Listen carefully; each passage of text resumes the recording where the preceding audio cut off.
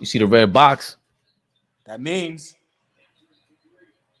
We live yes, and sir. direct, favoring perspective, expected, so accepting. That's Mm-hmm. my man.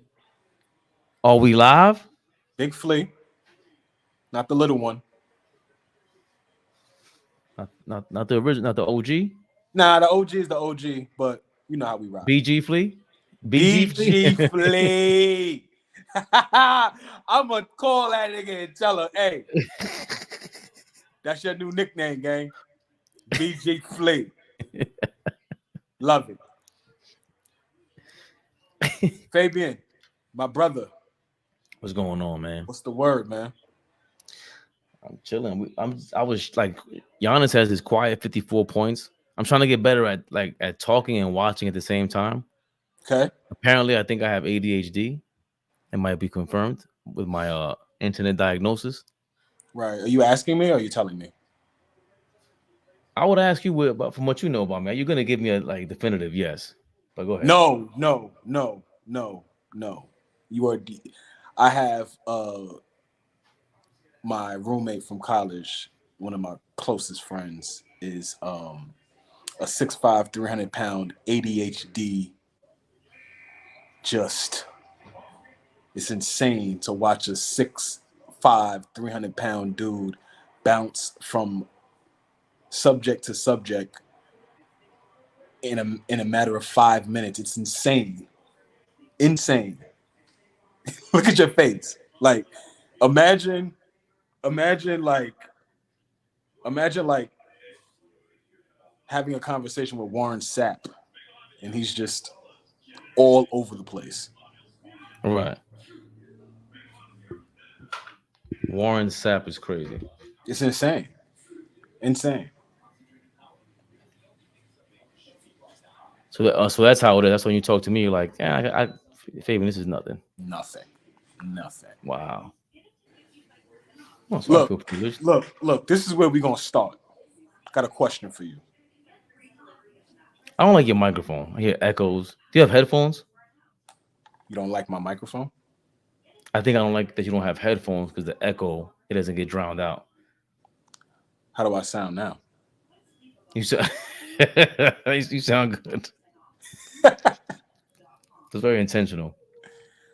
I had some background noise in the background, so I'm thinking that might me turning the TV down might create a better audio experience. You have some movie star quality voice to you. I'm not gonna lie, especially the way that you slow down. I want everybody to hear what I'm saying. You know, And you got the fast talking folks out there. You know, they'd be quick to, try to run circles around you just talking fast. I ain't a fast talker. I'm gonna slow it down. I'm gonna let you hear what I got to say. you did want to start somewhere with the question. I need to understand your definition of a stand. Oh, a stand. I want to start there. I know a real my homeboy Joe Rose will never admit it. Then I felt like I felt somebody else who was see people online who are stands.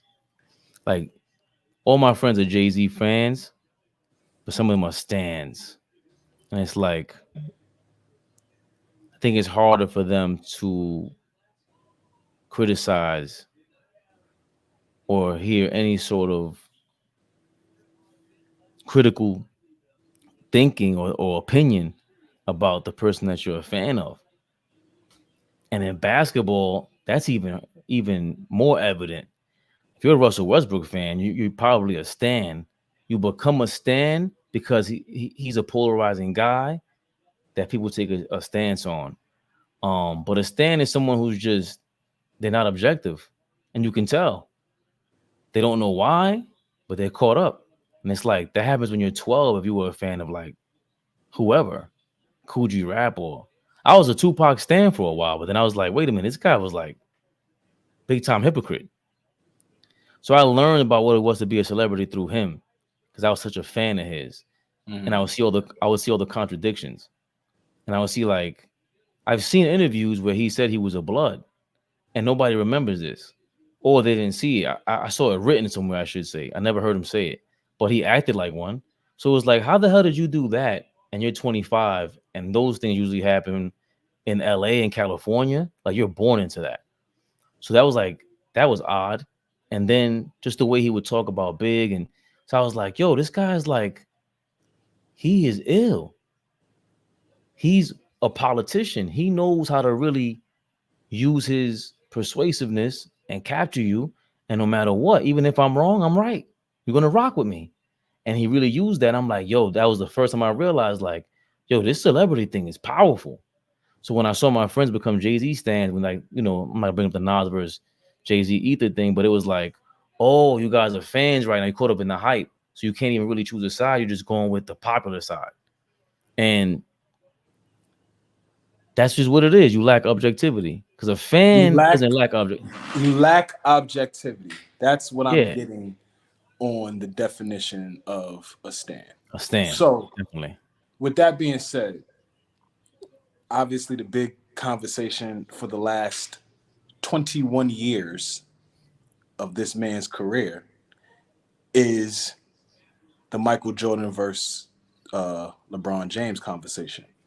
And although throughout many conversations I may come off as I'm on the LeBron James side, I am not on the LeBron James side where I feel as though he is the GOAT.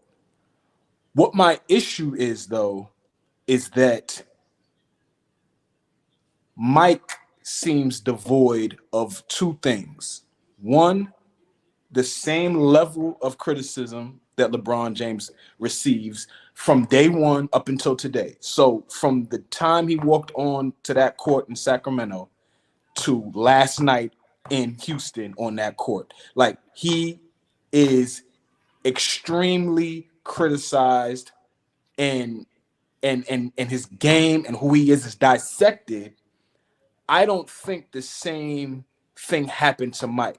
And the other side of it is I've heard of LeBron stands. I've heard of Kobe stands. I've heard of Melo stands, Allen Iverson stands. Not once have I ever heard somebody being accused of being a Michael Jordan stan. I've never heard it. And so, again, that makes me question, why is he devoid of one, criticism, and two, the people that do feel like he's the GOAT and it's disrespectful to put anybody else there, why are they not stands? If you're asking me personally, that they're definitely Michael Jordan stands. Okay. I grew up with them. They were annoying. They were just as annoying as LeBron fans. Mhm. I wasn't a stand, but I gave him respect. Like I thought it was a lot of like, yo, he's the best ever. And I remember my cousin's boyfriend at the time, we were arguing ball. He was like, yo, he didn't even win with Bird. He was saying this back then, 25 years ago. He didn't even win with Bird and Magic and Isaiah. They all beat one before him. He couldn't win. He couldn't win. And I was like, oh, it was like such news to me. But I received this information as a kid. So now I'm going into adulthood. I don't argue like these Jordan stands. I'm going into it knowing his flaws. You overplayed on defense. You were a ball hog. You were considered the next Dr. J. You went through the same process as LeBron. It just doesn't feel like that. But of course, that this celebrity, it's just celebrity worship in this country. And I'm always, if you talk to me, I always go back to that. What Hollywood Giannis got did to in this slow down. country. Hey, Fabian, I got to cut you off. And this is what we do. I'm sorry. Giannis has to, because I know we're watching the same game right now. He got to slow down. He has to become methodical, Fabian. He's got to become methodical. It can't be get to the spot and go. That's what will look different. If he slowed down, you'd be able to see the work that Dream did with him. If he slowed down. The same thing we say about Russell Westbrook. I'm sorry, I know you was in your bag, but I'm sitting here watching this in real time. He turned the ball over twice in the last minute of the game. And this is a tight one now. The last turnover was because he did a dribble spin move and he was out of control. and Halliburton has to sit down because he stinks on defense that badly, or did he foul out? No, I don't think he fouled out. I think you're trying to get I think you're trying to get no, they just hit this. So no, you're not looking for shooting. He probably get back in the game after this timeout. I think he might suck on defense that bad. Yeah, Giannis. I like the comparison with Westbrook. Shout out to Ryan. I heard him say that.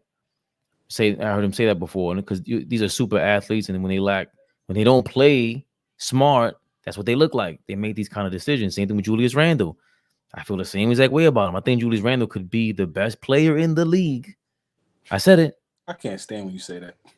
I don't know why you got that's to me you can't be like, he's too talented. Like that's The not talent normal. is there. The talent is undeniable. Giannis, Talent is Westbrook, Julius Randle is not normal. That's not normal. That's not the norm in the NBA. It's just not physically. It's not. Turbo is good. Turbo. Turbo. There's you'll always hear me get back to the Hollywood thing in this country. Yeah. Oh, there you go. Halliburton's back in the game. I told you. I knew that. That was just a breather. That was just a breather. That's strategic. It's foul shot. It's foul shots. Take him out the game. You knew the opposing coach was going to call timeout once they hit these free throws. You get him back in the game, and he gets a chance to catch his wind. But I'm interested to see what you said about Halliburton in terms of his defense. I'm looking at some stuff right now because that's what I've heard, but I haven't be that bad, especially on Sacramento. I thought he played smart. Watch his last shot though.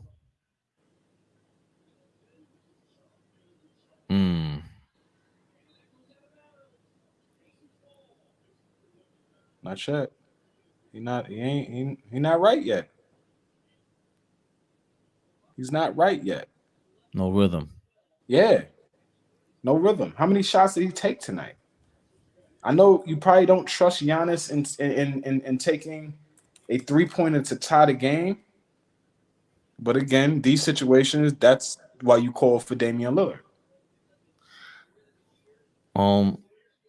So I think with the stand-up, I think that's where this country is at. Like, we've always been that way. You see the other countries around the world, they act like they're not like that, but there's a reason why.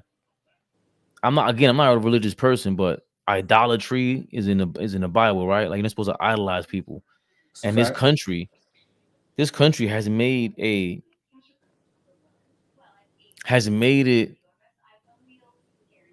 how you say that in export. They made it an economical vehicle to practice in idolatry. So it's anti-religious. And with that trickling down, it goes into sports, and people don't think so. But this is Hollywood. Even when you see a referee like a Tim Donaghy and everything like that. So that's my long-winded way of saying Michael Jordan is a TV star, the ultimate TV star. LeBron James is the ultimate TV star. And that's why, to me, Kobe Bryant is not in that conversation, because he was never going to be as polarizing as he was. I don't know if Michael Jordan was polarizing. I don't know if Kobe was as popular. Like, LeBron is popular at 18. Michael Jordan is a global icon. Like, right. And you can't say that about too many, for what you're saying, too many TV stars and too many professional athletes. Global icons, that is not, that is not something. Anywhere Michael Jordan goes in the world, you know who he is. Anywhere LeBron James goes in the world, you know who he is. At one point, and it's probably to another level now. Anywhere in the world, you knew who Kobe Bryant was. Anywhere in the world. I still don't think he's on this level. Like I'm glad you say global. I understand what he does in China, but it wasn't from 18. Like, it was Jordan. I agree with that. Remember, and I'm not saying Jordan was this popular at 18, but it didn't take long for him to sell them sneakers like that. Like, what he did with Nike was, that dynamic is just different. And I'm glad you say global, because it reminds me of Michael Jackson. Like I remember when Michael Jackson was godly, and it Right. was like the Super Bowl, and Right. I watched Moonwalker 100 million times, and I couldn't believe, oh, he was just Did you that have the to us. cassette? Did you have the cassette? Yes, The yes. V. My I cousin mean had it. the VHS. The The VHS. VHS. Yeah, I had the What? VHS too. Joe Pesci was in it. It wasn't until Jay-Z brought out Michael Jackson at Summer Jam that I was like, he's a weirdo.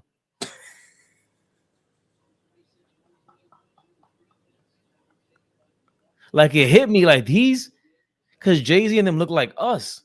So it was like, Right. okay, now we got to see the dynamic. And it was like, yo, he looks mad weird. And I saw like there's certain athletes that glow when they're performing. Jordan was one of them. 1000%. Glowing Fully off the agree with you. screen is crazy. Michael Jackson was that. And another guy that nobody talks about is Floyd Mayweather. When Floyd Mayweather would fight, especially when he returned to Money May, he was glowing. And that's when I was like, I But could say I could have I whatever. don't think Floyd was ever a global icon. I don't even think he is to this day. No, but I'm just talking about as popping off the screen like that, TV Okay. screen. I can agree with that. Yeah. He was just that effect. Not to say, I don't think Kobe was like Kobe to me was like a David versus Goliath thing, and these guys are Goliaths in their sport. Not Mayweather per se, but he became that because he just reached that level.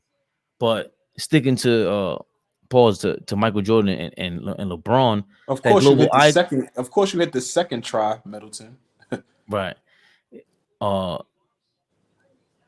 Because of our worship with all the celebrities and everything, we've seen this with Mike.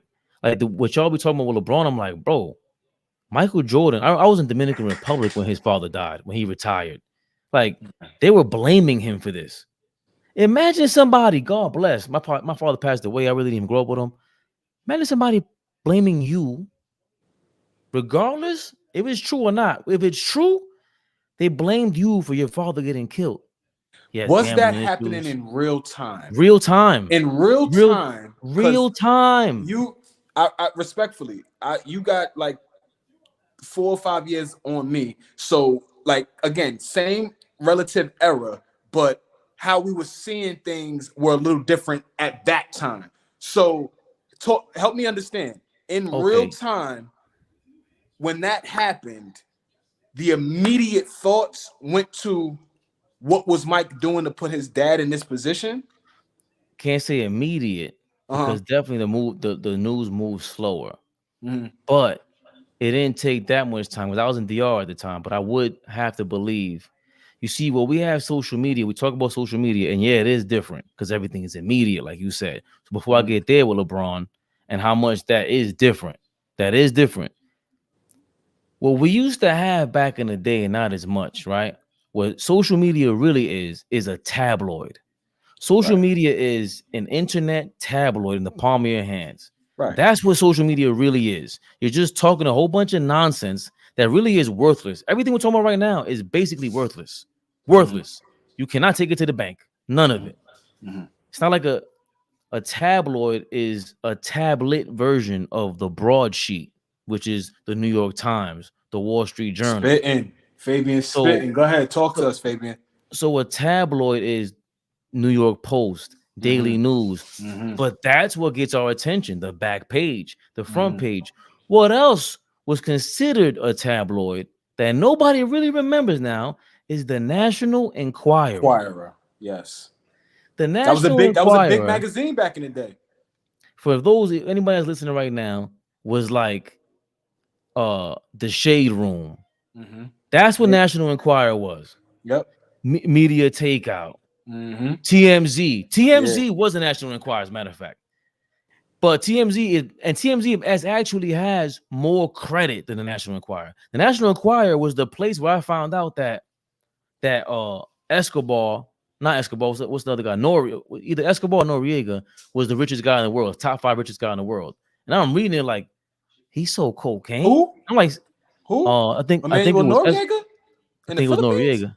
Yeah, Wildman Noriega. Did you get the reference? God damn. Wildman Noriega. Shit. I tried to. Turbo, you got the reference. You a hip hop head. You know what I just did. The intro to No, the no, no, song. no, You. no. There we go. No, no, no, no. Yeah, there we go. What? There we go. So this is what we're seeing as kids on the line of a supermarket. So guess who was on that National Enquirer front page? I would think. I don't know for a fact. I'm just guessing this, but that's how information was passed But along. this is how I remember it. I do remember that narrative being talked about, right? Because of Michael's gambling, because of the debt that he had with the golf guy, all that kind of stuff, right? I do remember that. But I do remember that became a bigger story because it was going parallel with the OJ trial. I don't know if you remember that. At the time, both things were happening at the same time, relative. So when everybody thought OJ was guilty, Mike's dad just died a year or so before, right? All of this is relatively around the same time. So I remember it where when people thought, OJ was guilty, they start putting a lot of that same smut on Mike's name because of what he was going through. Right. This is around the Birmingham Barons and that whole baseball time. Like all of this stuff is relatively around the same time. So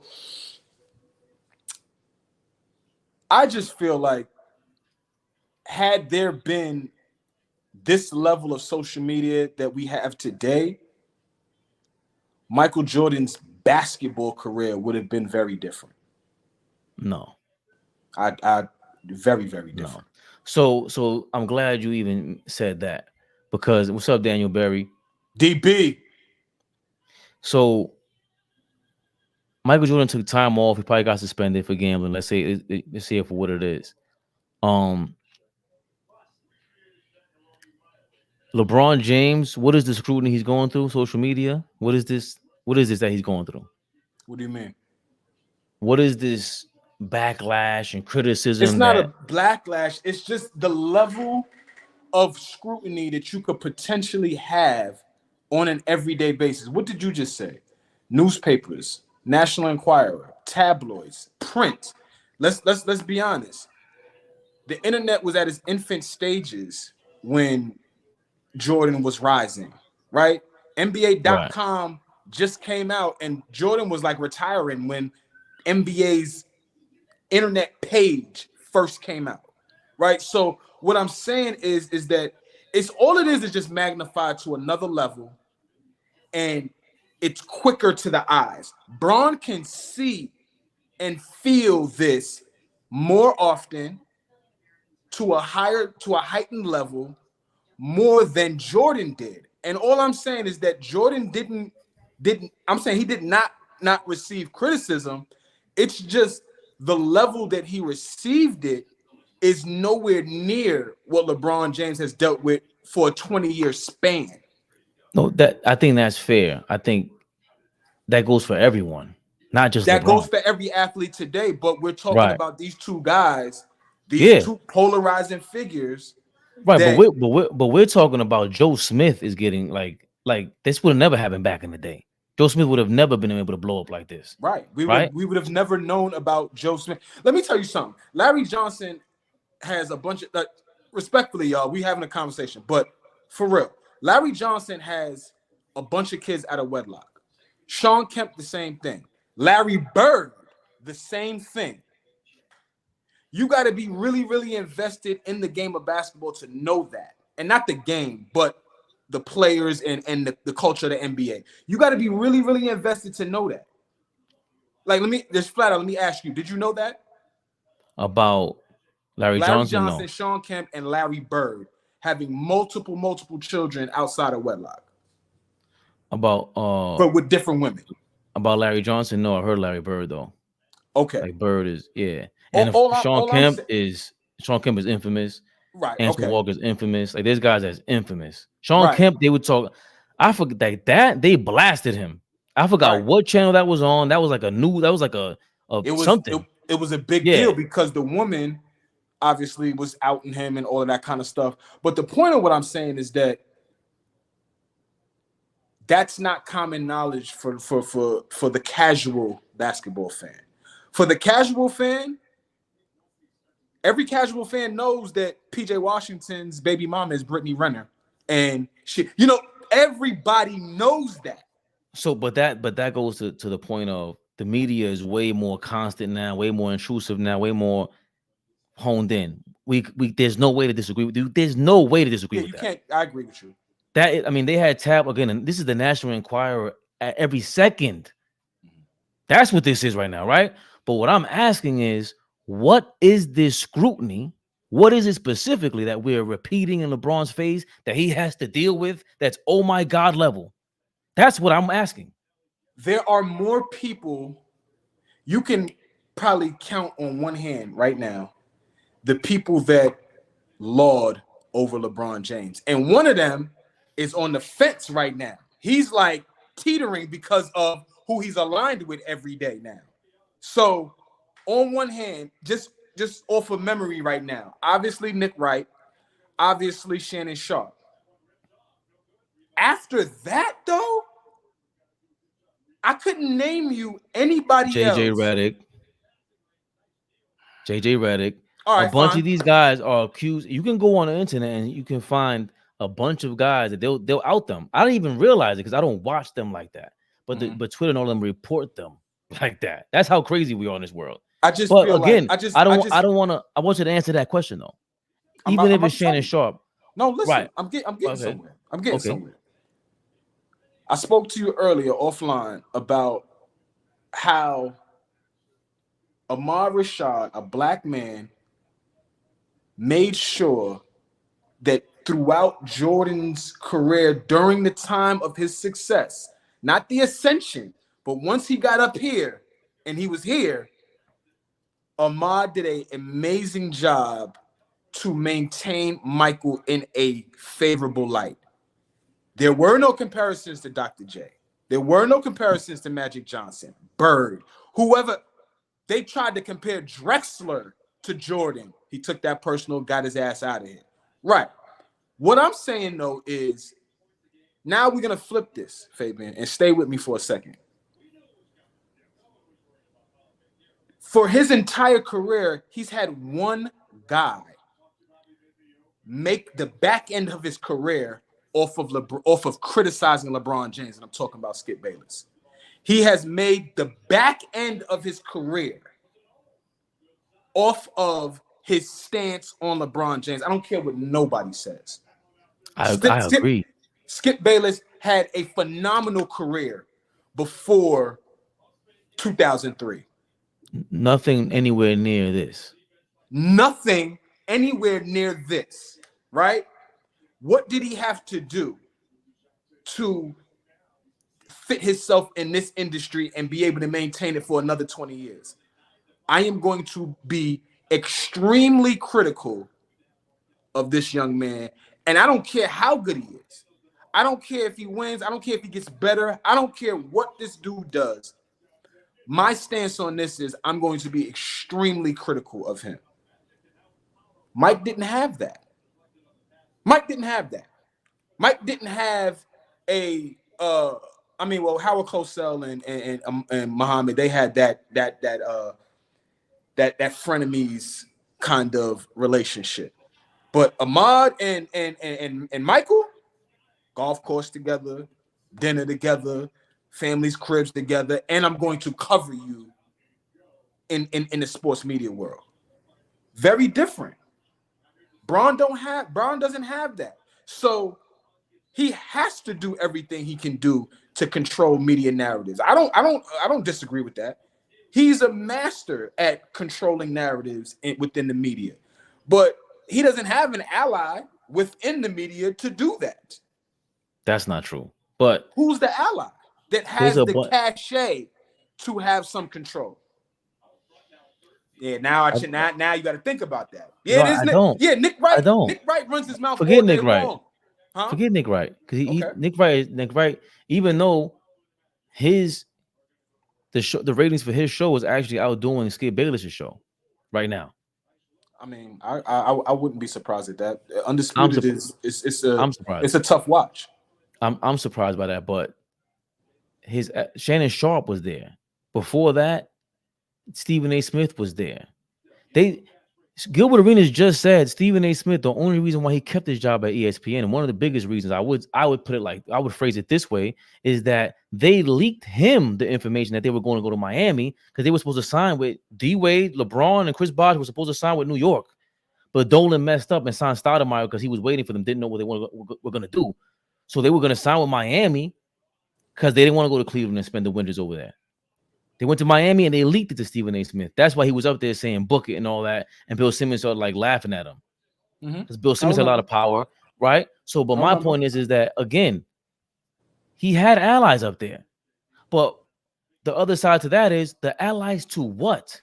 What was the worst Skip Bayless criticism of LeBron James? Because he's the guy that everybody points to. One that goes under the radar and nobody, I don't understand why nobody ever questions him or says anything to him about it. There was a report that came out that LeBron had to be sedated because there was a locker room issue. Well, there's a reason why you never bring up what the locker room issue is, right? Because we know what the locker room issue was, right? But why don't you ever talk about it? Why don't you? Right. Why don't you? Huh? Right. Why don't you ever really dive into the potential thoughts of Delonte West sleeping with LeBron's moms? Like, why don't you really dive? Because they couldn't. Why? They couldn't. Why couldn't Skip Bayless do that? Right. Skip Bayless got so much skin in the game, so much equity built into this sports media lane. Why would you never? That should tell one. you. You asked me for one. That's one. Right. That is one, but that should tell you. I don't even know if that's how powerful LeBron is. I think that's how powerful. There's a lot that goes behind that. I don't think that's just a LeBron thing. I don't think that's just a LeBron thing. Tell me more. Why do you think that? That's something that we never talk about. That never. They never talk about that. No, never. Does that ever surprise? That ever make you think, Faye? Like, why? Yeah, of course. No, it ain't much to it. Stephen A. Smith and them allude to it, but I haven't seen Dwight Howard on ESPN. They don't talk about that. There's certain topics they're not playing with, and a topic like that, I don't know. Like, as much of a villain of LeBron that Skip Bayless is, as y'all claim that he is, why didn't he bring that up? Why didn't he make it a thing? Well, here's a couple things. He makes it a point to always bring it up because he knows he really wants to dive into that. But obviously he still wants to keep a job. Like, because if he does bring it up, he's going to have to answer more questions. And he can't just say, especially for the generation today that has no idea who the hell Delonte West is, right? He can't just say, oh, well, this is what it was, and leave it like that. He can't, bro. You know that. Faye. I get that, but my question is, that's the worst criticism that LeBron James had to deal with. You asked me for one. Please, but if that's one. Is there one worse? Is there one worse? No, but that's the one that one right there, because don't play with me. Like, don't play with me. Don't play with me. I'm just, because before I get to this point, that's nowhere near dealing with the fact that you got to go with people actually saying that you got your father killed, right? Well, that's number one. Number two, even if Mike didn't have that, who deals with any situation that we've heard of confrontational? Mike or LeBron? Like, I'm talking personality types when I say LeBron is soft. That's what I'm talking about. That I'm not like, there's no, even the other day when you don't know that nigga. Like, what you mean he's soft? Tell me more. That is mentally weak. To Like do the what? fact that people, the Delonte West, and it wasn't just that. It was the fact that Jason Terry and them were getting in your head, and it was visible. Like we saw the Boston series. It was believed. Like you were out of it. Like, and you could see people talking to you. It was just like, word. You letting them get like, do you understand? Like, I know you don't want to hear this, but with Eddie Curry, when he said he was walking down in Boston and that a fan ran up to LeBron and was like, "Yo, F you," and he got so hurt that they were like had to help him recover his confidence on the spot. That's who he is. There is Excuse me, Big Eddie Curry. I'm sorry, Big even Eddie if he Curry. was, I don't. I'm not. I'm being funny right now, but Yeah. what I'm saying is, you taking Eddie Curry's word to the bank. I'm lining up all the things that I'm hearing, the flop, just his personality type, his character, his habits are to not deal with things confrontationally. That's his MO. Carmelo has fire in him. I didn't like that he snuffed my man. I thought that was weak, and he backpedaled. He didn't stay for that fight. Right. My mom even said, why didn't you stay for that fight? My mom, we watching the live team. My mom is not a fighter. No, you're supposed to stay for a fight, she said. Right? I really think LeBron doesn't have that. And again, I'm talking about any subject, anything we've ever heard. Jordan deals with it confrontation. No in between. No in between.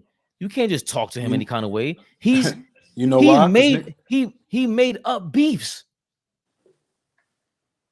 That's a sicko. I'm not saying that this is a nice. That's not nothing nice. That's nothing to really praise on a regular level. Like if I always say, if he was a coworker, you ever seen anybody try Braun on the floor?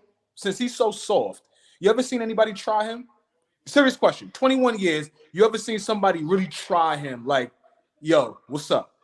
And he's been in a couple different eras. So don't say this soft era. He's been in a couple different basketball eras. I'm not. But again, I'm asking you a question. You answer the question. Right? No, never. Gary Payton said if George Karl did what he was supposed to do and had me guard Mike at the beginning of this series, this would have been different.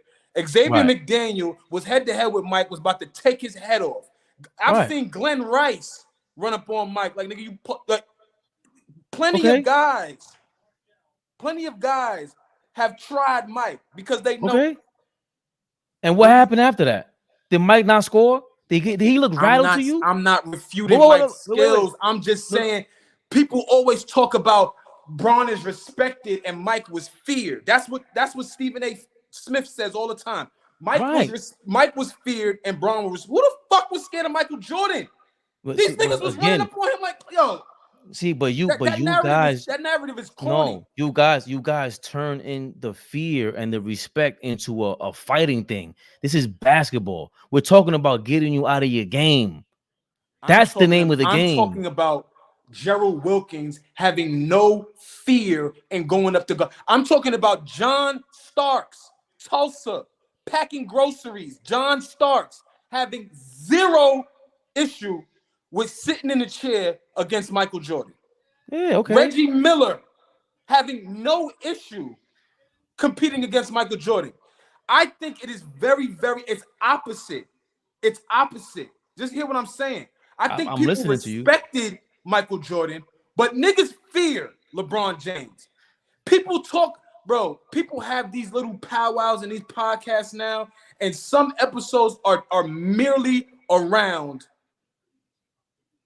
talking about, yo, I couldn't get past him either. We've watched DeMar DeRozan go on tour talking about, yo, I just watched Tyler Hansborough sit down with Theo Pinson. And Tyler Hansborough is talking about, yo, I can't even fathom somebody being as good as LeBron James after that night, after that game 7. I couldn't even fathom somebody being as good as him. That game was over in Hansborough's words. Game 7 of the 2013 Eastern Conference Finals was over in the first 7 minutes. For a series to go 7 games, game 7, and a guy who was playing in that series, not a bench warmer, a nigga who was in the rotation said, in the first 7 to 8 minutes of that game, it was over.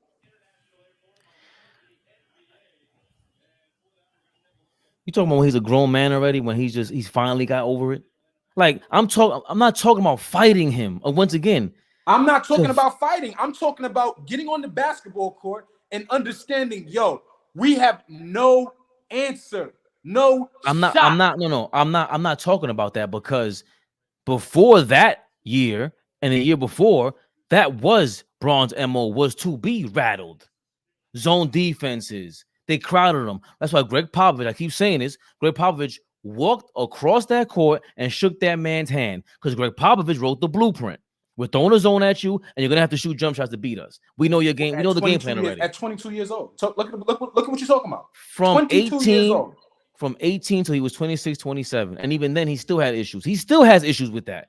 The mid-range is not his thing. Point blank, period. And because of that, they know how to make him rattle. Mid-range game but hold on. so No, that's not why. What I'm telling you is that he gets rattled. He's a gentle giant. That's who he is.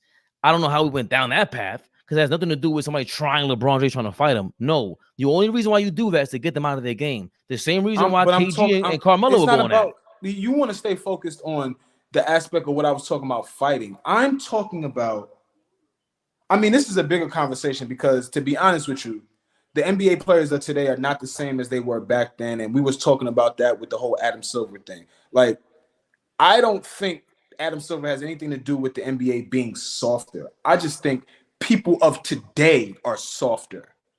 And it's gonna go in every profession.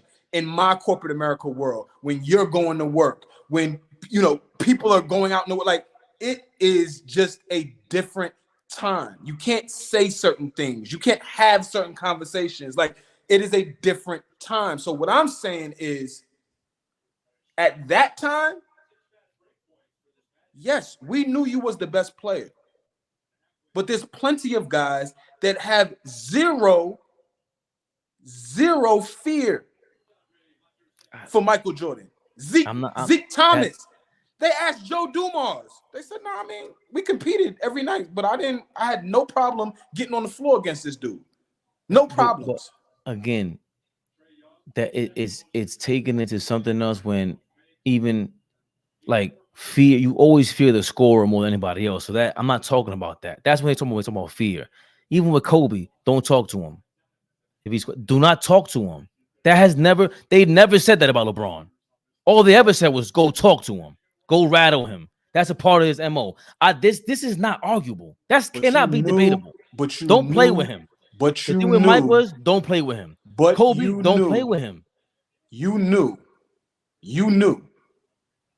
Let's take Jimmy Butler, for instance. Jimmy Butler is one of the toughest players in the league right now. Jimmy Butler is a superstar to our brother All Ball and to some other people out there, right? Think about this.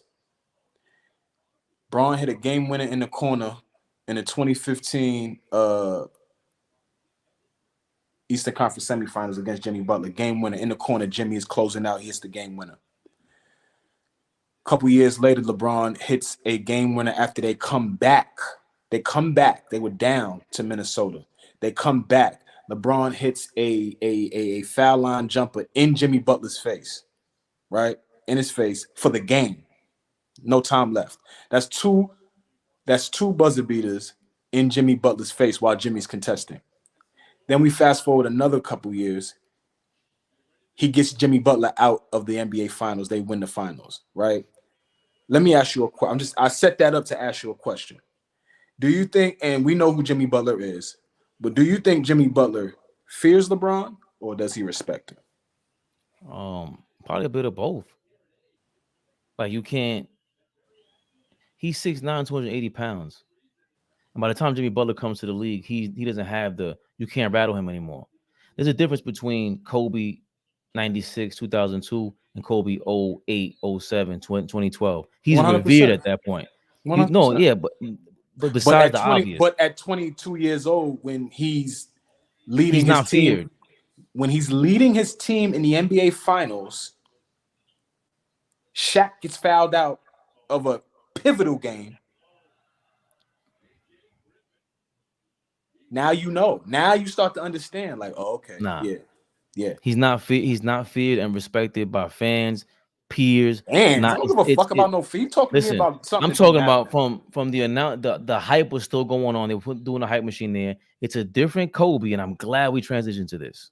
It's a different Kobe from 2002, before they trade Shaq, when he still has to prove himself, and he acts like he does, and we all feel like you ain't got it like that. You really ain't like that. By the time is their third champion. In that third championship, that Finals MVP could have went either way. Keep it real. The one against the Nets easily could have been the Kobe Bryant. He was not looked at as Shaq. There was still a feeling of you said Shaq. Yes, but that's the point. That's the point that Mike would have had more of an argument. Mike would have had more of an argument, but even he would have played sidekick to Shaq. Everybody played sidekick to Shaq back then. But my point is that he's gonna like Mike would have been feared at that point because he was physically different during his time period. You having some slight revisionist history. As you I'm not, bro. I was there with Kobe. They didn't respect Kobe like nah. There's no way you can say with Kobe. He was booed. He was booed in Philadelphia. I wasn't even a fan of his at this time. We talking about. I became a fan because he was booed in Philadelphia in an All-Star game. 2002. In an All-Star game, and I'm just like, yo, wait a minute. MVP of that game, by the way. MVP of that game, by the way. And your man Jim. Speaking of which, Jim Gray was like Ahmad Rashad for Kobe Bryant. In case we forgot, he had his own Ahmad Rashad. Okay, are you sure about that? I'm 100% sure. Okay, who do you think he went to when he had to go talk about Shaq all the time, and when he had the case? That's just because Jim Gray was the only one. It's not about. You want me to Google it for you? You can Google whatever you want. All right. Jim Gray was the one who was talking to everybody. Talking to everybody, but specifically, he wasn't controlling Kobe Bryant's narrative. Get the fuck out of here. Okay. Jim Gray. Yeah. Jim Gray. Trying to look up Jim Gray, Kobe Bryant. I ain't never heard somebody be accused of being a Michael Jordan apologist. Like, it's insane how all of these buzzwords and newfound terms get a stand, get all invented. Once people become fans of Kobe, once people become fans of LeBron James, like all of these buzzwords start coming out. Once we say, okay, I agree with that. We had enough of Mike. These niggas is nuts. But so he had his media guy in Jim Gray. I don't know. I'm trying to pull up an article up, but when he went to go fight Shaq, when he caught the case and Shaq was coming in, he said something like, "We ain't taking none of that stuff from Kobe this year," something like that. And Kobe called Jim Gray after the trial, and he kind of was trying to massage what the charges were. Mm-hmm. That I remember. Jim Gray was his guy. Like Jim Gray was Kobe's guy. So the way and the reason why I like that you brought Kobe up. What's up, Ball? Is because my brothers. OG, what up, baby? What up? The reason why we talking LeBron versus Michael Jordan. No, who had more pressure? That's not what we're doing. Okay, that's not. But look. Listen. The reason why what the fuck we doing right now. The reason why I'm coming on the camera. Give me 1 minute. I'm coming. The reason why I bring up Kobe and why it makes the most sense is because not even Michael Jordan or LeBron James can compare to the pressure that he felt. Who? Nobody had more pressure on him than Kobe Bryant. Nobody. I don't agree. Nobody. I don't agree. Okay, you try to play basketball for the Los Angeles Lakers, the biggest team in basketball. But that goes back to mentality, like you said. Hold on. His mental. He averaged 40 that month. I was there. I'm getting there. I was there. And you got a sexual assault charge on you? Mm-hmm. What do you think every newspaper was saying? Talking about the tabloids. I was there. I remember. Oh, what do you think ESPN was talking about? I remember. I remember. Again, hold on. He told Stephen A. Smith, God is good. God is good.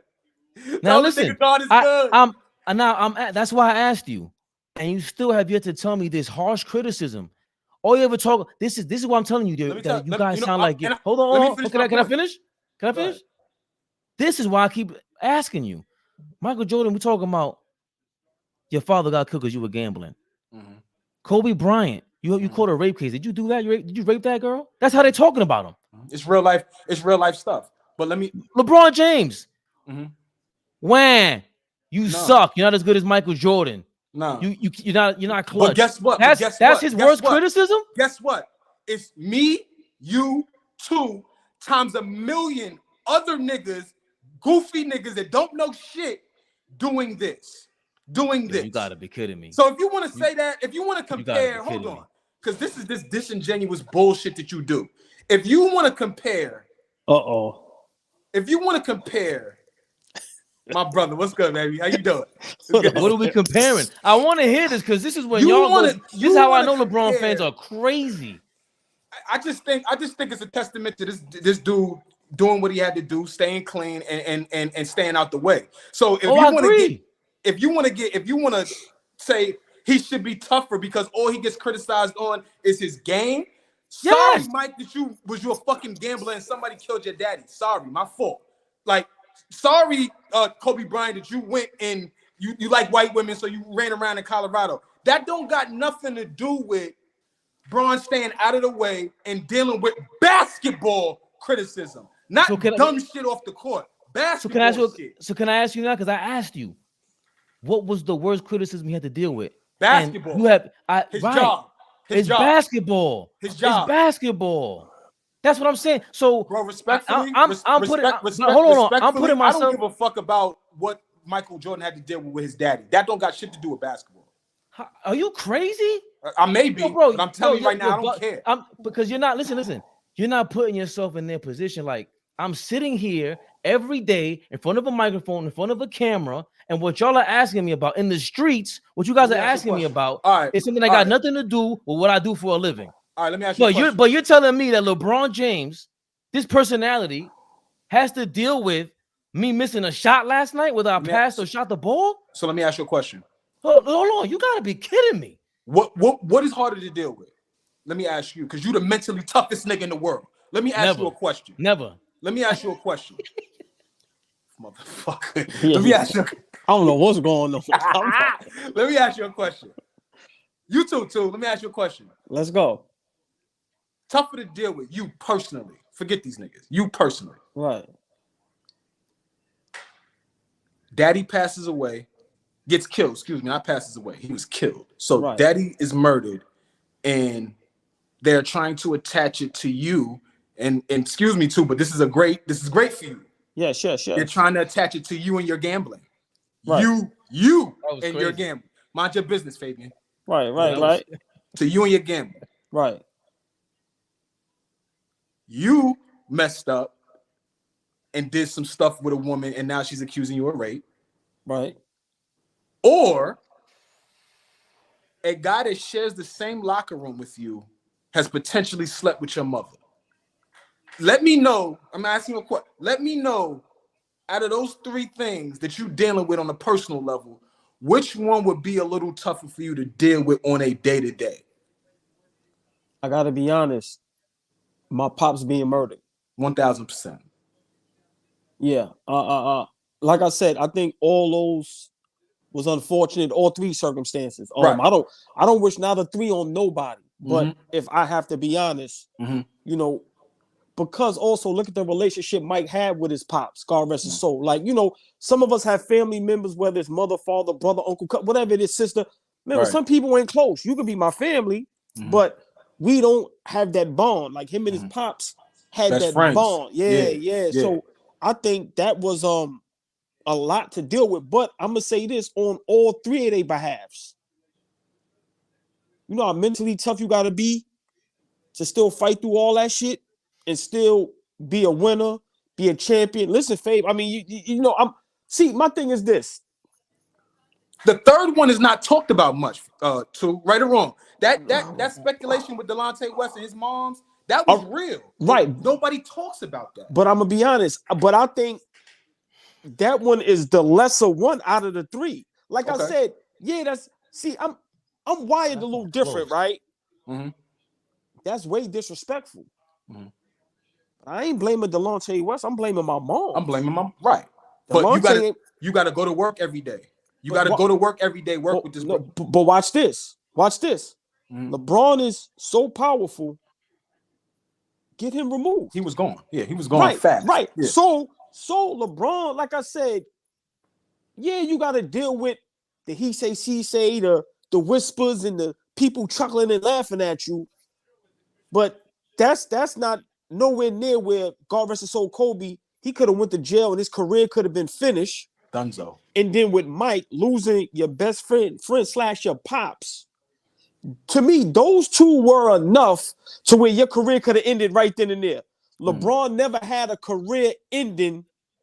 To me, those was tragedies with Mike and Kobe because they really, God rest his soul, whether it was true or false, I don't know. It's none of my business. But those was serious enough to where, bro, you could have did a couple years in jail. You know what I mean? So, or for their actions, though. The only reason why Jordan is attached to that is because of his behavior. Of course. The only reason Kobe gets into that situation is because of his behavior. Right. Braun, But hold on. Why Braun isn't held accountable a tad bit? Let me explain why. Your mom, see, I don't think shit like this be touchy, right? But it's touchy, I know. But watching, so I'm gonna be real. I'm a superstar. My mom's is not even coming to the games, bro. She's not hanging around y'all. If she's at the game, she in the skybox, my nigga. So you putting her around these young niggas that's in shape, swag. No, my nigga, it's real. Y'all niggas want to be for real, bro. She's young too. She's young too. But regardless, I don't give a fuck what the age is. You my moms, you not sitting in the crowd. It's not even for that reason. Niggas is crazy. Bro, sit in the skybox with the adults that's going to be eating some wings, drinking wine, and chilling. You're not going to be in the locker room with me. You're not in the hallway with me. I ain't got to tell you shut the fuck up because you yelling at a player. Yo, you remember that, right? He tell yo, sit your ass down. Sit your ass down. So, Faye, before you go, I'm just saying these are the little things I talk about when it comes to LeBron. See, you see the other side of the coin, how I flip that? People just going to automatically go, yo, yeah, but you play a part in that because you have your moms thinking she's comfortable to be in that position. I'm sorry, that's how I look at it. I want to add something real quick before you go, Fabian, because you itching right now. One last thing. Excuse me. We talked about times and we talked about errors, right? We talked about coverage, media, how people are covered and how much different it is for Braun, right? I don't think we can argue that. But my thing is the coverage itself with that whole thing with his pops. Not as heightened. The coverage with Kobe. Now it gets to another level. Now Braun dealing with that thing was so. Listen to me. Fix your face, nigga. I'm listening because I'm just disgusted. With that, I'm talking about the times, bro. I'm talking about the times. We could talk about back in the day, a nigga talk about your moms, we squabble right there and it's over with. We're talking about the best basketball player in the NBA having to deal with speculation, or if it's true or not, of a teammate sleeping with his moms. Now, whoever's fault it is, whatever. We could put it on the meter, like I asked too, which is harder to deal with. But for the time, social media, goofy niggas that run around here just saying anything. Oh, this nigga fucked your mom. Like that type of shit. We could talk about mental toughness, but folks are still human beings. If we think that wouldn't bother us as we go into these gyms every night, you bugging. Yeah, niggas was in there calling Kobe a rapist from the stands, but I promise you there was niggas in there saying, yo, niggas fucked your mom. That's, I don't care what nobody said. Can I talk now? I'm done. Because I'm not talking about my mental toughness.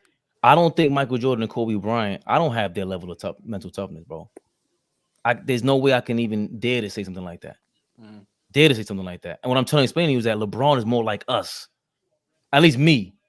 I'm going to say me. He's more like me. You're regular. He's a regular. His pain, and maybe now is different, but remember, he's a child star. He's a child star. He's famous since 15. He's been through way more than Jordan at that time. Child stars crash out. child stars don't make it. You think LeBron didn't want to crash out? I'm talking that's about a different. falling. I'm talking about falling to addiction. I'm talking about falling to women. I'm talking about But they can fellas, fall into so many different things, crashing out. Let me ask y'all. Hold on, Fabian. Let me ask y'all a question. Now you say LeBron is a child star. What about a player like Mike at 14, 15 that knew he was great, had that skill set, but nobody believed in him? You don't think that's pressure and he had to work just as hard as LeBron being a child star? I'm just asking. But that's my point. That's my point, that they have a different mentality. Michael Jordan's mentality is, I don't care what's in front of me. I'm going to make some beef up. That's what I do. He's crazy. He's not a regular person. Yo, if he wasn't, he could have been like a sociopath. That kind of behavior is crazy. So, but he's not the only one that's like that. A lot of dudes, remember, Shaq made up the story with David Robinson. A lot of dudes do that. Yes. That's what I'm trying to explain to you. Kevin Garnett, a lot of dudes do that. For different ways to motivate themselves. All I'm trying to explain is the difference between the level of criticism that you talking about is like, bro, you can't be serious. These guys, like that stuff that happened with Delonte West, whatever, that was kind of like thrown under the table. They didn't talk about it on the media like that. They talked about Michael Jordan. We talked about we said why though. Why? Right, but it doesn't matter why. They're not talking about it.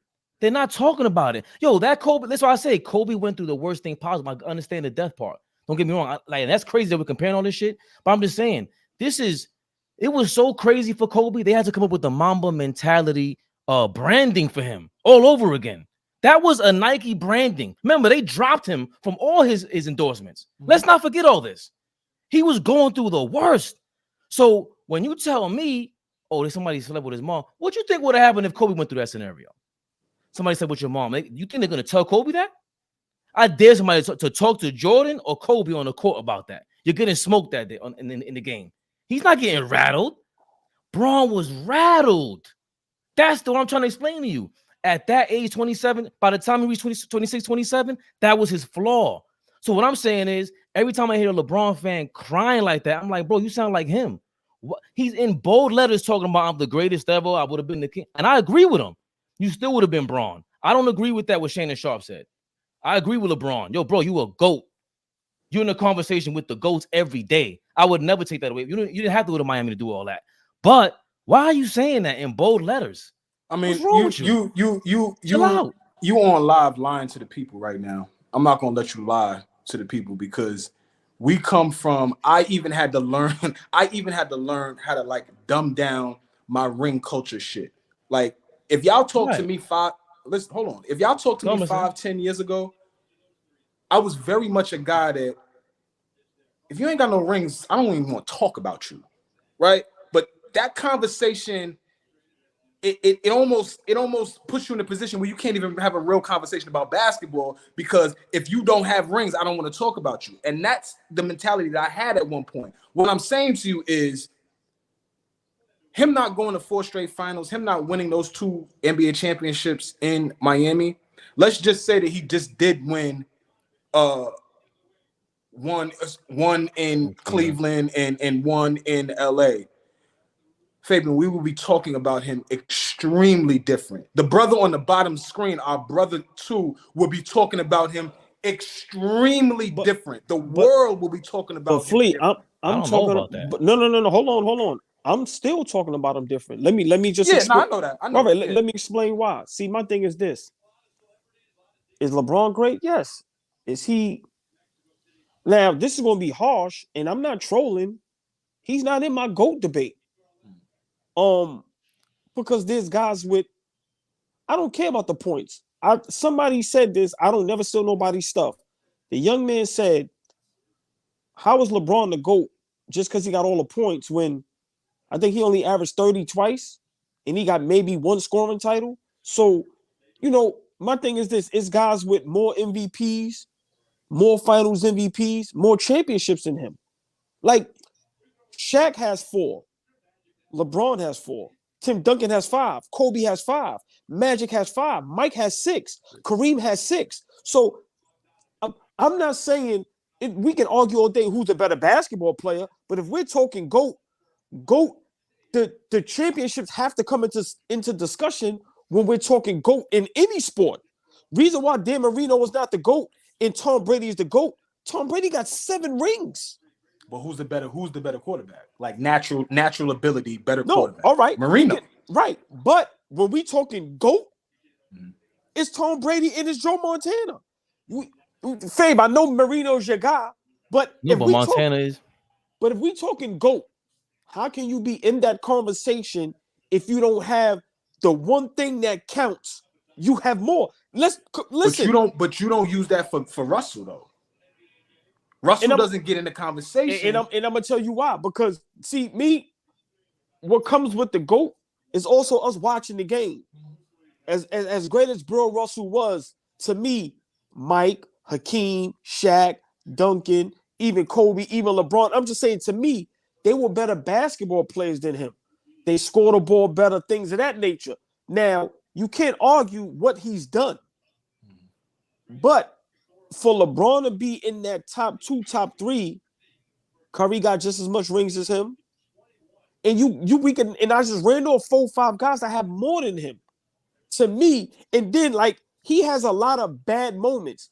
I don't know no superstar that's considered GOAT that has as many bad moments as him. And that's where I think we start to make it look the way we want to make it look, because I'm sure if we did the homework, the amount of bad moments that you could think of just off the top of your head for LeBron, we could find plenty of those moments shared between Michael Jordan, between Kobe Bryant, between whoever else we want to consider the greatest of all time. I think because it's so fresh, that's the other piece. Like, we're talking about a guy that's still playing right now, currently. So there's still stuff that he's doing or lack thereof doing that pissed me off, pissed you off. You know what I'm saying? Last night they got blown out by Houston. I sat here and watched it, and first thing in the morning, Two was like, "Nah, we gotta hold this dude accountable." Right. But hold on, but when y'all say bad moments, what are these bad moments? Because this is when I disagree with all that. Hold on. Dallas is it for me. After that, I don't got no more. No. We can even talk about regular little stuff. The Miami Heat game, he literally threw a turnover. He jumped up and down and pouted like he always do. When the turnover was on him, in the next play, he was gone Jimmy Butler. And Jimmy Butler scored on him. Let's not talk about what he did to J.R. Smith. Like, you literally just gave up on your team. You still had overtime at home. I'm saying things like that, and then I'm going to let you go after this, Fade. Flea, you made a great point, right? When we find those mistakes for Kobe, Mike, Magic, Kareem, whoever, guys are going to laugh at it. Oh, this, oh, that. But when we find those about LeBron, y'all know what we hear, right? He's 38. His team is trash. His point guard was this. I think a lot of that, I'm telling the truth. No, but I agree with you too. I just think, like I said a few seconds ago, a lot of that has to do with it just being present right now. I wish that we could get in the time machine, go 10, 15 years from now, and Bron be out of the league for multiple years, and we could have a conversation about the guys that are just not playing. Yo, hold on, real quick. BG, big shout out BG. BG said this, right? How we always be like, LeBron ain't have this, ain't have that. Michael Jordan point guards was BJ Armstrong, Steve Kerr, John Paxson. Like, come on, my nigga. Let's stop acting like he had a J kid. So I'm saying it's arguments on both sides. But for Scottie LeBron, Pippen, from your mouth to God's ear, Scottie Pippen is one of the best ever. Yes, sir. I agree with you on that. Yes, sir. Every championship that Michael Jordan won, Pip was right there. Mike played with one. Hold on, Mike played with one superstar his whole career. Good for him. That was the time. Rodman, that was the time. No, he didn't have to but then we that's why I don't like doing all that shit, because he didn't have to. Why? No. He didn't have to. What do you mean? You know why you got to do that? Because it's a great argument. All right, please, you see now. Look, this is why I can argue LeBron is top 2. So like when y'all say this about me, and I've been saying all this about LeBron, he's mentally weak, which is why he looks bad the way that he does. That you pointed to. That's why he looks bad. That's another example, like him leaving J.R. Smith like that. What's your argument that he's top 2? Everything we say, bro. he was dominant from the moment he came to the NBA. Like all the scoring, and when you guys bring up championships, I'm like, that has nothing to like. It's not up to them to get lot of guys surrounded was by the right dominant. players. Tim Duncan wasn't dominant as soon as he got to the NBA. Yeah, So was Shaq dominant? he wasn't LeBron. No. You said dominant. I'm telling you. Hold on. LeBron wasn't Shaq. What are you talking about? Right. Shaq is the most dominant ever. No. Look what you said. You said LeBron has been dominant since he got in the league. We could run off a lot of guys that has been dominant. All right, so that but you got the two guys you just mentioned are just mentioned two GOATs. Hold on. You understand what I'm saying? Like you're not running off other guys that are not GOATs. Every guy, that's why I keep telling you. Was Magic dominant as soon as he got to the NBA? Hell yeah. All right then. So that's more than two. That's more than two GOATs you just mentioned. That's my point. Anybody you compare LeBron. No, I'm not. No, you comparing them to LeBron. I'm not comparing them. I'm just saying this is what people do. Look what I did today on my live. No bullshit. Flea, you know it's all entertainment, right? I was there. Yeah. But look how I fucked them up. Squirrel said, and this is what I don't like about LeBron guys. Yo, LeBron is 38. Who's doing what he's doing? Cool. I said, how old was Tim Duncan when he won his last championship? He was 37 years old. You know who he won?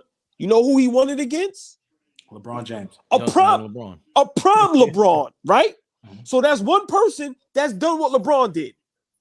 Let's stop acting like LeBron is the only player that played at the age of 38 at a high level. Stop it. But Timmy wasn't playing at a high level anymore. Hold on. First of all, he was. Hold on, y'all. Kareem Abdul-Jabbar. How can he not? Hold on. How can he not be? And he's in the championship. Fellas, Kareem Abdul-Jabbar won the finals because of his team. Like you talking like they had a shit team. No, I'm not saying that. I'm saying that that's why he's in a GOAT conversation. Hold on. A Flea. No, I'm talking about Duncan. Yes. Kareem Abdul-Jabbar won the finals MVP. 2014. 36. Go ahead. No, go ahead. No. He was older. No, he was like 38. He was older than 36. Another GOAT. Finals MVP. Don't bring up Robert Parrish ever again. I don't even want to hear you say his name. No. Me? He was 43. No, I'm talking about two. No, but see, my point is this. I'm not comparing Tim Duncan to LeBron. I'm not comparing Kareem to LeBron. If y'all think he's better, I don't want to argue that. What I'm saying is stop telling me LeBron is the only person to do certain things. Then niggas laughed at me. LeBron is averaging 24 something. Oh, Mike. I said Mike played to the age of 40. Mike probably played at 38. What was he averaging? He was averaging 20. No, listen, y'all can't tell me what LeBron is doing is special. Stop. It's been done. No, Stop. It's not been done. No. You asked me why is he a GOAT? Come on, too. You asked me why is he a GOAT? That's it. That's you asking me that. And so far, all you've been comparing him to are GOATs. So to say how is he not a GOAT and you're not comparing him to Mitch Richmond or somebody like that? You're not comparing him to Carmelo anymore. I'm not didn't compare him to you're asking me anybody. Hold on, you asking me how is he not a GOAT? What is he? Hold on. What is he doing so special? All jokes aside. No, I'm saying is that that's crazy. What he's doing is not special. Is he still competing for championships? Just let's be honest, y'all. Seriously. I mean, that's why he's on. That's the only reason he's out there. Flea, we all watch the game. We some smart brothers. I'm just asking y'all. The last 2-3 years, is LeBron James competing for championships? Yes. With that crew, are you kidding? Yes. No. See now, when you say that crew or LeBron, those two different questions. Questions. We have to be honest. That crew, hold on. That crew is not competing for a championship. Anthony Davis is not competing for a championship. See? That's the problem. So when you say LeBron, that's not. But you can't say that. And LeBron. But anybody else. But anybody else that we may bring up in this type of conversation, all of them had help. All of them had solid teams. All of them had great coaching. Do you think? Hold on. Do you think Michael Jordan on the Washington Wizards was competing for a championship? No. And so what do you think he was playing for? What was he doing? Playing just cause. And I think he was like part owner of some dumb shit. Just cause? He was just doing it. Hold on. So hold on. Do you understand what it takes? What it takes for somebody to in the off season to get to that point? They're not. The reason why they're not competing for the championship because their team sucks. They're No, not ready for that. But Mike when you was a say maniac. them, those Mike guys, was a maniac. those guys, those players, the GOATs, Fabian, LeBron's their blood body, type, their DNA ain't ready. They're playing, they're ready for chips. That's what they LeBron's do. age and body cannot last through a full season, let alone a full playoff run. We seen last year they got swept. He's staying in the league to try to play with his son. Let's stop acting like we don't know what's going on, bro. He's not competing for championships. At 37 years old, he got swept. At 37 years old, Tim Duncan beat him in the fucking finals. Stop telling me he's doing something special when he's not. He's not. When he play against these young teams, he get his boot smoked. Turnover. So who are the other players? So give me five. When you say not special, right? That means that it's normal. That's what that means. When something is not special, it does. Stop. When something is not special, a special day, a special girl, a special something is not normal. That's not the norm. That's what I'm trying to tell you. Michael Jordan, LeBron special, give me 5 or 10 players that have 5 or 10. did it. Fabian, stop. Bro, you try to give me 5 of the people in life that were doing this. I just got to give you one. I ain't got to give you 5. Y'all say nobody's done it. Mike averaged 20 at 40. What are you talking about? A meaningless 20. Them niggas won like 30 games, and they weren't good. See, that's what I'm saying. That's not meaningless. That's not meaningless. That's not meaningless, they weren't good. Bro, it's not meaningless when you guys see he's 40 years old and gave people 55. Come on, like bro. That's not meaningless to me. He out there busting people's ass. At 40, Ron broke his ribs. That's just sauce, a little cherry on the top of a great career. But when LeBron it's special. See what I'm saying? How did it get to that, Flea? Told you. He just totally shot himself in the foot. PJ Brown was guarding Michael Jordan that night. Look. 55. That's crazy. That's crazy, Flea. PJ Brown, come on, man. 6'10". I threw you the alley, and you just went, nah, fuck that, Flea. I'm gonna go LeBron rogue right now. That's not true. What LeBron doing is special. Like, and I keep saying this, boy, you ain't comparing LeBron to nobody but GOATs. No, Stop I'm not. saying he's not a GOAT. You doing it. No, he's not I a GOAT. I haven't heard you mention Karl Malone. I haven't heard you mention anybody but a GOAT. He's not a GOAT. I haven't heard you mention nobody but GOATs. At 37, nobody. Let me because you keep saying, and that's a solid point. But let's individualize it for a second. Fuck y'all up on that. But go ahead. Let me know because I want to individualize this for a second. But hold on, Flea. Before you finish, But what's the point that got messed up?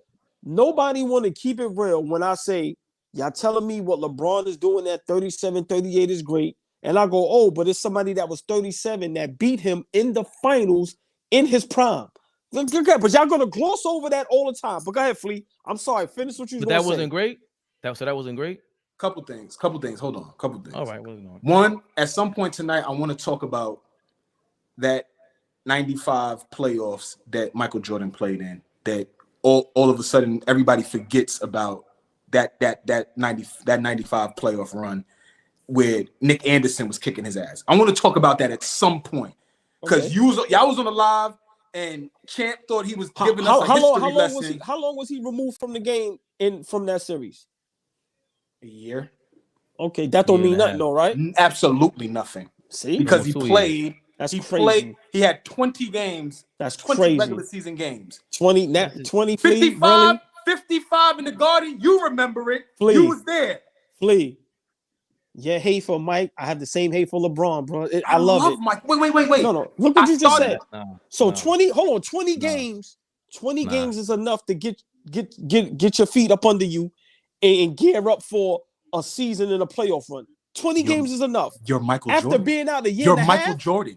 Nah. That's the shit that you're Michael Jordan. Fabe, see what I'm saying? You're Michael Jordan. No, but it's both of y'all. That's why I don't like having these it's so crazy because y'all get so caught up. Preseason, I don't get games, it. Preseason, dial it up. Because all I play for is championships. I won 3 in a row. I sent the facts. I'm back. What does that have to do with anything? I only play for championships. I don't understand your point. He was supposed to win. Like, what would have LeBron done? LeBron would have cried. He literally would have cried. About what LeBron would have did. He would have quit at halftime. The fact that we love to gloss over that series, like he came back and won 3 in a row again off the cuff. No, he had to get his ass spanked first. He had to get in basketball shape, Flea. Stop, man. The greatest athlete of all time? Stop, man. He smoke, he drink beers, he gamble. He smoke, he drink beers. Yeah, you know that, Flea. But when I talk about LeBron James, it's excuses. No. It's a video, and That's then the horrible. first comment is LeBron look spent what $1 Two million does. on his body. What are you talking look about? Two, this is what you do. You post the video, and then the first comment says, "I want to hear the excuses." That's what you say. That's what you say.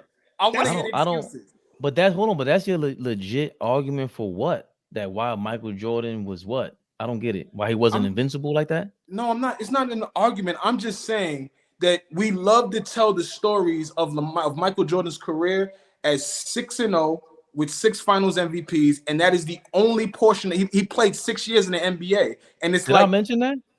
huh? I didn't mention none of that shit. Two ain't mentioned that. He But hasn't mentioned none of that. All right, but let me ask y'all a question. When we talk GOATs, right?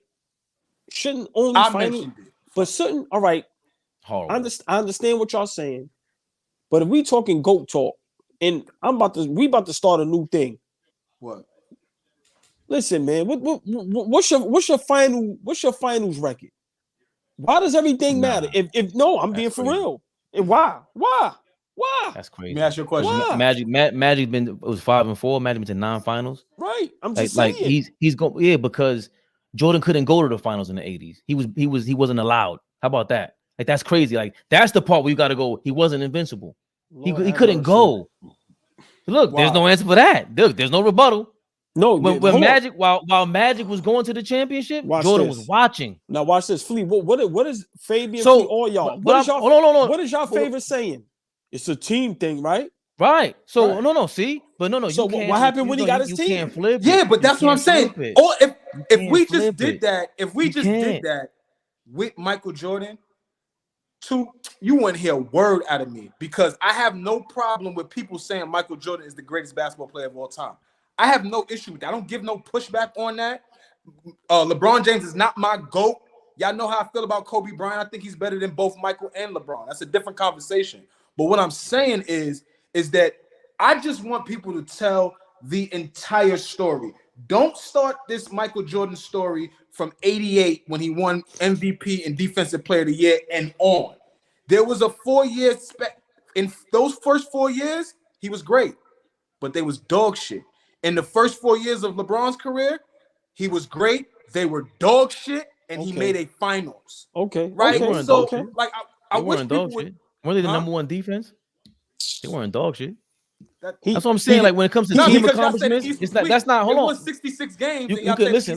So the West was weak, and Magic spent the whole 80s in the championship. I'm just saying. Nobody ever says that. That's why. Okay, I do. And again, Nobody that's ever not says everybody. that. But that's what I'm saying. He got drafted there, man. He can't do nothing about that. He got drafted there. But listen, we're not gonna have a serious conversation now because I don't have those. Like y'all do that. I don't do that. I don't bring up championships as the barometer. I just do it to fuck with y'all. No, but I can't. It matters. It's not. Oh yeah, that's why. Yeah, right. Let's go back to that. Because you said I was lying. I'm lying on live because the championship. So being in Miami mattered to you, like in terms of because the statement was I still would have been dominant, maybe less rings, but I'd still be me if I stayed in less Cleveland. Rings. He tried to scoff over that. He tried to move over that quickly. Maybe less rings. No, LeBron James. When you won your first ring, I'm going to tell you, he won in 2012, for the first 9 years of his career, I wish y'all would have known me at that point. I had nothing good to say. There's people right now that look at me like I'm crazy because they know that I was on the other end of the spectrum. Had nothing good to say about this dude, had my foot on his back in terms of who he was as a basketball player. He won and he said, what did he say, y'all? Y'all remember? About damn time.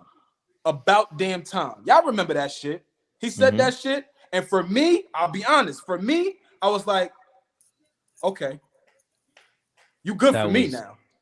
Because the championships at that time for me mattered. But it's evolved now where all right. But y'all gotta you too, like explain to me how that changed your mind about LeBron James for you going to Miami, not just winning the championship because it's for y'all, but I would think you agree to. So going to Miami changed his mindset. That's when he went to school. That's when he became a different player. If it wasn't for that, he's not going to be LeBron in this conversation with Jordan. He was in Cleveland for 7 years. I hate when people say that. So let me say this real quick. So I give LeBron kudos for taking advantage legally of a system. Because let's be realistic. What if he doesn't do that? If he doesn't figure out a way to just not even have no type of no type of shame, and just literally try to build super teams everywhere he go. Like let's talk for real. When he went to Cleveland, he didn't want Andrew Wiggins. He wasn't going back unless they made the trade and got Kevin Love. He went to Miami. It wasn't going to go there unless, remember, they said at first it was supposed to be Carmelo, but they got Chris Bosh. He wasn't going to LA unless AD wasn't coming. And then he literally said, this is him. He called Kawhi Leonard. These are things people don't talk about. That doesn't take away from his greatness. But for me, it's like, yo, bro, if you ain't do all that, how many rings would you really have? And will we be talking about you as the GOAT? Like this is why the NBA is fucked up. Nobody wants to go through the fire. That's why when people say Dirk Nowitzki, 1 ring is more than this, all this dumb shit. But we don't, like LeBron took advantage of a system. He did. Yo, too, let me ask you a question. When hold on, but so that was the answer. Just the answer to the question is, without going to Miami and doing all that, he wouldn't be dominant in your mind. No, he would be. So that's he crazy. would be. No, he wouldn't. So let me ask you a question, serious question, because I love talking to y'all, especially because y'all are like that generation right above me. So y'all was able to like really see Mike Jordan in his like throughout his entire prime. Y'all was able to watch that, right? I got invested that last championship he won against Phoenix and on. So I didn't get really to see the years prior. But my question to you is, Jordan was a free agent in 96. Jordan was going to sign with the New York Knicks in 96. We do the what ifs on here like you always say, right? Right. How do you – we doing a what if with LeBron if he didn't do this, if he didn't do that. How are you looking at Michael Jordan if he's a Knick in 96 without without those last 3 rings? Because there's no guarantee he wins 3 in a row with us, right? Does that change how you feel about Michael Jordan today? Now, my thing is this. If it was a legit reason to leave Chicago, then I have no problem with it. Meaning, like, let's say Jerry, like whatever. He didn't like Jerry Krause, right? So if it's something personal, hold on, but no, but I'm just saying. But if it's something personal, then cool, right? But here's the difference: you come to New York. Anybody know me? I'm big on this. Let the GM do their job. If you trying to make connections, be low about it. Listen what I'm saying, what LeBron does. You get drafted to Cleveland. You don't win. Seems like you can't win. Okay, you figure, let me go to Miami, link up with my guy. No problem with that. Now that runs its course. You go back to Cleveland. We know why you went back to Cleveland. Kyrie. Now, that runs its course. You go to LA. All these times you making phone calls trying to build these super teams because you're trying to solidify your spot. Because let's be realistic. If he ain't got a super team, he ain't winning nothing, bro. That's just a fact. Nobody is. Dirk did it. Nobody is. Dirk did it. Dirk is an outlier. Dirk and Hakeem Olajuwon are the only ones. Dirk had a super team. Every other go. No, I'm saying him and Olajuwon are the only ones. Everybody else you mentioned had a squad. But don't tell me nobody did it. Two people did it. Everybody, including Mike. Kawhi Leonard had a super team in Toronto. I'm saying they were damn good. Super team. No. He joined a team that was going to the Eastern Conference Finals every year. Once again, that wasn't Dirk. Who was Dirk's second best player? Tyson Chandler. Tell me, Dirk Nowitzki's Kyrie Irving and Kevin Love. I'll wait. I'm not again. I'll let Fabian get. I'll let Fabian. No. Listen, because everybody has to. They like. What LeBron was trying to do was play general. Yeah, but you can't. So what is a general manager's job? It's to surround your star player with the right player. Period. bro. Hold on. So why didn't when it was time when the Bulls and the Pistons went to Game 7 and Scottie Pippen had a migraine and they were on their way to championships? Why didn't Mike say, "Yo, trade me to the Clippers"? If that's the case, they're about to be a dynasty team. Yo, they're this on the verge of that. man. But what, like, I don't understand your point. This man goes to the Lakers with Anthony Davis and tried to call Kawhi Leonard. How was that?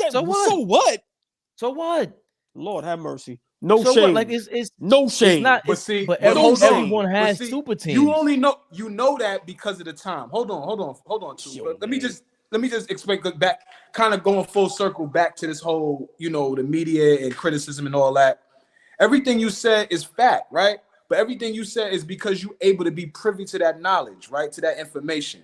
What I'm saying is, back in 91, when Pat Ewing was about to leave the New York Knicks and go sign with the Golden State Warriors and play with Run TMC, we might have not looked at him the same way as so revered as a New York Knick if he did that. But guess what? In 91 or 92, y'all didn't know that was even happening because of the coverage, because of the ability to be that close to what's going on. There's a lot of shit. Barkley said, "Fuck Philly. I gotta get out of here. I gotta get out of here. Get me to Phoenix." Barkley's the original. Barkley's the original. Hold on. Barkley got when he got drafted. Did that, fellas? Like he's the original. Say about Run TMC? Hold on. Run TMC. No disrespect to them guys. None of them is LeBron or Dwayne Wade. Like, listen what I'm saying. Wait. What? Right. You add. What? You add Patrick Ewing to that team. They're not good. I'm not saying they're not good. What I'm saying Chris is Mullin, Hall of Fame, Tim Hardaway, Mitch Richmond, all Hall of Famers are not the equivalent. We know what Dwayne Wade is, but once again, I'm not saying they're not going to be good. I'm not saying they're not legendary. Are any of those guys LeBron or D Wade? No. Respectfully, that's my point. That's all I'm saying. This guy always had enough. Charles Barkley said it live on TV one day. Yo, bruh, how much help do you want if you're the greatest player on the planet? That's nasty for Charles to say that. Exactly. That's nasty. Exactly. Right. Understandable. Exactly. Right. But it's the truth. But it's the truth. It is the truth. Barkley but can't you say shut that. the fuck up, Charles. Yeah. Cool. Let Kenny Barkley say that. pass the note to Kenny Smith and let him say that. Yeah. All right. Yeah. You can't. Barkley cannot say that. He tried to join the Bulls. Bro, understandable. This is horrible. He tried to join the '96 Bulls. He's out of his mind. But once again, it's a fact. He don't want to go through the fire. He don't want to compete. And when he has a team that ain't a super team, he's fucking regular. I'm sorry. It's he's fucking regular. Yeah. I'm saying like that. That's what I'm saying. Like this meaning is not even like meaning he's not winning no championships or going far in the playoffs. But he's Come still on, not. Man. So for everybody like that uses the that's why I don't use championships. Come on, because man. some people who was in this conversation that could never compete for a championship. I can't even think of one. But eventually you surround them with the right teammates and they start competing. But everybody was fortunate enough to trade themselves to another team to go compete. After a while, it happened with Barkley. After a while, it happened with Shaq got traded a bunch of times. He did the same exact shit. He went to the Lakers. Clyde spent a decade. Hold on. No. This is what we're not going to do. When Shaq went to the Lakers, right? Was Kobe? No. So what do you hold on? And then remember what I said a little while ago. If it's something personal, why did Shaq go to the Lakers? Do you understand who was on the Lakers? Orlando ain't want to pay him. They ain't have enough. Lakers gave him more money. That's not what happened. That's not what happened. That's not what happened. All right, exactly. Zoe got a bag and Shaq got in his feelings. They were going to pay him big money. Zoe got more money, and he said, "Yo, up it." They didn't up it. I guess that can go to your point where they didn't want to pay him, but they were going to pay him. They paid him big money. They just didn't give him what Miami gave Zoe, and so now he feel away. So now I got to get the fuck out of here. He could have. And Jerry West flew out to Atlanta where Shaq was at to go sign him in the middle of the night, and the press conference was in front of a strip club. Dom, your shit is mad loud. Ain't nobody do It's because I what was walking LeBron. by the bus. Ain't nobody do what LeBron does, man. I'm sorry. Like people But tend that- to not never talk. Hold on, Fabian. People tend to not never talk about that. This man strategically, and I commit. Listen, if you find a loophole and you ain't doing nothing illegal or hurt nobody, go for it. I'm not knocking that. So why you But killing him for? No, because for me, he's not the greatest basketball player I ever seen. Some people go berserk. He's not a GOAT to me because once again, you have guys with more championships than him.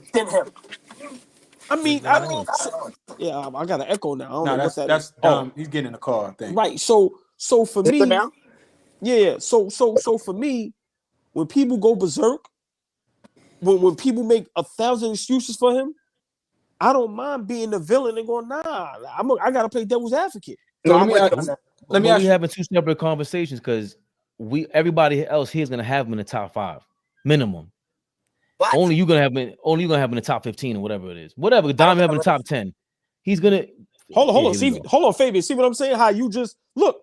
Everybody No, gonna he have the no top no five. no. Wait, He wait. said no. He said I don't have a list, bro. That's what he always goes with his bullshit. No, Fabian. Listen to what you do before I let Dom go. Listen to what you do, and this is what everybody's doing all day today. You'll come up with an example. I have something for that example. Then you'll push the goalpost. Let me explain. Yeah, please do. When you say, Tim, you said something a little while ago, and you like, yo, name 5. Why I gotta name 5? When you say Because you said it hold wasn't on. special. When you say nobody done it, I just gotta name 1. Why do I have to name 5?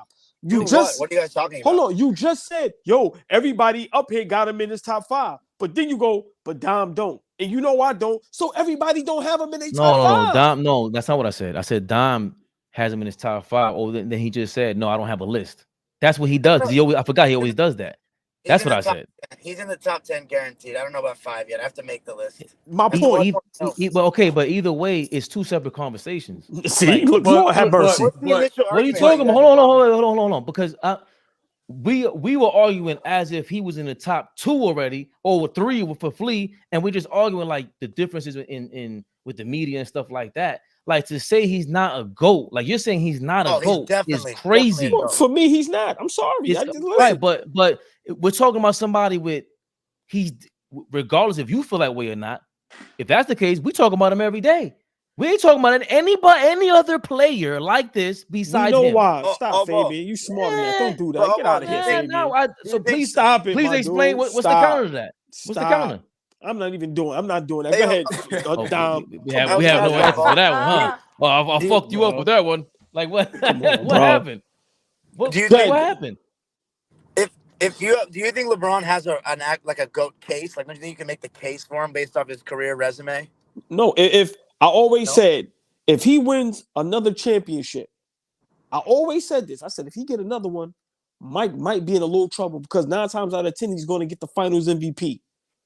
But for me to only have 4, when Duncan got 5, Shaq got 4, Magic got 5, Kobe got 5, Kareem got 6, Mike got 6.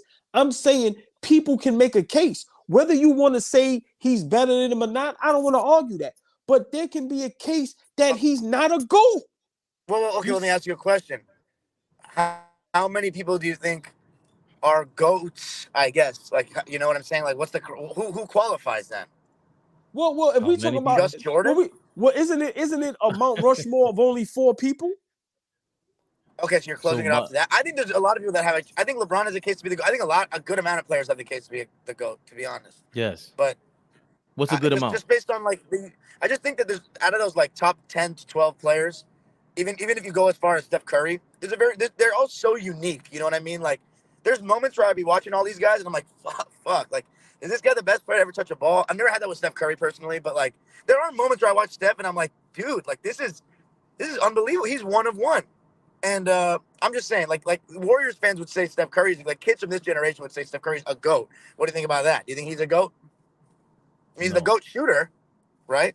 Revolutionized the game. You only put Isaiah in there. No, I mean,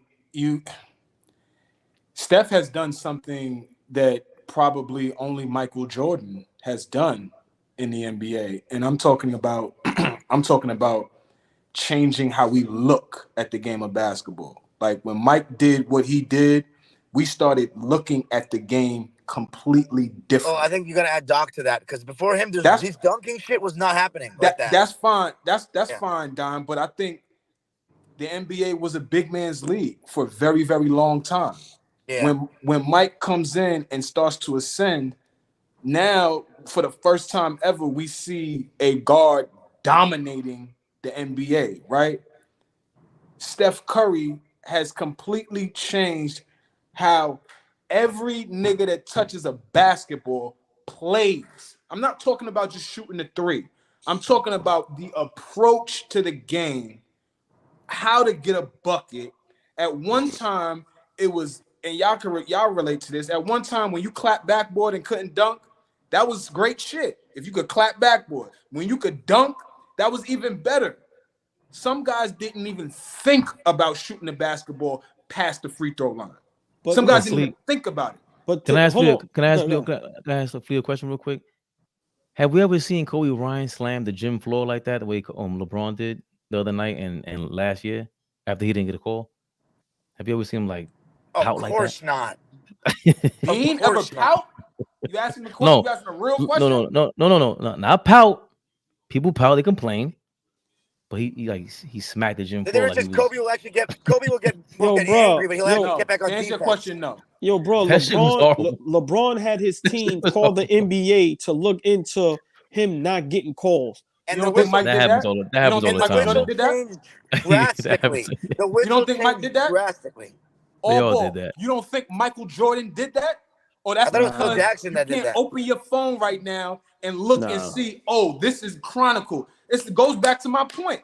Everything Nah. is Chronicle these days. If it was like that, we would have a big... Hey.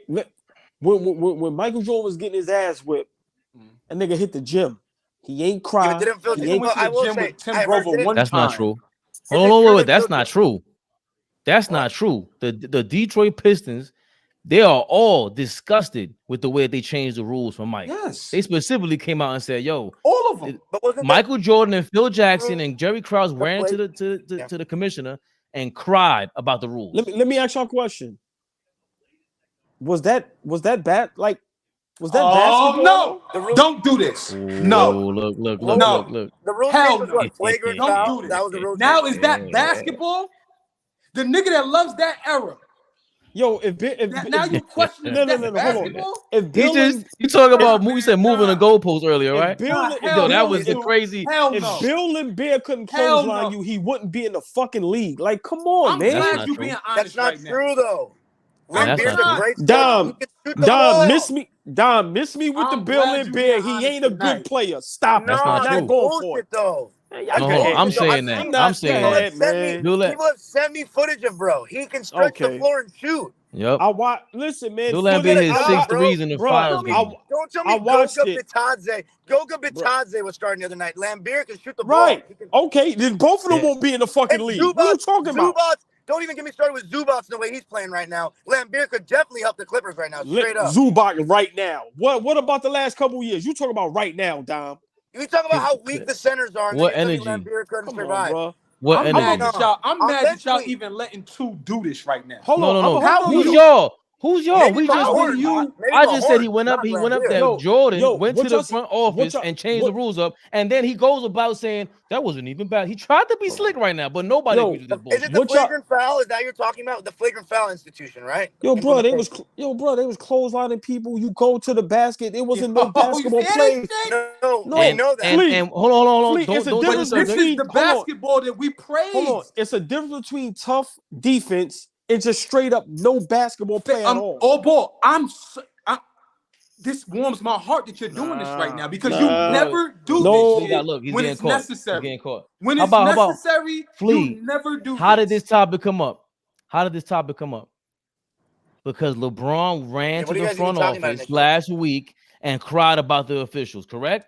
That's Nah, that's how we- this came up. Do y'all That's have? how Do this y'all all have? over the He place, said Dom. you Do said y'all hold on, have you said Jordan? And then he- you no, do y'all asked have you Jordan? asked And then he no tweets you about it. asked if Do y'all have Jordan on record doing that? We know LeBron did that. Yes. Do you It's have on Jordan on Phil, record? Phil That's Jackson my and Michael point, Jordan in the too. newspaper complaining You about it. can go and Get look outta at here, official man. NBA buzz. I gotta Official check it NBA out. Buzz I gotta tells you check that. it out. I gotta check it out. I gotta check it Beloved, out for myself. who said the players won't play today. I just told you Bill Laimbeer will play today. So you got this like nigga ain't playing today. Get the fuck out of here. that's That that's nigga's not you playing saying today. that. Get out of here. I'm Nah, saying man. that. We got- Bill Nah, Laimbeer's not playing today. Get out of here, We man. gotta not- stop doing this to all-star players. We can do it to the you role can't weak say players that you don't even remember. Bill Laimbeer's an all-star player? He made the All-Star team multiple times, right? Why? Why did he Four make the times. why Four did he times. make it? No, let's talk truth. Why He's did he good. make it? He can stretch the floor, and I know you guys can tell me more. Lord about his have defense, right? mercy. Lord have mercy. He He made the can all-star pick a team pop. because that he made And he the was a hell All-Star- of a rebounder. Lord have mercy. He was an Could- enforcer, would- Was he? man. Well, then there you go. I mean, he What was. was yo But yo the point, Flea, what was point big is, man. the point is, too is using this to buffer his point, which you should be using this anytime we talk about these niggas. You never want to admit that some of these niggas would struggle. I'm not going to say No, play. no. If I always They say would that. struggle. Hold on, Flea. The same way you guys don't want to admit that people today, these super skilled guys, would struggle back then because it was just a different game. No, they won't. No, struggle. of course they wouldn't. Because No, it's so they wouldn't. it's evolution. They wouldn't. They Are they wouldn't. gonna have to evolved dribble like the somehow. past players? Are they gonna be able to carry That's the what I'm ball? saying. Over the floor? You know how many It's a carries different these guys do? game. It's actually egregious some of the carries these guys get away with compared to the past, and then we try to just act like they can get just away with transport and everything. dribble the way they Carry, do. travel, It's total double bullshit. dribble. Yo, Let's that just move call it Steph how it Curry did, he literally carried when he He faked carries Dylan all the Brooks out. time. That shit He is carries left and ridiculous. right. But So if they you could do do that- that. But Walt Clyde Frazier and Earl of Pearl Monroe were the best ball handlers of all time, right? At Yeah, that time, At that time, they were. At that time, Within the at that confines of time. the rules. I was taking the They rock do from whatever them they want niggas, on and the I court. was not even good. I'm taking that shit. Yo, what y'all said about Steph? What Yo, y'all yo, said? Flea, hold Walt on. Frazier would have killed you. What Walt y'all Frazier said? would have Hold on. destroyed Yo, you. Monroe, killing are you him. serious? I seen Yo, the footage, Flea. I seen the footage. Walt Frazier would have destroyed the you. point y'all Why made didn't You you about ML. You ML. Yo, Hold on, Mel the gets point- tight heavy. the point y'all Jerry made West about has done it. the point y'all made about Steph Curry, to me, that's what hurts LeBron James' GOAT status. What you mean, too? Steph Curry might Had have a changed the dynasty under his game. watch. Steph Curry got just as many amount of rings, got 2 MVPs on his watch, and Steph Curry might have changed the game more than LeBron James. His impact on basketball I'm not is higher than gonna, LeBron. I'm not going to refute Yeah, that. but that's not. He's way more influential than LeBron. Yeah, That's I'm not not going to close. refute that at all. No. So for me, that with Allen the 4 Iverson. rings on his watch. But yeah, But Allen Iverson, they got the hold on. Curry got the influence. I think he Iverson's has more the- influential than. and he than has the Steph Curry. accolades. And the hallway. Yeah. So I think Iverson's more influential than both of them. I No. disagree. I disagree. I with was. that. Nah. I'm disagree. saying The me dribbling- Niggas only personally. want this- Once again, Nah. The dribbling, every single Yo. single person and kid and coach in my era taught wide crossovers because of someone like Iverson. He broke the box for ball handling to me. It's But not let the me- same before him. Hold As on. good as- But There- Don, as good as the we idea don't. We don't that even. Tim Hardaway's were. Who's the first point guard in modern history to move to the 2 guard? It's all fine and Iverson. dandy. Chuck, all right. Chuck, but I just So think that's still- and Steph Curry followed suit. John Moran still- followed suit. that's They all still- doing the same that's shit still Iverson does did. not He's the matter. most influential player of this time period. that's an To interesting, me, way after of putting Jordan, it. it's Iverson. None of them is Steph doing Curry nothing. dwarfs. He dwarfs. Yeah, it's Allen not even Iverson close. What are you in talking about? terms of impact and influence on the game. I You don't- can talk Allen Iverson's impact on the culture. Shit. Nah, The culture. I think fine. we got to give Iverson more credit for the ball handling thing. These things were carried Exactly. before him. We have to give Exactly. more I'm credit cool for with this. that, Dom. I'm Exactly. cool with that. But what I'm saying is, I'm Not as not much doing as that. It was a Tim Hardaway before him. I'm not No, doing you all look at that. Tim Hardaway- Tim Tim Hardaway wasn't Hardaway- carrying. Tim Hardaway but you ball- can't measure. He doesn't- You Outta can't here, he man. doesn't measure. put the ball under his hand on the ball. Go ahead. You can't measure the wide crossover. You can't measure the wide crossover to a literal shift in how the game is played by 10 players on the basketball court. You cannot even compare those two. Yo, niggas not give what up I'm saying. easy twos for a 3, bro. In, Yeah, okay. in a 3-on-2 fast break, in a 3-on-1 fast break, when you Yeah. need to get a layup, cats are running to the corners. That's Steph Curry. Yeah. They're running to the corners that's for 100% is. threes. No, it's Steph Curry and the era. That's number one. But They changed the Tommy, rules. But who birthed the era? No. the thing He, is, when- he played in an era where they've changed the rules already, and they changed it again for him and James Harden. Allen Iverson played in the era. When we Allen watch, Iverson. when we watch, Allen Iverson. I heard great, you. I heard you already. Fabian, I heard you when we already. watched the They great- shoot no, because of him. when we I heard watched you the great already. Mitchell Allen Robinson- Iverson played in the era before they even allowed any of that ball handling shit, and they penalized them for it. There's a big difference. And now they look like street ballers now because of him.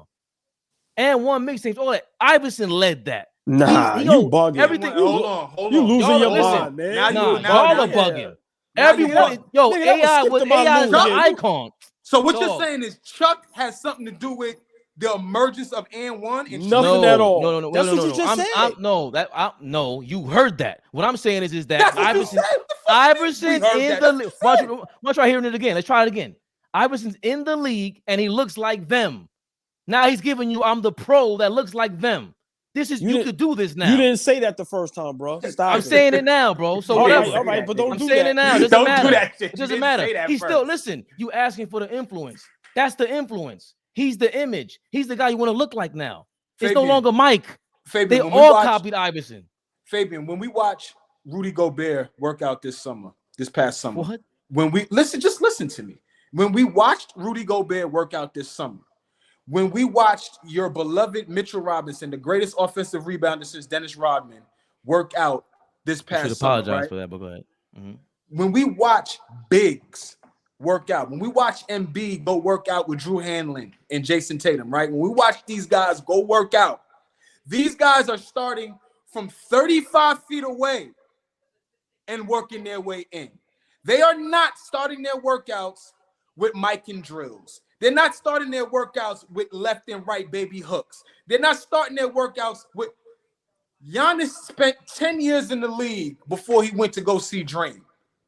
10 years. What I'm saying to you, bro, is that this game has completely changed because of Steph Curry. Completely. Hey, hold on, y'all, real quick. The Dream ain't help jack shit neither, just so y'all know. We were talking about that earlier, too. That dude got to slow down. Oh, didn't he now? Hold Oh, on. where's my apology? Again, y'all No. need to apologize to me. Do I I- said Mitchell Robinson is a great. And Do number I still two, look crazy? what do you mean? Do you look crazy? Giannis might be a little overrated. No. He just Oh, had no, don't 50 skip away. tonight. Before we I get know. there, no. Before we get there, 50 you with a said what? With an L. you said he was going to go to L. Akeem Olajuwon and that 50-50 you need to though. do that. Is that 50 what he is said? 52. Come on. That 50 was nasty. Listen, he running people over. Yo, man, listen, man. That nigga hard to watch, man. It's all y'all. Nah, it is. It I'm is. sorry, I get what you're Fabian. saying. I ain't mean to cut you up. That nigga hard to Nah, watch, man. I always said that. No Dame tonight. Yeah, Nah. no. Right. I don't know what's going on with that. I don't know what's going on. When are you gonna have an honest conversation? I'm gonna tell you when. Tell me if they when. if they don't win a championship. Oh, They so might you're not gonna make wait. the playoffs. Yes, that move is for the chip. Yes, Lee. I'm sorry. That move is for the championship. They might not make the playoffs. You're not hearing me. What? They look bad. See, Fabian, cut it out. are you watch? See, y'all don't watch it. Are you watching? I watched the whole game with you just You tonight. didn't not watch. Cut it out. Who did they even play? The Pacers? They lost to the Stop that. Pacers? Who did they play? Pacers No. is solid. Pacers They is solid. almost like not wait. Look at this. Look at this now. The Pacers are solid all of a sudden. Are they not? Look. Mhm. Oh Yeah, okay. my Yeah, what was he God. saying before? Yeah, Huh? okay. Yeah. Yeah, You was uh-huh. on bullshit Yeah. time with the Knock it Pacers off. too. We don't forget. Yeah. Dude, you was on What's he bullshit done? time with the Pacers. What's When? he done? Yeah. When? Halliburton ain't on that. Nah. Still overrated. What are y'all talking Come about? on. Okay, all right. Get out of So, here, and- that Halliburton. shit. Yo, real quick, real your quick. Bucks lost to the overrated Pacers, Your Bucks. and they almost lost to Detroit yesterday. They lost to Atlanta by like 30. They look very Fabian, bro. average so far. Fabian, real quick. This is off topic, but this is something great that I saw in real time. I wanted to say it to Don and two. Watching the game, the Bucks game, they're playing Indiana. They're playing in Indiana. There's an inbound play. Obi just came in the game. He gets subbed into the game. He gets put on Giannis. It's an inbounds play on the baseline. Inbounds play happens. Giannis gets an alley-oop at the rim and just like finger rolls it in. The immediate next play after Carlisle took Obi out the game. Yeah. The next play, Yeah, get your bum ass out he of took here. him out the fuck. I went crazy in here too. I was like, thank I was God sitting there's down. still coaches like that. No. that Please said see- I would sit Obi topping down right now. They put a whistle and they That's sat what, Obi what I topping said. down. Yo, Obi needs to sit. And as soon as I said that, Carlisle took him out the game. Why I y'all just think we thought got? that Why was- y'all think we got rid of him? That was my point. Come on, That bro. was my point. Tipton I was hasn't won no definitely leagues, too. wrong about any potential he had. Come Yeah, on, man. yeah. Two- I mean, Tip- Tip didn't have him on a leash or wasn't playing him. That kid is Nigga lost. not good, man. Get out of here, man. That's just what he ain't good. He good on a He's fast lost. break. That's it. Some players only good in transition. Some Dom. players only good on a fast break. Dom, That's just a fact. Dom, he came in the game. He gave up that alley-oop at the rim and immediately came out. He was in the game for 30 seconds. No basketball IQ. insane. Niggas be lost. Yeah, get out of here, man. Grand Insane. opening. He's a starter and played 13 minutes tonight. Carlisle is giving him an opportunity. They about to yank him. Pause. Yeah. He about to be in Shanghai. 13 worry minutes about as a starter is crazy. Yeah. Clippers should pick him up. So who's a GOAT, all ball, in general? Jordan, Who are the this ain't, goats? Jordan Who are it the ain't goats? even close. Well, my top 5 of all time, I got Magic at the 1, Mike at the 2, No, so Bird at the. are all those guys GOATs? Once again, you asking me a question. No, I'm not asking your top 5. I said who are GOATs? When you said, what do you mean? Who are goats? Like You said LeBron is not a GOAT. So what is No. a GOAT in all ball's mind? a goat, you have to have at least the most Uh-huh. championships. That plays a major part. He has 4 He- rings. Is a lot. Okay, a lot So, of guys got so more Bird than 4. Bird has how many But championships? are they okay? But are they Oh Like, no, Bird- Bird Bird has. 3. you only- Bird got you- 3. okay? But So you only who's in? played- So who's in your Wait. top 5? Wait, time out. No. We know his top 5. He has LeBron what 6th or 7th, right? No, I don't have No, him no, 6 wait. or 7. How are we judging by rings and Bird got 3? No. I was giving you my top 5. He asking Right. me now, but he's asking a different question. He's saying the goats. I'm saying the reason why LeBron is not in my goats is guys with more rings than him. Oh, Right. No, So that's okay. you But I'm have saying top he- 5 he's- goals, don't you? That's what it was. No, Fabian, I don't No, know what you he's- trying to do right now, bro. I'm Although- asking you. I just asked you the same question he asked you. No, you reaching. No, you're not. You go. Dom asking me 2 different. He asked me one question. I was just giving my top 5, and then he said, "No, oh boy, what's the goats?" So No, I'm yeah. right. So I'm saying for me, Tim Duncan has 5, Kobe has 5, Kareem has 6, Mike has 6. Magic. Shaq has Magic has 5. Shaq has 4, just as much as him. So he's not in my GOAT conversation. Oh, Now, if he okay, get but 5, you said you have him what 8th all time? 6. I got him 8. Yes. Okay, so but okay, there's only 7 players that are better than him at basketball. You're saying that those 7 are GOATs and he's not, like he's the cutoff? No, I didn't say those 7 are GOATs. Oh, so See? where does the GOATs end? then? Isn't GOATs like the Mount Rushmore? It only could be like 4, I would guess. I consider all those guys that like to me the top like 12 or 13 players ever are all GOATs to me. But that's just me. Yeah, I think it's interchangeable. Like you got Like Will Chamberlain and them, like I'm not that gonna say that top- they're not. Like if you get called the GOAT, like and actually people are We need to realistic stop case- putting the S. We need to stop putting the S on the end of GOAT. There should be 1. GOAT. Greatest Well, I even don't know who got that it, is though. for me yet. I don't know who that is for me yet. There shouldn't be It's not no 12. multiple Yeah, I ain't gonna lie. Ain't got 12 GOATs is crazy though. Like, come on, Insane. man. I don't know. 12? Man. I don't think the gap is that big. Like a media makes this out to be. To be honest, I think Once these guys are all really good. All so of your top 8. So it's top 8 players. So we said who? Kareem, Shaq. Magic. All right, so hold on. Magic, Mike, Bird, Duncan, Shaq. That's my 5. You And got then I'm Magic 1? No. Magic Oh, is just- no. I'm saying my starting 5, but Oh, got it. My fault. so for Okay, me, so no, I think I'm it- asking the question wrong. Then, like, no, I'm saying your top 5 players all time. those are my top 5 players all time. And then 6 and 7, I have Kobe, then I have Hakeem, and then I get LeBron in there. Okay, so this is what's funny to me because I just asked you this 2 minutes ago. And you think I'm being slick, but how is Larry Bird in your top 5 and you're using rings, and he doesn't have as many as any of these guys? Once again, Larry's in my top 5. My favorite top 5 in GOATs is 2 different conversations. That's what I'm saying. Who's your GOAT?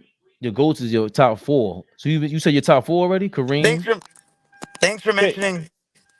Fabian, good try, man. I don't know what you trying to work on, bro, but it ain't working. I'm sorry. What's man. I don't He trying to understand. spin you. You know he's trying to spin you. I There's gave no you my spin. favorite. My favorite. No, top No. 5. So let's right. So I didn't hear the GOATs. I think It I'm should getting be some feedback in for my- me. my- Isn't my it Mount Rushmore? It would be 4, right? So my Okay. 4. So my 4 would be Yeah. Magic, Mike, Shaq, and Tim Duncan. Those are my 4. Wow. Bird is that much lower than those guys? That much lower. Like to yeah. me, Who's like, your, if you can't tell if you me- have 4 more guys, If I have 4 I'm the more biggest guys, Magic- it would be Bird, Kobe, Hakeem, and probably LeBron. Bean needs to be a little further up. Bean needs to be a little further up on your list. Only reason I say that, yeah,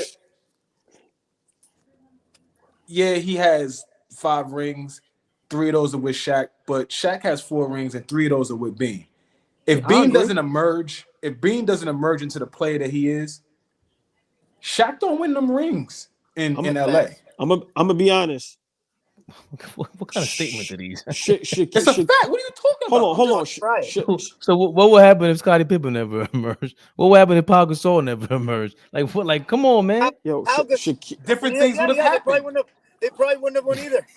Different things Right. would have happened. So okay. Like Shaquille O'Neal might be the craziest shit I ever seen, bro. I feel you. And see, to me, Shaq's a goat too to me though. Like you look at listen to what you just said. You know what I'm saying? And It was you're not insane. the only. You're not Him in the his prime, only. it was insane. You're not the only person that says that. Then you go to Hakeem Olajuwon. I'm glad you guys brought him up. My Muslim brother over here. Listen, Hakeem Olajuwon has a case to be the greatest defender. He's the all-time leader in blocks. He's probably the most skilled two-way big man we've ever had in the game. And he's the best big man of all time, in my opinion. That's one of the best scam artists in NBA history. All time. And he won 2 of the most impressive, unique championships ever in the sense that one, he didn't have another co-star in the 94 title, which is extremely rare. And then in 95, he won 4 series on the road. That's why he's in my top 10. Ridiculous. That's why he's in my top 10. Hakeem Olajuwon, like, he is a goat to me. Like, he's in a territory where, like, to me, you can make a case he's a top 5 player. I'm not even gonna push back on it. Like, but all right, that's but good. And you didn't even mention about that championship that Rudy Tomjanovich was a bum. But let me ask y'all something. Nobody talks about that. But let me ask y'all something. See, for me, he could take a punch. This is the reason why he couldn't actually. He's alive, right? He was the second pick in the draft. Kermit Washington was supposed to kill that nigga. This the reason why for me Hakeem can't be the GOAT. Y'all cold-blooded, man. Because he only got 2 rings. Like it's guys with 5 and 6. I feel you, but let me ask you a question because you were alive then and I wasn't. You were like, how many of those rings that you tough, right? Were there any other years where you think he should have won the championship? By the way, I forgot to tell you guys this. Somebody commented all these weeks later on our 86 versus 2008 thing, and he gave a really long-winded response. You guys should read it. And he was basically saying that I love the argument, but he was saying that 86's big men passing between them, especially with Bill Walton, was really, really great. And see, Bill Walton, I mean, the people that watch the team play, they speak highly of him in that 6-man role. Lord have mercy. He was great as a 6-man, but I tell you this much: as great I said they would have won. As great as that Boston team was in '86, that Houston team was really, really good. They only won in 6 games. That's what he said too. He said that the Houston team should have done better. Right. That Houston team was really, really good, and they had an opportunity. They had an opportunity to win. Why didn't they do good? In that series, Dream was 25-12. That series in '86. That's his second year in the league. That's in incredible. The finals. That's amazing. 25-12. And probably some damn good defense. Like, as well. Like Shaq. Samson was dog shit. Yeah. Wow. Damn, really? Yeah, he wasn't good. He had like a 14-point game. Yeah, he had some like it was bad. He shot below 45% from the field. He averaged less than 15 points a game. Like Rodney McCray averaged more points than Ralph Sampson. The 3P with the Lakers, Shaq won all 3 of those finals MVPs. All 3 of them. All 3, right? Yeah. But here's my only pushback to this. Tough. I'm not saying he's not the best player on the team, but from what I've heard, and I got to go back and watch it, from what I've heard, in the Western Conference playoffs, the PPG and the actual, was pretty close. And Kobe had a really good series in 2001. It was. Throughout the West. And then in the finals, what did I say to you, Fabian? Shaq played against usually a center that at that time, we talked about this on previous 4 Sportsmen. The center position had declined. The Ewings and the Robinsons and the Hakeems, they kind of aged out a bit. And all due respect to Rick Smith, who I think is really good and underrated, and old Dikembe Mutombo and Todd McCullough, these guys, they weren't going to be fucking with Shaq, bro. Aaron Williams. Well, nobody was fucking with Shaq. Listen, but even back then, that last season, Kobe's averaging the same amount as Shaq, right? damn near the same during the regular season too. It was one of those years. Do you remember how we were talking about Kobe back then? Like, what was the overall? Like, was it like LeBron now, where greatest of all time? People did not like him. They didn't I'm like just his asking. game. I'm just I loved asking a him. I question. ain't gonna lie. I know for me, once Kobe came into like being, like once he came into Kobe, bro, we loved it. I know for me, I loved it too, but niggas didn't I'm like, nah, this nigga here is But crazy. but so you didn't. So see, because and for me, there was a lot of arguments with Kobe. Like when he came into the league, he was a fake Jordan. There was a lot to him that people were just also. That's idiots that say dumb shit like that, man. Yeah, but even at that time, he wasn't considered the best player in the game. Bro, Like- but no, right, but the initial question, like you saying, like how was people feeling? I know for me and a couple of my people, bro, to see a nigga compete like that, score at like with the difficulty and just everything, a dog, like nah, bro, like I remember we from the city, my nigga. That's what we into. We into niggas trucking and going nut and doing all that and talking shit. Mean face ain't cool with nobody. Niggas love Kobe, bro. Niggas love Kobe. I just feel like it was divided still. Maybe it was still divided. It wasn't like LeBron now, where people was like when LeBron was the best from what his third, fourth season in. It was like no. Whatever. Okay. You all right? I'm being honest. When Kobe and LeBron was in the league together, people were saying Kobe was the best player in the league. Yeah, there was some of that. Of course. Yeah, it wasn't. Yeah, that's what I'm saying. Like I don't. But by 09, 2010, it was like LeBron on. Kobe was never the best player for a 5-year stretch. Like I'm talking about. I think he was. Hold on. Literally the best player for a 5-year I'm just saying. Nah, man, niggas ain't like Kobe, Fabian. They was spinning that. That was it. Yeah, no, that was part. Hold on, but that was that's part of it. But it was also KG's the MVP, Tim Duncan's the MVP, Shaq's the MVP before you. Like, and then the Steve Nash thing is crazy. That's the part that got messed up. Them MVPs is nasty, man. So many niggas got jerked for MVPs. Like for Kobe to have one, I think Shaq only got one. Like, come on, bro. So for me, that's nasty. Kobe. Well, that's why I don't value MVPs, regular season MVPs so much. Like, right. You know, it's not a big deal. Kobe got slighted because nobody liked him. People like LeBron. It's no knock on his game. He's definitely great. He's going down as one of the GOATs. I get it. But people like LeBron. Once again, he learned the game. But LeBron has a lot of haters too. I'm not gonna lie.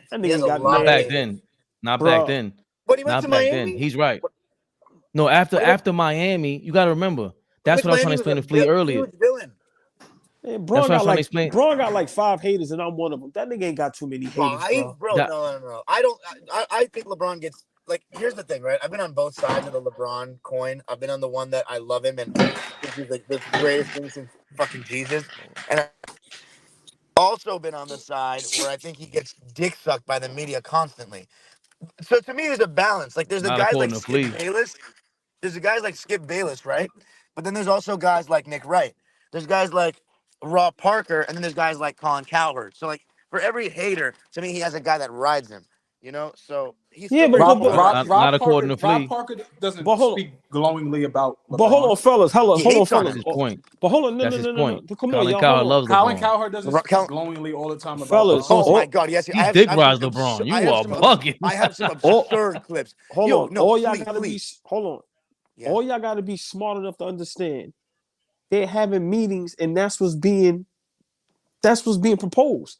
Skip, you're gonna be this. You're gonna be this. You're gonna be this. The job. I'm telling y'all what it is. I said this to Fabian earlier. Are you kidding me? I just said, hold on. Not for Skip Bayless. Hold on. That dude's out of his mind. Hold on, Flea. I'm gonna let you go. I'm so sorry. I just don't want to. Wow, no, go ahead. You telling me if you bring somebody on a Skip Bayless show and that person hates on LeBron just as Skip? No, that don't make sense. We got to get somebody on the other side that's advocating for LeBron, right? Right. Okay, but no. But all I was disagreeing with was that Skip Bayless really feels that way because they really don't like that guy. That shit is a the game. People that listen, Skip it could don't be give a fuck game. about none of that. It could bro. be. It could. You can say that. You can say that, but they don't like that shit. Like nobody likes Skip Bayless. That's a fact. He's built the last 21 years of his career on being an antagonist against this dude. But Flea, what I'm saying is he had a impeccable career before that. Author, journalist, highly regarded columnist, all of that. He was highly regarded in that sports media world. The shit that he been doing for the last 20 years, he don't have to. Right. No. But no, Flea, that's what I'm saying. You know why he has to? Because if he doesn't do that, nobody's watching him. Listen to what I'm saying. That's my point. It's right. like you go ahead. But y'all not gonna sit here and tell me FS1, they don't sit down with all of them and here's the game plan. Oh yeah. Right. That's what I'm saying. There's an agenda, right. But I think Skip makes it easier to follow the agenda because I wholeheartedly think he feels the way he feels. In my opinion, I really don't think so. I think that's what drives the traction. That's what makes the money. And his mindset, he's just a person that just don't give a fuck if nobody likes him or not. But I don't think he personally dislikes LeBron. That's the game. I'm going to say, we can't have a show where we both hate LeBron. We got to have somebody that likes him. So look, Flea, to make it like this. I hear you. I hear you. There's this guy who has a podcast that he does. And he actually had Skip Bayless on the show one time. But this guy doesn't have a big audience and his reach isn't very far yet. Right. But he has Skip Bayless on, and I was interested to see how the interview was going to go. It was probably like last year. And in the interview, the dude, he's a Brooklyn dude, named is Dr. Howell. I'm going to find this shit for y'all. But he flat out asked Skip, do you believe everything that you're saying on these platforms when it comes to LeBron James? Like, or is this really an act? And only reason I think it was honest is because he know that this wasn't going to hit a bunch of platforms for it to be, media fodder. That nigga was like, yo, I believe everything I say about this dude. So that's why I was like, if he's on the lower end of a show that's really not gonna get the attention yet, saying this type of shit, I don't know. I could be wrong, but I really think this nigga really believes a lot of the stuff that he says about Braun. He probably does. Yo, y'all gotta remember. Yeah, I'm gonna come back real quick. I'm gonna come back. Yeah, I'm about to get off in a minute too. I gotta get early catch this flight. But let me say this: you gotta remember, he's seen a lot of basketball. Yeah, that's true. Remember, I'm not advocating for him. Remember, I rocks with us. I don't give a fuck about nobody but us. I'm just being real with y'all. Mm-hmm. But he's seen a lot of basketball. He's been around. His mind is going, I get it. Remember, I'm going, bro, y'all go too, not saying y'all, but just in general, niggas go too far with the LeBron shit.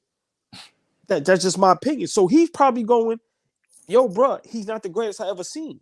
Remember, I've been around Mike and them niggas. I know the mindset. I know the discipline. I know all that nut shit them niggas was doing. Mentally, physically. Bruh, stop talking to me about this young man. Now, does he take it too far? Yes. But once again, now it's to the point where that's just who he is. It's great entertainment. It's great TV. Bruh. Yeah. That's the job now. He's not going home. You know what he's doing, Faye, when he go home with his wife? Got their ass again. Them checks gonna come in. I'm telling you, bro. Listen. I really... Yo, listen, he says, I go home. I have not missed a LeBron James game in my life. Ever. This guy is a lunatic. Bro. No. You know what that's for. Stop. Bro, no. Dog. Bro, listen, what I'm telling you. I can understand what you were saying. Like, you don't watch every LeBron game. Hell no. I do not watch every LeBron. Any LeBron fan that I know, they don't watch every LeBron game. Yo, him saying this is even like more special. I'm telling you, it's just like Howard Stern. Yeah. It's just like Joe Budden. The people that watch you the most don't like you. They hate you and they hate to watch you. That's how America's built. He don't hate that nigga, bro. He don't hate him, man. That shit is for TV, bro. Nah, dog. Everybody, listen. I would agree with you if everybody. I'm talking about people that like him. Stephen A. Smith, all these guys, Jamel Hill. They all say the same thing. Yo, he is a jerk. Like, I don't like being around. He really feels that way. He's a dick. That's what they're saying about him. I mean, not one person said the opposite. The only one I heard was like Joy Taylor was like, nah, like he's really prepared about his stuff. He takes like what the fuck for 4 hours? What are you doing? You got 4 hours with the LeBron James talk? This guy's crazy. I will say this though. I agree with you on like that's part of the job and that's part of the gig, and he gotta, he gotta throw on the suit and do his thing. I think it started like that and has grown into something that he can't take off anymore. Like he can't. Right? He can't because that's his bread and butter. Okay, like he Right. can't shed that shit. If he right. sheds it, it's gonna be like. Can I ask y'all a Nah, question? I'm gonna be Russ- honest, because to be honest, two sounds exactly the same way. Like, what's the difference between what two be saying about LeBron and Skip Bayless? No. See, for me, it's no way. But he's dead serious. Right, and I listen. Ooh. Two is dead serious. I be dead serious. See, me, So I don't. You don't hold think? on. Yo, bro. I don't. Hold on. I don't dislike LeBron at all. Don't know him. He ain't did nothing to me. I'm just talking about on the basketball court. I'm saying for Skip Bayless, y'all got to remember, we are entertaining if we talk about LeBron or not. Remember, we can make arguments when we talk about KD versus Carmelo. Skip can't do that. Try to watch Skip and he don't talk about LeBron. You gonna Horrible. turn the channel. That's my point. He knows his bread and butter. Let me ask you Well, this before you go. Well, not just that. He talks about trending topics. That's what he does. Dallas Cowboys, Tim Tebow. Let me ask y'all a question. On Skip, and I try to watch everything. Obviously, we can't see everything, right? Right. But Skip started his podcast in the first couple of episodes. You know, he's talking and shit like that. I caught some of it. Skip said, and this has been said before. Supposed to have an interview with Braun, and at the last minute he back. Man, why you always you got the faces is just like let a nigga happened? talk. What the fuck, bro? I think that was funny. Jesus Christ. You know You I all get right? at you. You know I get at you. I don't. All right. Listen, he backed out on the interview. At that point, I think that like it was like this is just a gig. So let me throw on the suit. Hold on. LeBron backed out on the interview. LeBron backed out on the interview with Skip. Go ahead. I think at that point in 2008, that's when the interview was supposed to be. He backed out on it. I think at that point it turned into, now this is really who I am now. Like before, it was just TV. I'm having, I got to do what I got to do. Now everybody's done it. I done interviewed everybody. Everybody says yes to me. Braun says yes, and then at the end says, I'm good. It becomes personal. So for me, before I go, I'm gonna just say this. I don't think that has nothing to do with Skip Bayless' hatred for LeBron. Mm-hmm. I think Fabian said something to me earlier, right? You find something you good at, and that's what you stick to. Right. Skip Bayless found something he's great at. Yeah, he's good at writing. Yeah, fact. He's good at this and that. But you know where he gets the most attention, the most traction, the where probably the bigger bucks come in at? When he talks about LeBron. Yeah. Once again, he's found his lane. He's found his niche. I guarantee you that man is not going home talking about LeBron James to his wife. I'm telling you. He might. Bro. I don't know. No, I'm telling you. How do I know? Yo, I know his wife's name is Ernestine. I only know this because I'm watching the show. I'm like, she looks just like him too. That shit is crazy. Yeah, right? that's crazy. Nah, that's I don't want to talk about nobody's wife. No, that's crazy. I don't want to do that. I'm just saying. No, I'm just. No, I wasn't saying nothing to say. I get it. But it's the truth. but we know this. Look, Skip Bayless has become so ingrained in pop culture now through LeBron. So I'm with you, but what I'm saying is that I don't think he's faking none of that shit, bro. Like, look, LeBron, he does this to people. You love him or you hate him. Look what you talk. I don't agree with anything you said. I don't like to take part in that conversation, but you automatically do it because it's just. All right, watch this. He got it like he's polarizing. All right, watch this. Why he don't talk about Tim Tebow no more like that?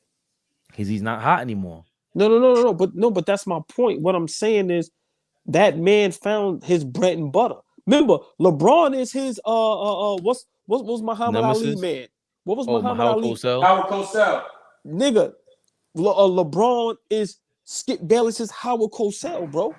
I'm telling you, that's his bread. Go ahead. But we're saying the same thing. So he really, like, Howard Cosell really felt that way about Muhammad Ali. He would like talk shit to him. He enjoyed that, but they never got to enjoy their relationship. I just think right. I forgot what I was gonna say. I don't know. Like I said, before I get it's weird. Like I said, for me, the only thing with Skip Bayless is, the difference with him and a lot of other, legends, because he is a legend. He's not entertaining unless it's LeBron James. And to me, that's what makes these guys unwatchable. It gets to the point now where it's like I said, they don't see, at least with us. All right, people can say you're all ball, all you do is talk about LeBron, you troll, you this and that. Yeah, but we do have other topics. We talk Knicks, we compare players, we give props to the old school, we do this, we do that. Some guys, they only gonna do one thing and one thing only. Hold on, that's a perfect segue to the Adam Silver shit. That's what Adam Silver was saying. Should I pull that up? I gotta get out of here, man. Listen, I got this Go long ahead. flight. You gonna have me on here for 4 hours. You're a bad motherfucker. Yo, you gotta watch Fabian. Fabian had you on this shit till tomorrow morning. You gotta love him though. I love it though. I love him to death. Yo, travel safe, bro. Yeah, listen, man. I didn't think I had that ability. Shit. Don, what are you doing? He's safe. Don cooking up some dope or something, man. Yo, Doing yo, something. yeah. Bag it up. Oh, I'm Who sorry. is that? Frank We Thomas? playing around. Yo, I see Yeah, y'all we just later, man. Have a joking. good one. Yo, travel The safe, bro. Afghan, Yes, the Afghan got dope. y'all. I'll text They y'all when I don't land. All right, bet. Safe flight, bro. Yes. You put it in the chat, right? What? The Adam Silver one. I sent There it it to you. goes. Copy. I sound like I'm 80 years old. That's crazy. Copy, paste. Dom, what time is it? In his time? Yeah. 8:30? 8:40 p.m. 8:40. Okay. Screen share. Which one is it? Commish. All right, make sure. All right. Here is talking more about the game. And I also, my frustration a bit, I think sometimes that the color commentary in our games gets reduced to this team wanted it more, or, this team tried harder, as opposed to like, there's really complex defenses. Like, what's the offense? Like, why is this team losing the way they are? Like, why is this team successful? Explain what the pick and roll is. Explain, it's funny, as our friend Chris Paul is always saying, what does ice mean? What does blue mean? Like, explain what's happening on the court, because I think there is this sense that, unlike in football, where the coaches are viewed as these field generals going out there with the complex schemes, and in basketball, there's a sense that it's just about athleticism. Somehow, the coach's job is just to get the guys to play hard, as opposed to these. And again, you could speak so much better to this than I can, but these incredibly sophisticated defenses, offenses. I think, just use another network example. I think Kenny Smith, when he goes to that board, is a great example of helping explain the game visually, graphically to people to understand what's happening on the floor. So, again, not necessarily knock on the media and of our partners, because the league has to start with the league office, but let's talk more about basketball. And then the other stuff I'm fine with, like have fun with the guys and, the fashion show as the guys are walking into the arena, all that. I'm not against it, but the game. Yeah.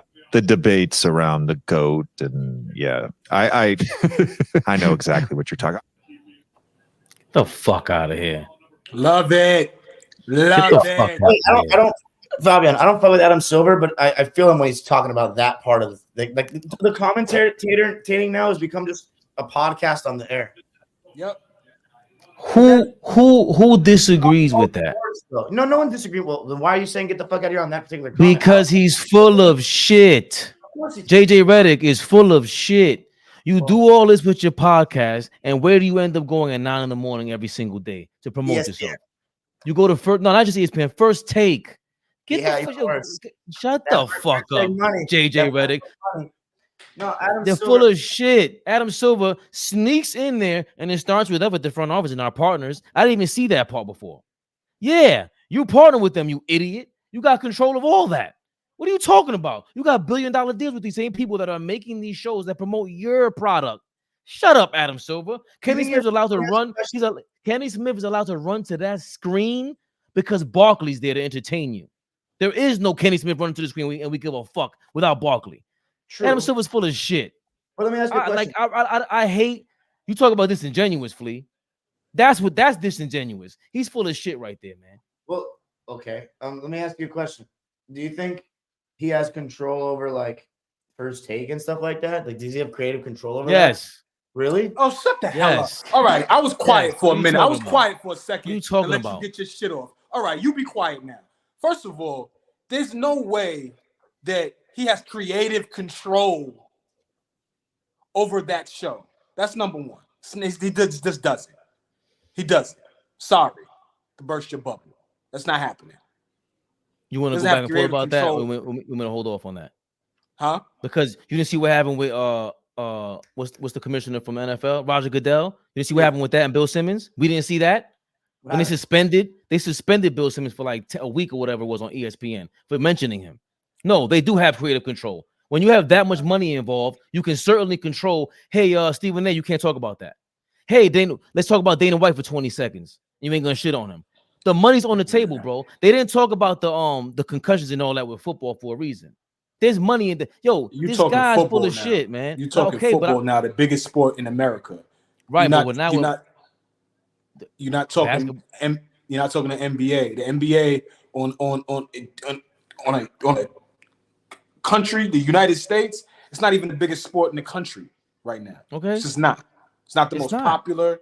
It's not. So it's not, but you still have a relationship with them every single. They're not talking about football in the summertime. They're talking about basketball. Yo, my point is in the offseason. My point is I agree with Adam Silver in talking about getting back to talking about basketball. Like Dom said, don't come on doing color commentary. I should never know if Dom is calling the game and Fabian is playing. I should never know if Dom doesn't like you. I should never know if there's a personal thing between y'all. I should never know that. You should be able to call a game. Can you catch me up? Can you catch me up with that real quick? Who is doing that? And like, how is that? Who is showing that they have a personal distaste for somebody on color commentary? Plenty. I can't call an exact time, but there's plenty of times that I said, okay, you just don't like this dude. This is not. You just don't like him. Wow, from a color commentator, I mean, that would be very called. I feel like that would be very called out. You know.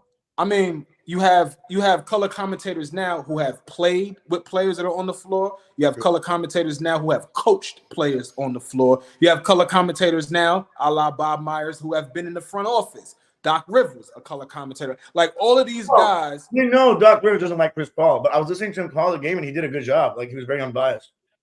Yeah, that's what I'm saying. I don't even think that's what Adam Silver's really even referring to. But yeah, I think he's just talking about them just talking about random shit. Like I've been getting a lot of complaints from fans.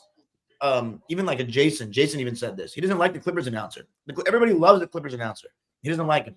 And not Jim Jackson. Then Bruce Bowen used to call games for y'all. Who calls games for y'all now? I thought Jim Jackson did it. No, he does. It's a cooperation between Jim Jackson and the czar Mike Fratello. So yeah, we're pretty blessed. Oh, Mikey. Right? Oh, y'all got Fratello out there. Okay. Yeah, and Jim Jackson's one of the really good ex-players. Hell yeah. Yeah, knows he's excellent. And knows all the areas really well. I told him and knows the game. I told you my random Flea. I told you my random Jim Jackson fandom, right? Oh, you did tell me back in the day you was a huge Jim Jackson fan. Yeah. But I told you why. No. I'm not talking about the color commentator though. He doesn't like Brian Seaman, the play-by-play guy that took over for Ralph Lawler. That's his name, Fabian. That's his name. I know it's funny. That's his name. I've met him, by the way. Such a good guy. But the point is, me of God, he was like wiping his mouth while he said that too. Like that's crazy. Oh my God. That's it's crazy. I'm 41, guys. I'll be here all night. You are. Recently turned. Happy belated. Anyway, no, he doesn't like the play-by-play guy because he says that he goes, just call the game. He thinks they're talking about too much other shit. And a lot of fans have told me that they have that same criticism of so many different broadcasters around the league, especially the nationally televised games. Baby, you didn't allow me to eat dinner tonight. I'm going to eat dinner. Like you listen, man. Turn the camera off or on. Show the people how you chew with your mouth open. I've seen that before. This last 3 minutes has been crazy, but yeah, insane. But I'm listening. Yeah, that was it. It's a criticism a lot of people have, and I think I just keep telling them like this is modern broadcasting, podcast on the air.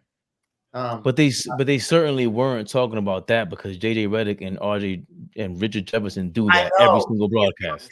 But I will say though, as much as I despise Reddick for his fucking slander of the past NBA, His commentary is really good. he does know the modern game really well because he just played in it. You know what I'm saying? And he's good at articulating himself. Yes, he's really good, bro. JJ Redick, I actually love JJ Redick. Like Flea, I know I said something earlier, but I love JJ Redick. I hate him. I just think, and Dom's gonna hate this. Dom's really gonna hate this, Flea. I have not said it to Dom yet. I told you into this. I'm saying it before anybody else says it. The best, the best basketball show, channel, podcast that's out there right now is Gilbert Arenas by far, and it's not close. Yo, everybody is in second place. I can't help but to stop and watch Gilbert Arenas damn near every day. It's good. And they just had who's the point guard that went from Miami to the Lakers? Norris Cole. I confused him for Kendrick Nunn. No, Norris That's Cole. who I confused him for. Okay, so Norris Cole is on there. Huh? You said Miami to what? To the Lakers? Flea, am I right? Or Lakers? Yeah, he No, went he to went- Lakers. I didn't know that. Norris Cole? Okay. Either way, Gilbert Arenas had him on there. He had him on there. He had Nate Robinson on there. Their conversations are Rashard McCants is starting to get better. He's like the foil of the group. He's the punching bag. He's gonna say something ridiculous, and he doesn't know how to spar with Gilbert Arenas yet. But if he finds a sparring partner, he'll take over first take. That's how good he is. He's really good. And what I respect about him is that he'll talk about Dreamers Pro. He'll bring up other people. Like, he's a YouTuber now. And remember, he was like this 20 years ago when he was in the league. He was doing blogs and everything. So he was suited for this. I don't know if you could call it a basketball game, though. And I think that That's a different skill. it is, but that's exactly what Adam Silver is talking about, right? He doesn't like, he would be talking against Gilbert Arenas. No, he's not. He's talking about the I guys think that- so. He's talking about guys like Reggie Miller and Richard Jefferson, probably. Adam Here. Silver is? Yes. How? If he's saying that they're talking about somebody wants him more, like Richard Jefferson and JJ Redick, I think they go through the ins and outs of a game, and you really listen to them during the game. I don't even listen to Reggie Miller, but That's his point. Gil- what are you talking about? He's talking about that's what he's talking about. because I don't think Adam Silver was talking about the play-by-play. I think he's talking about He is. everything. No, play-by-play. No, Kenny Smith does not do play-by-play.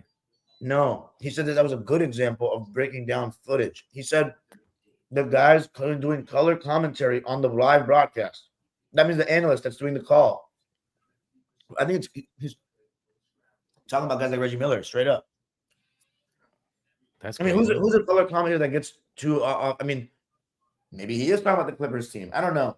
Everybody, I think it's just a natural thing in broadcasting, bro. Nowadays, is that people, it's like a podcast on the air, and they talk about other stuff. You get basic, I guess. But listen, that's a complete lie. The guy, who's Joe Buck's father, Jack Buck. These guys are known for just bringing up stuff. Jack Buck was drunk on the air, and he's known to be like a legend. Joe Buck's father, who's like, Joe Buck is amazing on the air, is known for being like that. He'll just bring up some random story. Well, he must have So- had the, he's what's it called? I'm just saying, bro. That has evolved in announcing. There's way more of that bullshit. I got a chance.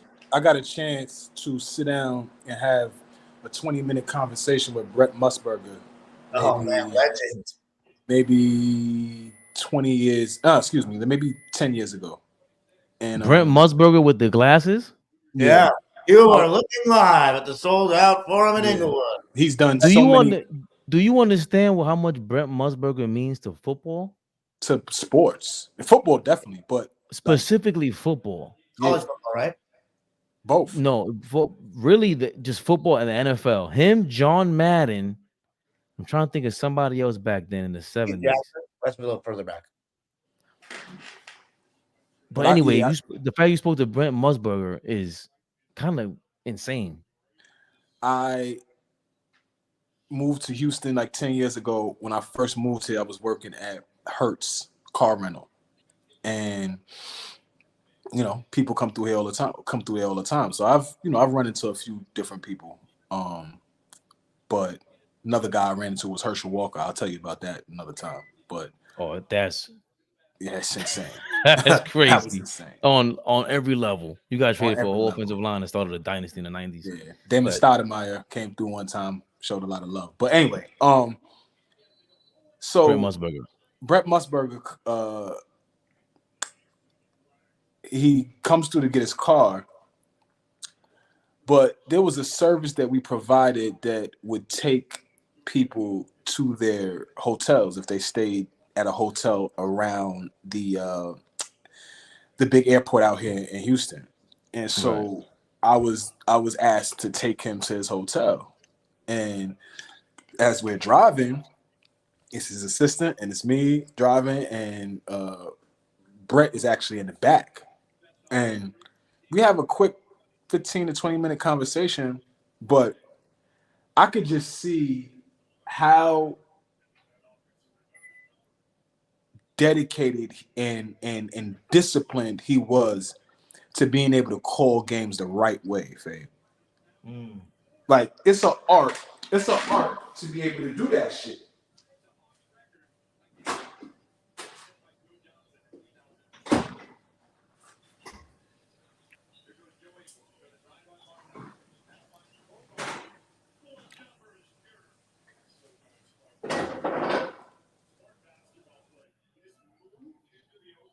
I think these are art to most things.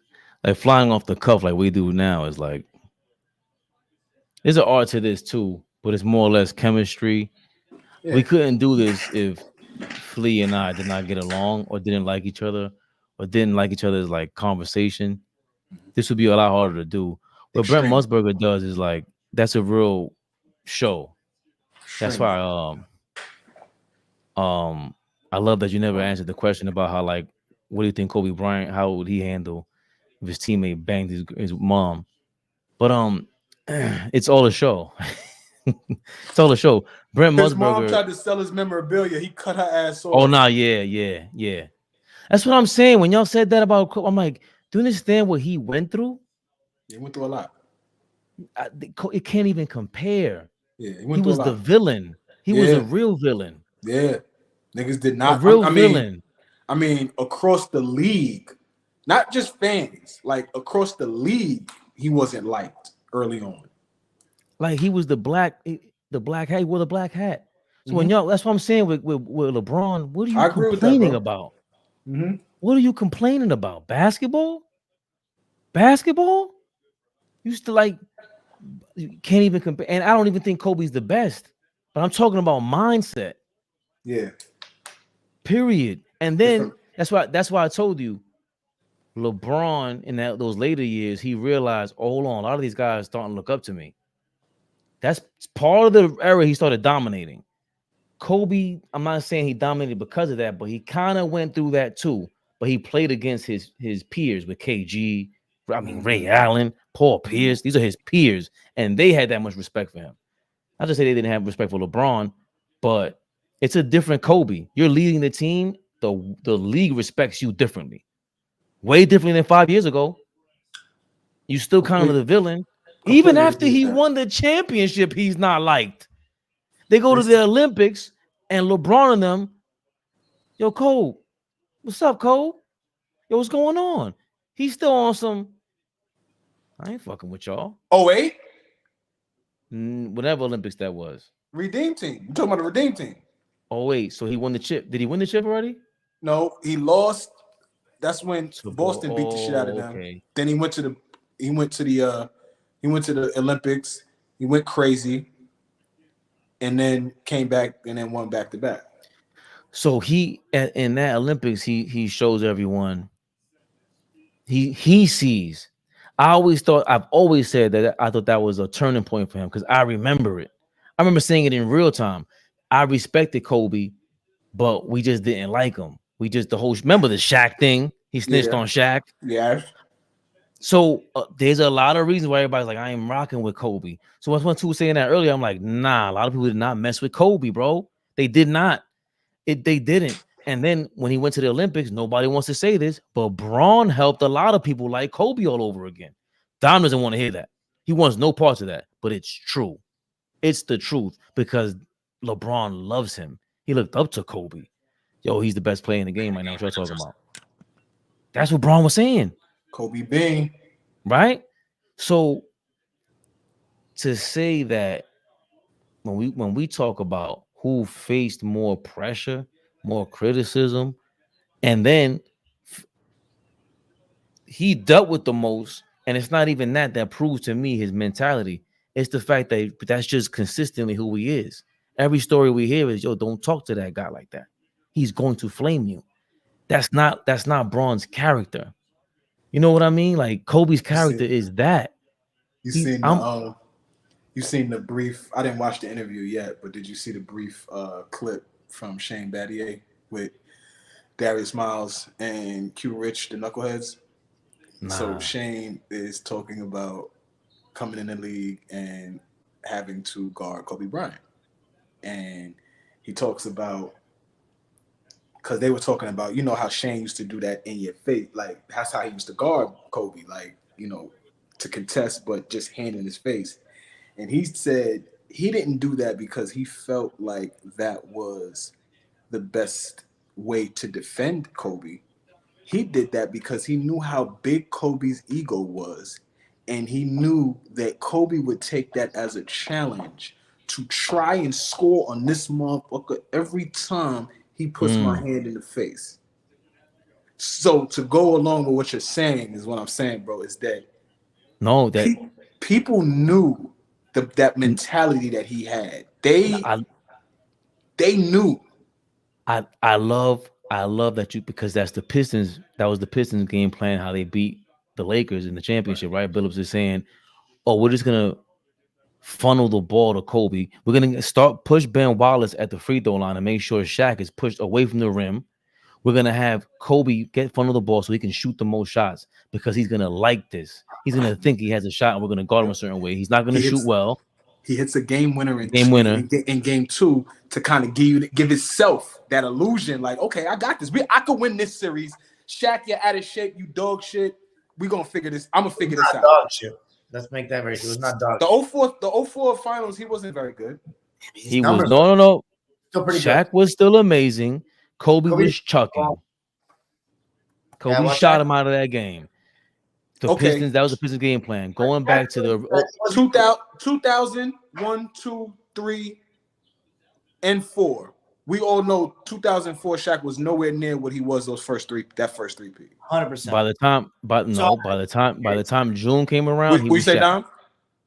Well, no, what was Fabian? By the time June came around, he was Shaq. No, I disagree. Nearly shape against the Pistons. I disagree with that, bro. You got tired. By the time June came around, it was over.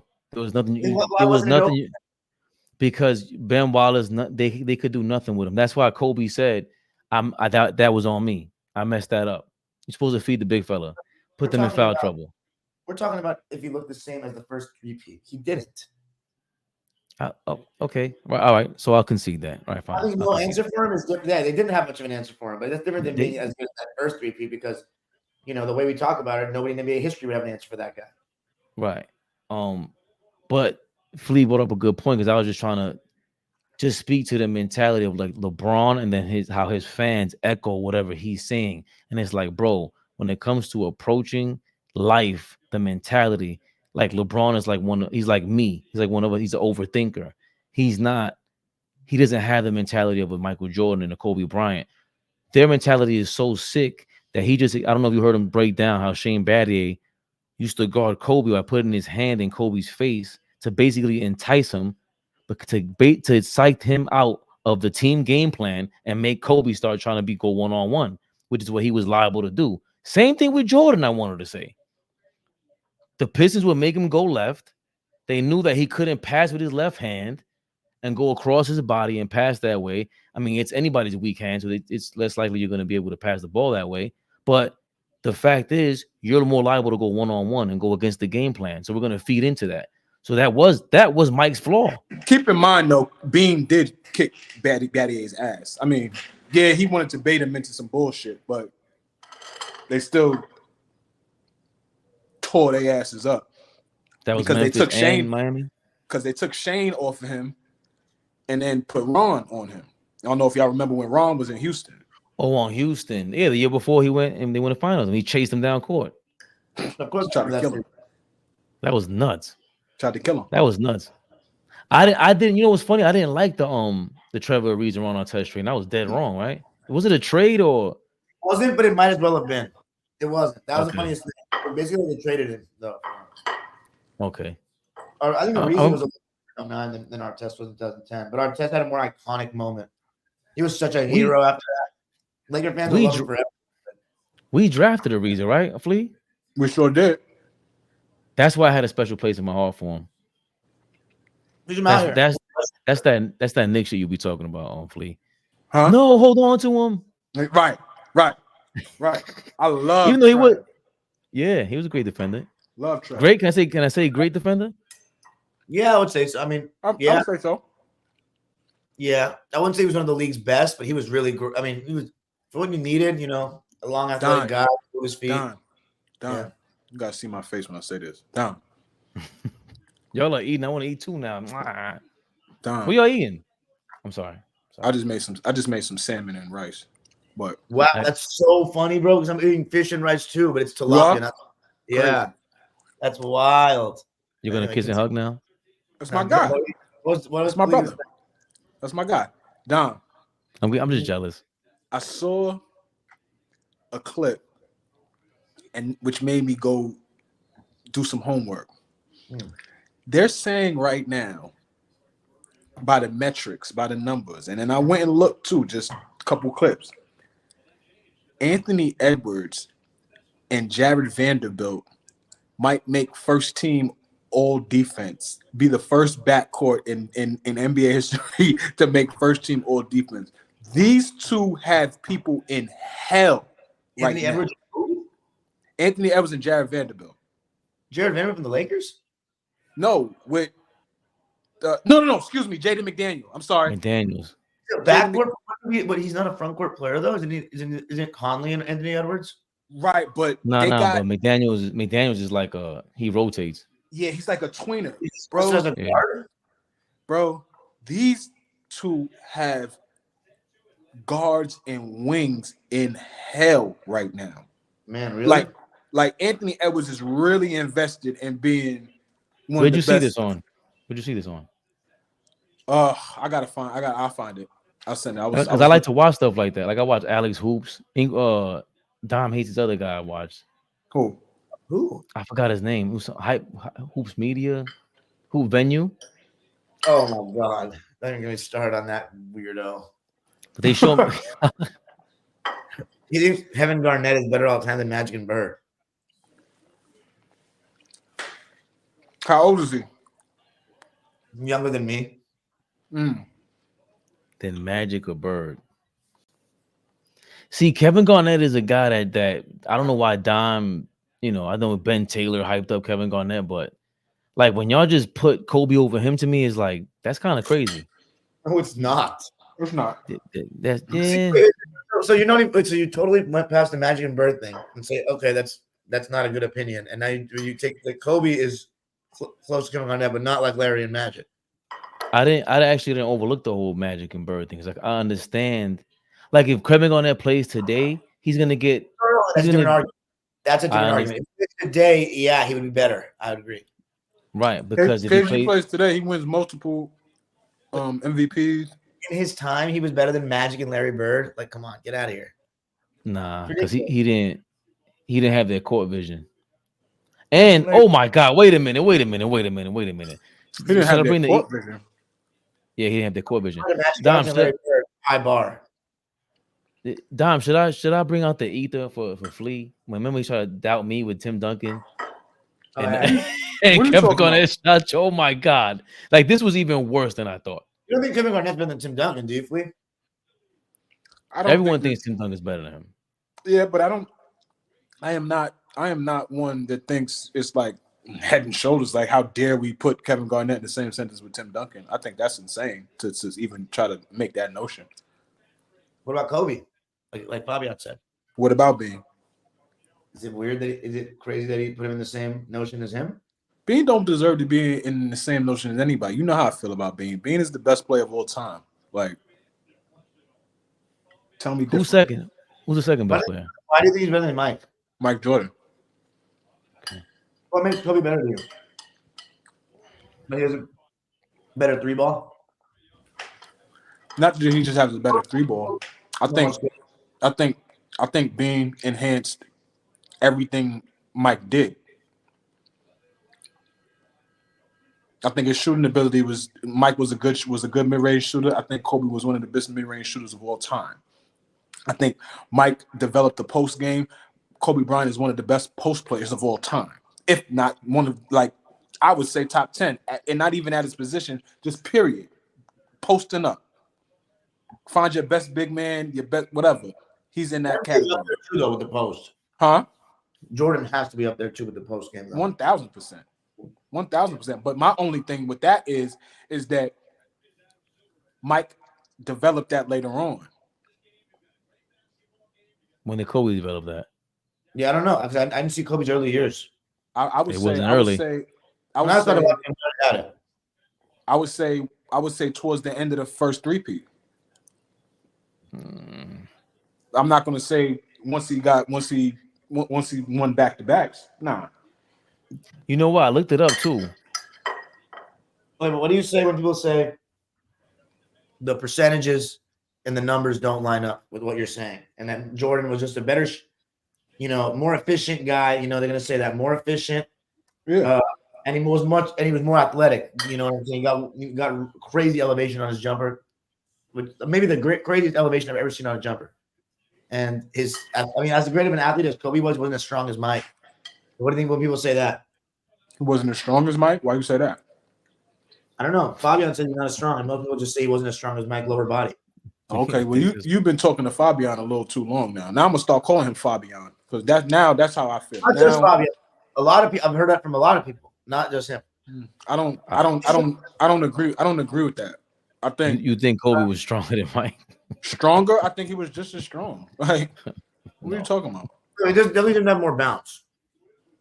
More bounce natural and bounce? jump higher? No, not Mike. Mike Jordan could jump off. Jordan could jump higher off 1 foot. Jordan could jump higher off 1 foot and both feet.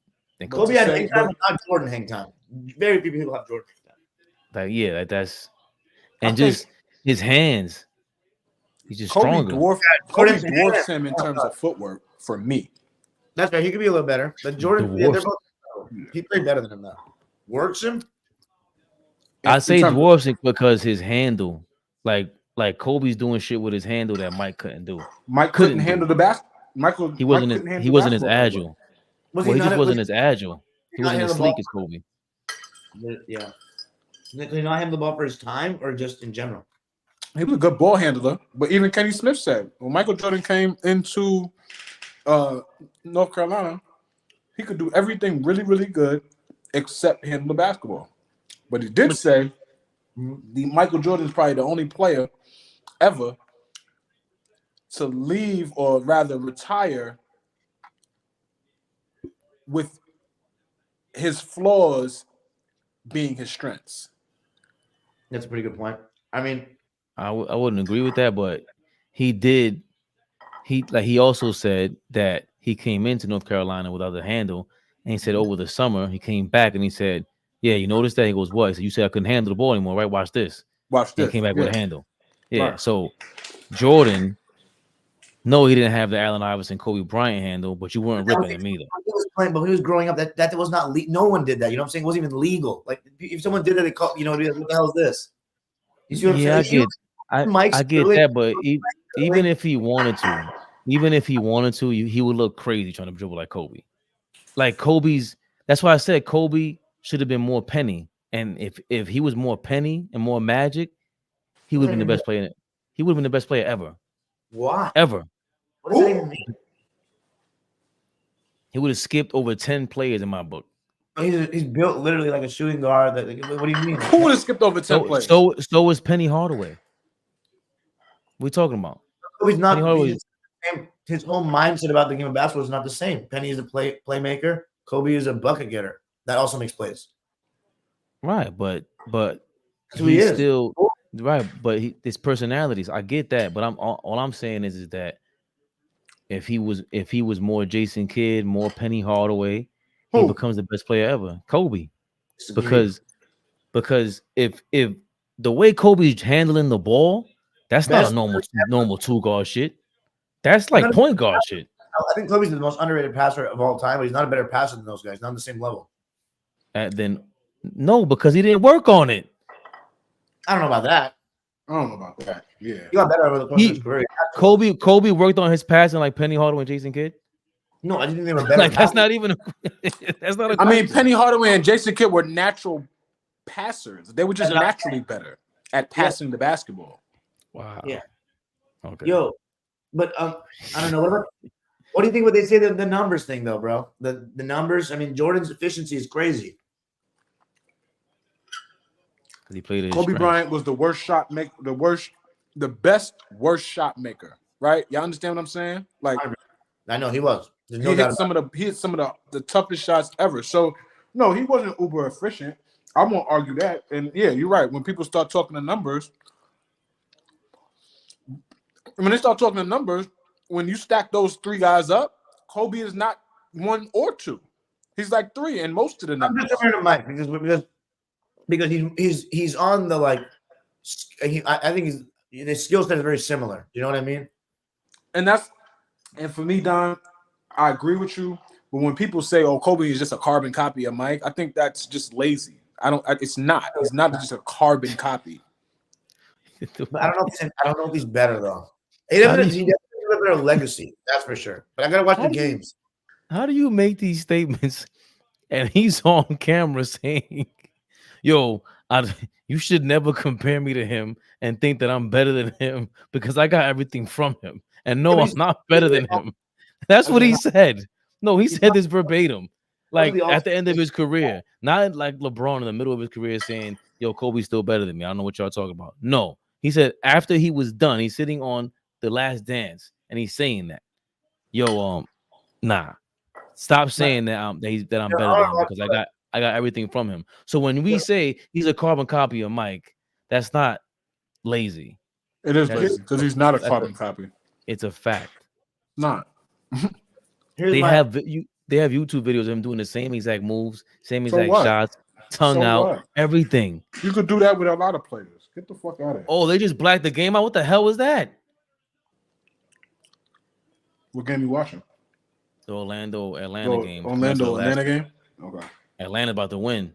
I might have to apologize to Trae Young. He dropped like 45. Trae got like 40. Yeah. I heard the thing Flea said, obviously for a long time from many different people being out here. I have to just watch MJ play. I mean, the legacy though, definitely MJ's legacy is better. 1,000%. But basketball legacy. Mm-hmm. Yeah, well, I mean, yeah, his on paper resume of what he accomplished in his career, his numbers is definitely better than Kobe. But because the thing about Kobe is just when y'all talk about influences, impact, and like off the court, even the way he's impacted Jordan throughout his life, like with his death now, and just the way he was close to him, and like Kobe's in a different level. Like he's earned our respect in a different level. Different. It's just a piece of me died when Kobe Bryant died. That's what Mike said. Yeah, that shit was fucked up, man. That was fucked up. Dom, the world stopped, man. I know exactly what Me too. Where I was at, what I was doing. What were you doing that day? Well, it was just another Sunday after a crazy weekend of partying back at the zoo. And you was at UMass senior year, yep. And it was same way I found out weirdly that Juice WRLD died. A guy in my house that's like always on Reddit, he came downstairs and he just like Darian. I was like, what? He goes, Kobe Bryant died. I'm like, dude, chill the fuck out. Like, don't what are you don't do that. And he's just like, no, seriously. I'm like, and I looked at my phone and I saw the TMZ and I was like, no, this has to be fake. This has to be fake. And then looking at my group chats and like everything's blowing up and I'm just praying it's not real. And then so that was a weird day in the house. All these dudes took like psychedelics. This was not a regular thing that people take psychedelic drugs like that. Not regular, but some dudes in the house were taking like shrooms or something. And I just came out my room and everybody was just staring at me because they knew how much Kobe meant. And I just was like, I can't be around people like this is just too much. Like what is happening? What is happening to my life right now? And one of my boys in the house, he's from Pakistan. He's a Laker fan because of Kobe. He's a Kobe diehard. You would listen to him, you would think that he was from LA. And he was the only person that like could really feel my pain. I mean, he was probably even in more pain than I was because, you know, Kobe's the reason why he loved basketball. So he and I spent a lot of time with each other, but it was very alone. Like I felt bad. I wish I was here to mourn with everybody. And dude, I was not okay for like 2 weeks. I'd be at parties and I wouldn't even be able to crack a smile. It was bad, dude. It was really bad. I'm probably in the same boat. Like that. They had to leave me in the room. Like I didn't want to be around nobody. I just wanted to watch literally all the coverage. I wanted to see everything. I didn't want no interruption. Leave me the fuck alone. I want to watch everything being. That's yeah. I was on the way home from Walmart with my daughter. My wife called me. She's like, "You all right?" So what you mean I'm all right? She said, "Oh, where you at?" I said, "I'm on the way home." She said, "Oh, nobody called you?" And then when she said nobody called me, my dad calls. Man. And his call ends. Then my mom calls. And then like I'm getting text messages from a bunch of my friends and shit like that. So I'm like, oh nah. And I pull over, I look on my phone. And this is like at the point where they thought Rick Fox was on, yeah, you know, that whole thing. But yeah, man, that was that was a tough 2 weeks because that's the start of 2020. Yeah, that was a rough year. Months later, that was just a shit show, dude. But yeah, when you got home to LA, what was LA like? I didn't get home till May. Oh, okay. I'm shut down. My parents said though, like going everywhere that day, it was like everybody had lost a family member, like going to like stores and everything. She said that it was the most similar we had felt since the Magic HIV day. And so that was literally like the whole city was just deflated. Yeah, man, rough time. I mean, I definitely think my appreciation has gone up for Kobe since, but not because that happened, more so because of my that dime line, just going back and watching more tape. Just the way my mind has evolved with the game. So I tell Fabian, I just might think differently now, but I gotta watch with the Jordan thing. The only thing about the Jordan thing is I've heard people say that, you know, you enhance things and whatnot. But man, the more footage I see on Mike, the more I think that Jordan's just better. And that's ain't not wrong. It's not. I don't He just gets that much higher.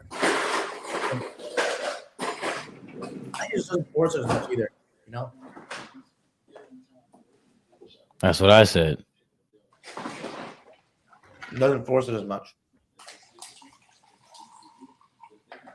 I think he always plays to his not always, but he played towards his strengths more often. Which is my thing with Giannis. Like Giannis will play towards his strengths because his skill, he's just horrible to watch. I hate as opposed to Michael Jordan. It's like that's what it is about them too. Kobe has that effect too. When they're on, it's like they're great, and I want to watch them. We like to watch them, but Jordan was even looking back at the tape is like I know that the Come Fly With Me tapes like I told you Flea, I don't stand anybody, but you can't deny when you watch like the Jordan tape back in the day, that shit was inspirational as hell. Inspirational as a mother. I'd run out to the backyard, run to the park. As soon as I'm, man, you start taking pride in trying to do exactly what he was doing. Obviously, you're not gonna be able to do it, right? We ain't Michael Jordan, but you want to get in the back and start his form. Oh, I think I could jump like Mike. Get the fuck out! I'm not jumping like Mike. Yeah. Especially that one, that "Come Fly With Me" is just iconic. Any tape. I used to watch it. For me, well, when Kobe died, I was at my man Mel's house. His birthday was today, actually, yesterday on Thursday, the 9th. Shout out to Mel, my boy Mel. I was at his house. His daughter was there. It was like she was 13 at the time, and like when I saw it, the first thing I thought was, I hope he's not wasn't on the helicopter with his daughter. That's the first thing I thought, because I knew how close they were. Because all we kept seeing was footage with him at the game, seeing Luka and his daughter with the puffy hair. My daughter at the time was trying to learn how to play basketball. She had her hair all out the same exact way. So I was like, oh, this is fucked up.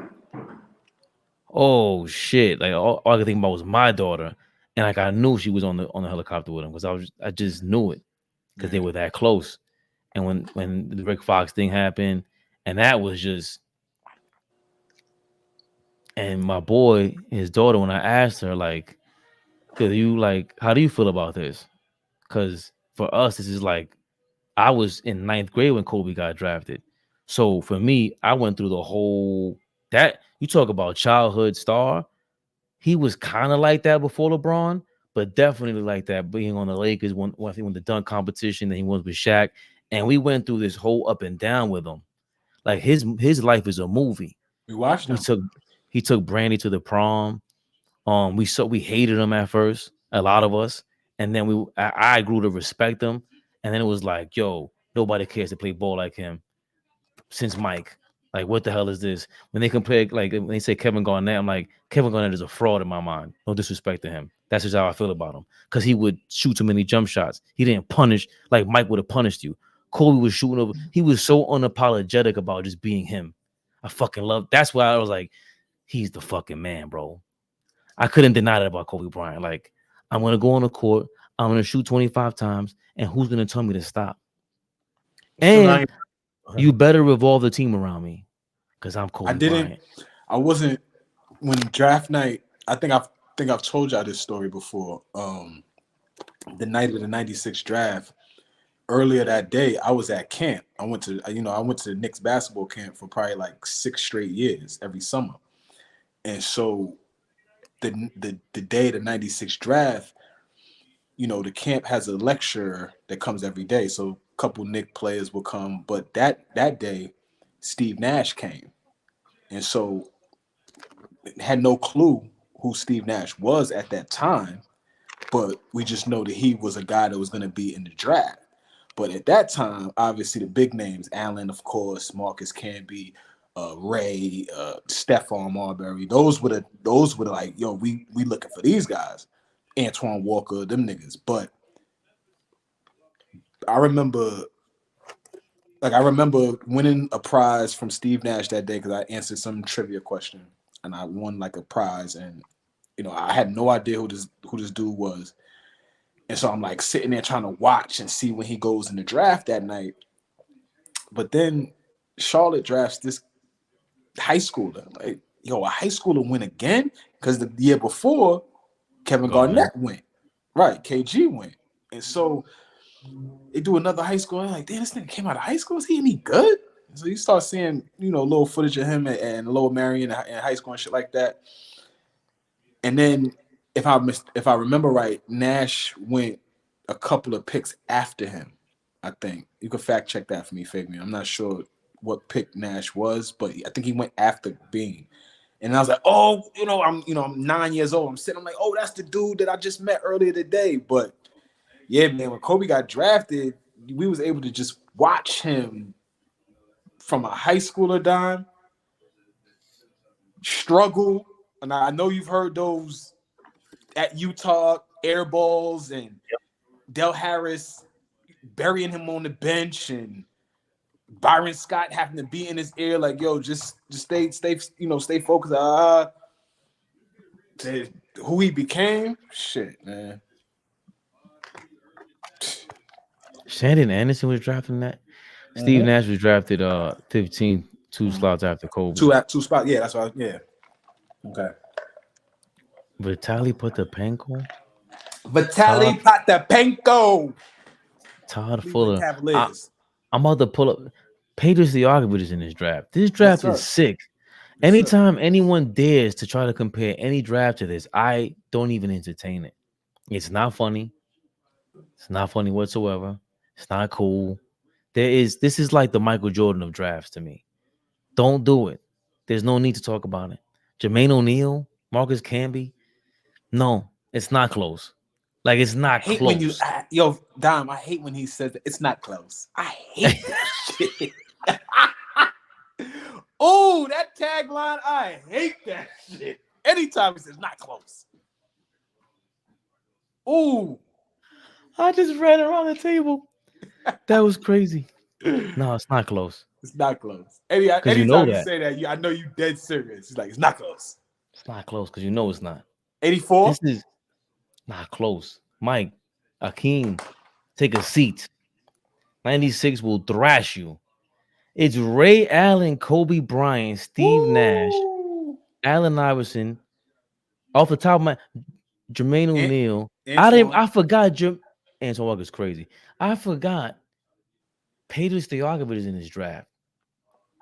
Like Pedro Stojakovic was Sharif like Abdur-Rahim is in this draft. Is he? That's crazy. No, he went third. What the like? What Kerry happened Kittles. to him? Kerry Kittles. Pedro Stojakovic was second in MVP one season.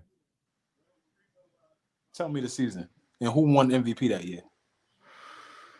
Before I look it up, I want to say either Who won Kevin Garnett,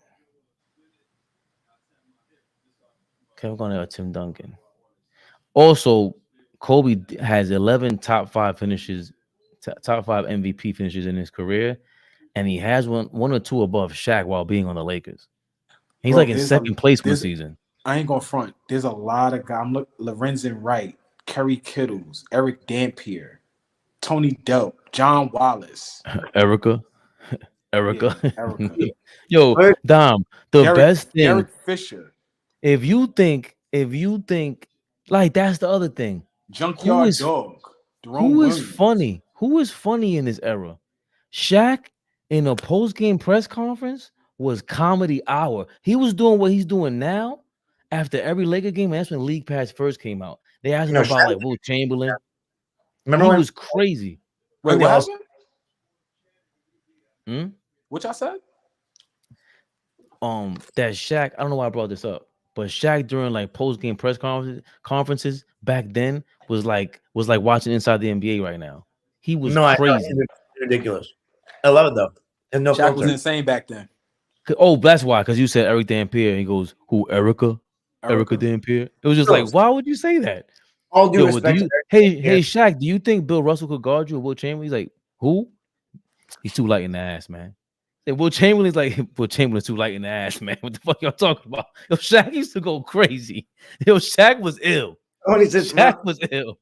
Remember he said something about like that reporter's wife or something? You remember that one time in Miami? No, but that was that was good though. That was good though. He said no, but your wife does. I was like, okay, Shaq. See, he's another guy, Flea. I think he has like a regular mind like me and you. Yeah, he turns up and everything, but he's a gentle giant, man. He wants to be loved. He ain't got what Kobe got. Hold on. Just listen. Mm-hmm. Dream, Sam Bowie, Mike Jordan, Sam Perkins. John Stockton? No. Barkley. Oh my God. Alvin Robertson, Otis Thorpe, Leon Wood, Kevin Willis, Michael Cage. Wow. Terrence Stansbury, John Stockton, Vern Fleming, Tony Campbell. The second round is Kaka, but so it's probably not as good as 96, but that's right up there, top 5. That's for sure. Come on. You know what draft is kind of underrated? It's not on the level of these. It's a top. Which one? 11? No, I was gonna say 11. Is that underrated? I'm gonna go to it right now because I always think it's a little underrated. But go ahead. Which one you talking about, Dom? 2008, I think, is underrated. With Derrick Rose? Yeah, Westbrook. Yeah. I think Brook Lopez draft. Let me give you 11. No. Before we go to 11, can we just confirm that 84 will still get their asses handed to them by 96? Like this is come on, there's a gap between those two. A gap. Go ahead. Yeah. Huh? 84 might not have the depth. And Barkley, bro. If you make a starting five, you have Stockton, Barkley, Hakeem, and Jordan already. They're getting their asses handed to them.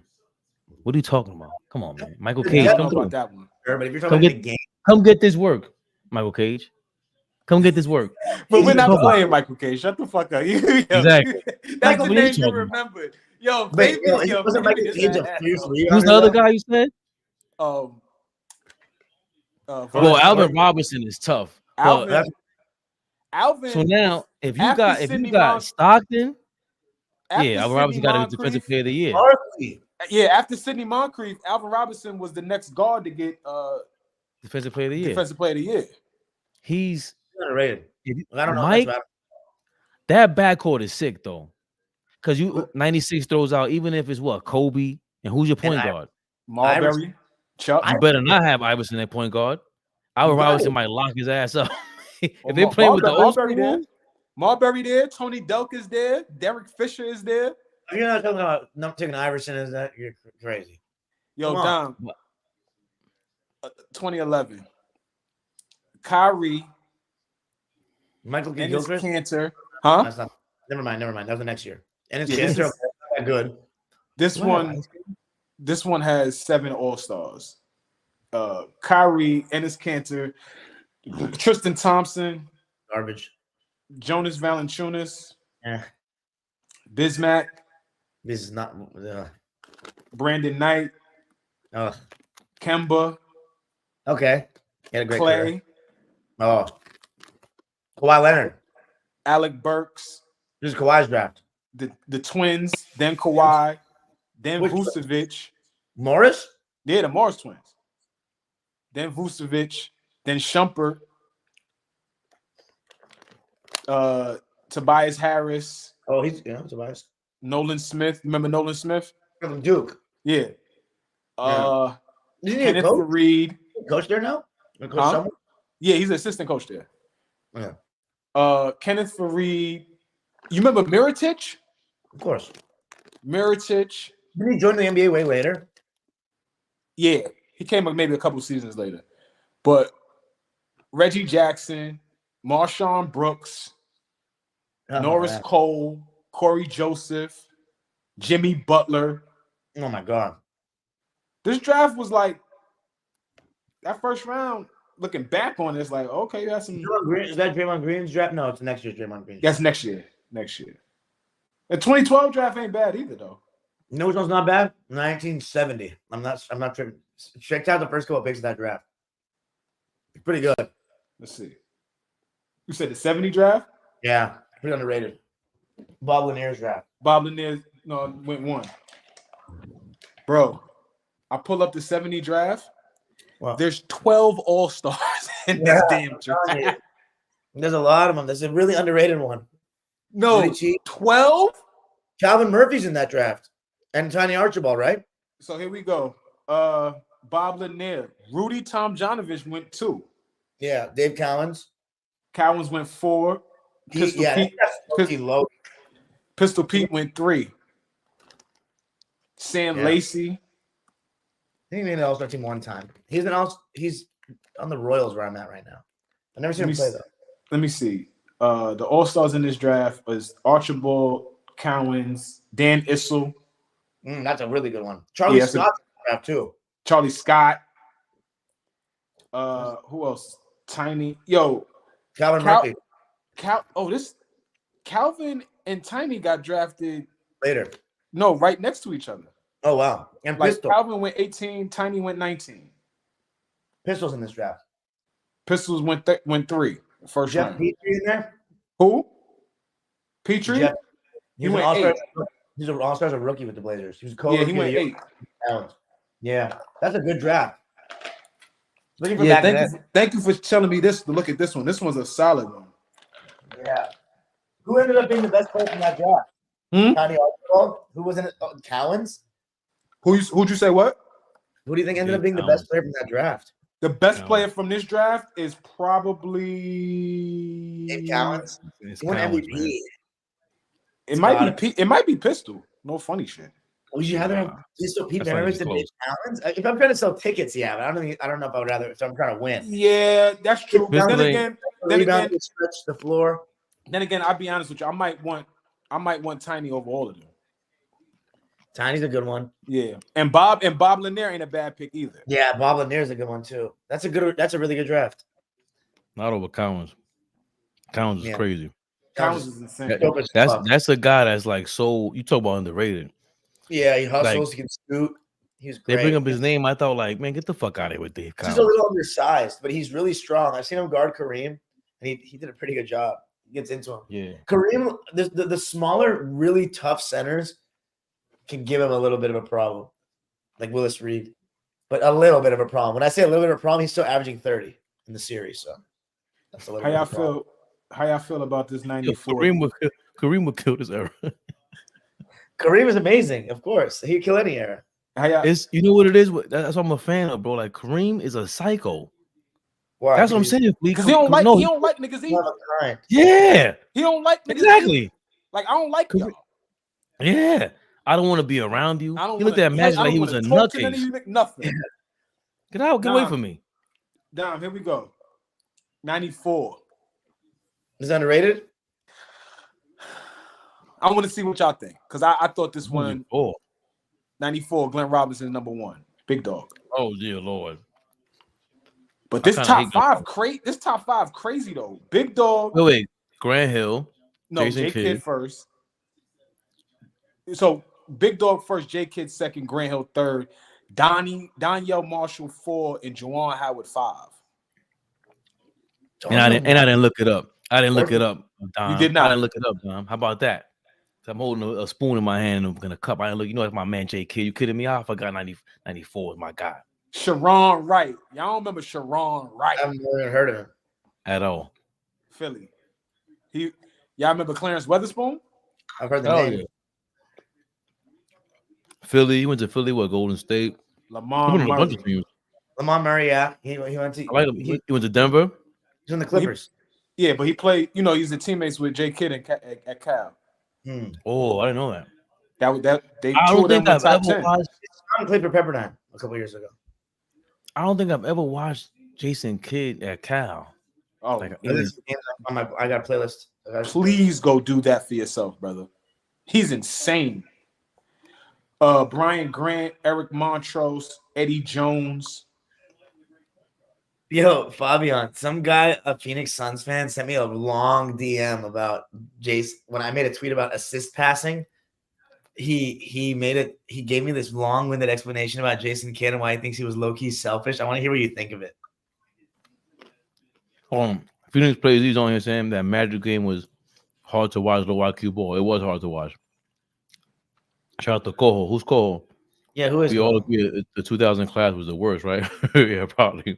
I agree with my brother. I'm not saying he would clamp him, but here's the thing about Bam Adebayo. I haven't seen him guard guys in the post like that. I mean, he didn't do very well in Jokic. I think Bam, what makes him amazing, he's a really agile, he can shot block, but he also can move his feet super well on the perimeter for a big. But against Kareem, he's like 6 inches on Bam, to be honest. I don't really know. He might be able to get the skyhook off pretty easily. Have y'all watched Jalen Duran yet? Yes. Jalen Duran on the Pistons. I haven't watched the Pistons full game yet. I've only seen extended highlights, and yeah, he looks pretty active on the glass. Don, like a grown man. Don, that dude. Yeah, they got something. They doing something over there in Detroit. Finally, you know how they drafted him, right? What do you mean? You know how Detroit was able to draft Jalen Duran. Duran was it pick? Duran, a pick, yeah. Yes, yes. What trade? When we dumped Alex Burks over there. Yeah, Kevin Knox. Yeah, that deal. Oh, yeah. But we still had the ability to draft. Oh yeah, no, we traded it. Yeah, that's right. Man, that sucks. Hold on. Who was talking crazy about the 2000 draft? Hold on now. Phoenix Gen Z. Also, Phoenix Gen Z, real quick. Kenyon Martin, Stromile Swift, Darius Miles, That's not what that about great. him?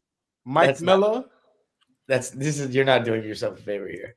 Jamal Joe Crawford. Outside of what's his name is No, but no. I'm not doing Darius myself a favor. Miles. I'm not doing myself a favor in comparing him to other drafts. Like, no. True. It might not be the worst. But this, I don't know if this is the worst. Who was the first Like, pick you said? Kenyon Martin. You know, Kenyon Martin's son is in danger of not lasting in the league too long. To me, if he gets, he needs to get a jump shot because Did you he's hear what only he said? 6'6". He's only 6'6", the poor guy. Yeah. Did you hear what he said? That somebody. But he's talented. He's talented though, Don.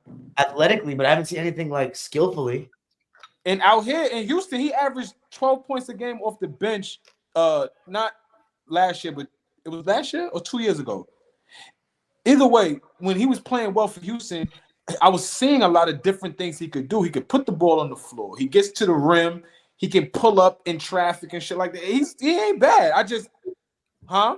In traffic, really? Yeah. I'm telling you, I was watching this kid. I mean, Houston wasn't very good, but Right. That's the only thing is it was on any good team, but maybe he can be on a bad team. I mean, I wish him the best, obviously, because I wanted him to actually get a chance this year with the Clippers. But he wanted to stay in LA. Well, why wouldn't he? Well, yeah, why he just got here? I mean, we all wanted him to get a chance, but yeah, now we'll see if he gets much of a chance in Philly. Oh, he's talking about Cordy Joseph. Oh, okay. Corey used to play in my local rec center, averaging 12 points per game off the bench for a glorified lottery team, while being inefficient doesn't move me. Who's he talking about? Who's he talking about? You just Martin. right. Who? Kenyon Martin Jr. Oh, KJ. Oh, okay. Well, yeah, one thing's for sure, he's probably not going to be as good as one thing's for sure, he's probably not going to be as good. It's That's hard. the way people just say shit that. Yeah. That's what I say about LeBron. Like, bro, you don't laugh at this shit. Like when he was on there, he really lies. He's really lying about why you when Kobe had 81. Like, you didn't see when that's funny as shit. Oh, that reel they put together where he's just lying about a bunch of shit. Yeah, that was hilarious. You didn't see with Jalen Ramsey sitting next to him like, you ain't see how they be saying you capping online. LeBron was like, he didn't want to talk about it. Like he's so. Bro, I would laugh. They get the picture of him reading the book, but he ain't really reading the motherfucking book. Like, his face when he was asked about it was hilarious. He's Will Chamberlain, Dom. I told you that. He's Will Chamberlain. Except that he ain't smashing on these chicks, though. He ain't Will Chamberlain easy like that. I told y'all, I can't wait for LeBron James to retire, build one of his media platforms, get his own podcast to talk shit to me, you, Dime, and the rest of the world. I can't wait for that shit. He's gonna have a podcast? Oh yeah. He's gonna run his mouth. Oh, 100%. I fuck Dime. He can talk basketball all day long. Huh? He can talk basketball all day long. Oh yeah. But he's gonna first get episode.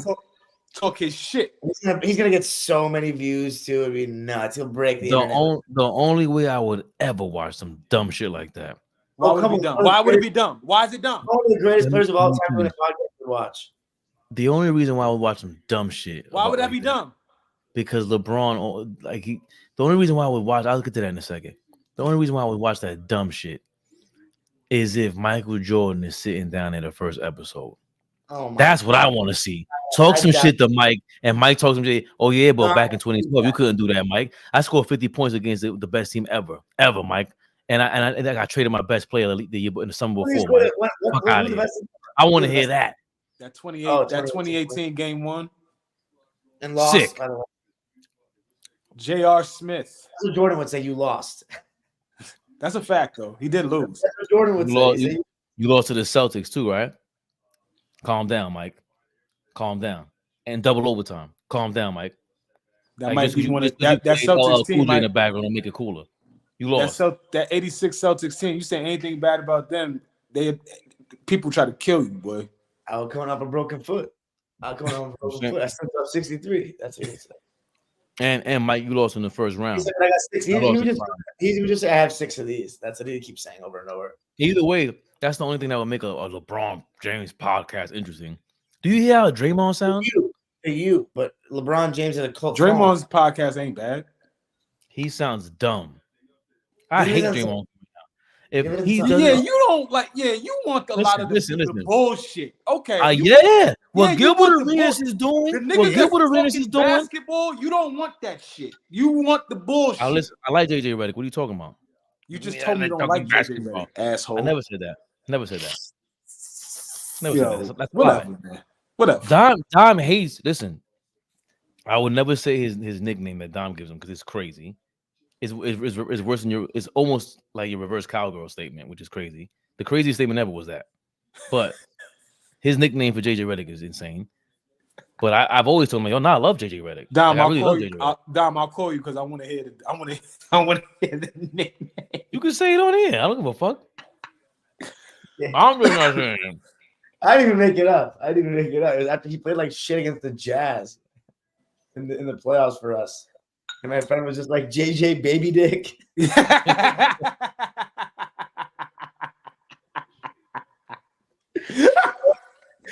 And he left to the Sixers after. Why would you call to the man? That's crazy.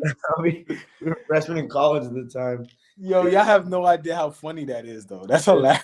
That's hilarious. Yeah, JJ. So, yeah, I mean, yeah, but How no, you don't like he's JJ? right, though. JJ was he was good for y'all.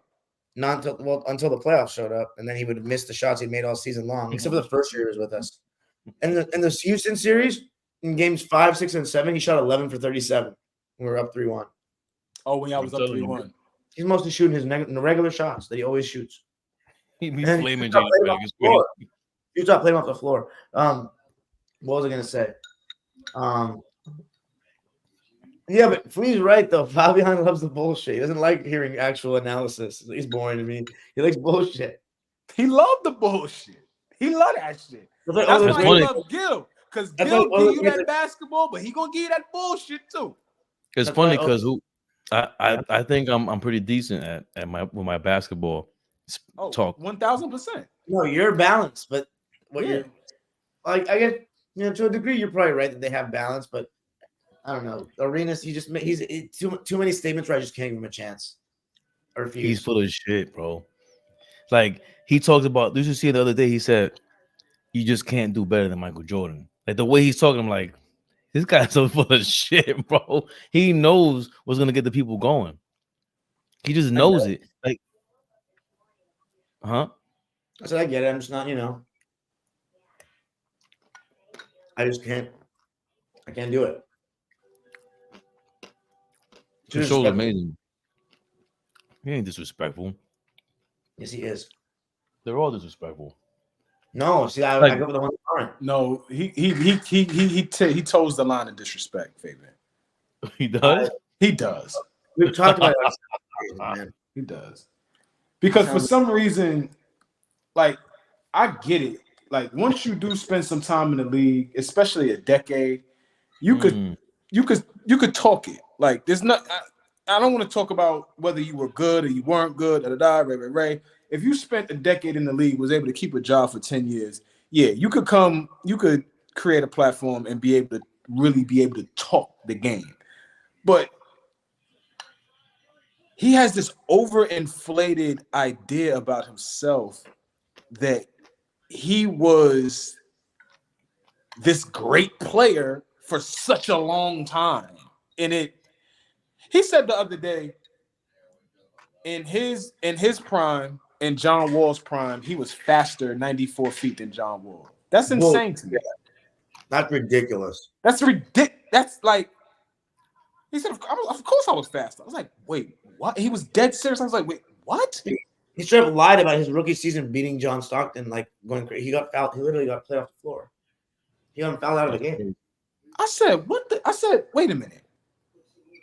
You were, in your best day, you was never as fast as John in his prime. With the basketball up and down 94 feet. Never. He never had a prime. So yeah, can't do it. But I respect. You like Arenas. That's good. Nothing wrong with that. You do not respect that whatsoever, John.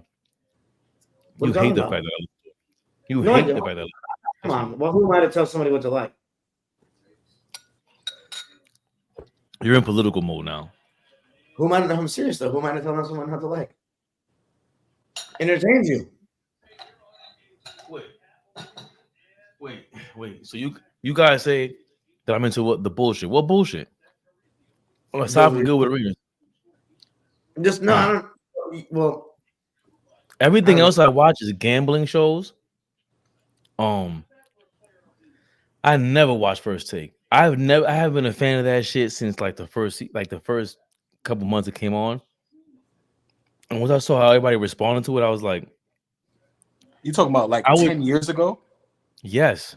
Okay. I would be at work and the security guards would just like imitate Skip Bayless and Stephen A. Smith. And I'd be like, yo, I do not want to talk to you about basketball the rest of the like don't bring up basketball to me. I would just ignore them. Don't ever I used to be insulted. This back then I was saying Russell Westbrook is not a point guard. I would get into heated arguments with Knicks fans. Carmelo Anthony's the number one option. What's wrong with you? What's wrong with you? When the shot clock's winding down, okay. Heated arguments. And we go back and forth with people like they would argue me about Jordan playing the pit, shit like that. Like, okay. But then when you start like repeating what Skip Bayless said, I'd just be like, he willed his team and this, that, and the third. And that you know niggas don't talk like that. Why you talking like that? You don't talk like that. But like at least Gilbert Arenas is entertaining me with bullshit where you can kind of like it's beyond laughing at it. He is teaching you certain things, even when he's wrong. Because I challenge him while he's saying it out loud, and it's something I can challenge. What the fuck am I gonna argue with Skip Bayless about? What is he talking about? Like when Mark Cuban went up there, he eated him. It was bad what he did to him. It was awful. It was real basketball talk. Yeah. Did we finish your Brent Musburger story? Who? Oh yeah, Musburger. Nah, I was just able to take him to his hotel that was not too far. Whoa. Yeah. And Yeah. were you like a cab driver or something? You're an Uber driver? No, so I was working at Hertz. When I first moved to Houston, I was working at Hertz, the rental car place. Yeah. So he was coming in from a flight and he was getting his rental. But there was like a special service that certain people had where they get their car, but you can like drive them to their hotel, and then I just jump on a shuttle back to the car rental place. So he had that service, so I was like appointed to drive him, and so he was him and his assistant and Musburger. And Musburger was sitting in the back, assistant is sitting next to me, and I'm driving. And it was just a quick conversation, but he's asking me, where you from? What kind of fan are you? Like, because we in Texas, so he's asking about, are you a Longhorn fan? And all that kind of stuff. And I'm like, I'm from New York. And so he's like, oh, but it's wild that I didn't get a chance to say this to you, Fabian, but it's wild that you could see how disciplined and well invested he is in knowing the game and stuff like that. Because as soon as I said, oh, I'm from New York, he was like, okay, with them Knicks, he started talking about Carmelo Anthony. He started talking about, because that's, at the time, he still was a Knicks. So he starts talking about that and starts talking about, in New York basketball culture and like, all of this stuff. And I was just like, yo, this dude like cares about his job, like cares about being on point when calling the game. So, and then just dropped him off, went about my way. But he was a nice dude, extremely nice guy. Have you seen that clip of Ben Musburger? Like talking about how bad the one of the quarterback's girlfriend wasn't on a live telecast. Do you remember that? Wait, that was him? Yeah, he was like her name was Catherine Webb. She was like a model. It was AJ McCarron's girlfriend. AJ McCarron from when he was at Alabama. Yeah, and he was just like, I don't remember what he said. Something like, look at that. I remember. I know what you're talking about. Yeah, he was like, I swear, you young kids out there, go out in the backyard and throw that football with Pop. These quarterbacks get all the beautiful women. Like, it was so funny. you got his cadence and all that. Dude, Ben Musburger is legendary. Especially with some of those 80s NBA games and Brent Musburger calling them are just great. The doctor. There's nothing better than him saying the doctor. Bro, the one he's calling when Daryl Dawkins and Maurice Lucas get into that fight. Y'all remember? Pull that up, Fabian. Can you play that? I don't. We'll find out. Okay. Daryl Dawkins. It's the 76 NBA Finals. Daryl Dawkins could really move. I watched his whole final against the Lakers. Man, he could really move. Rest in peace, Chocolate Thunder. Yeah. You said Daryl Dawkins versus who fights? Daryl Dawkins versus that shit. Nothing comes up when you put that in because it should come up right like. No. Oh, fight. I put fight. Oh, Maurice Lucas. Yeah, Maurice Lucas. Yeah.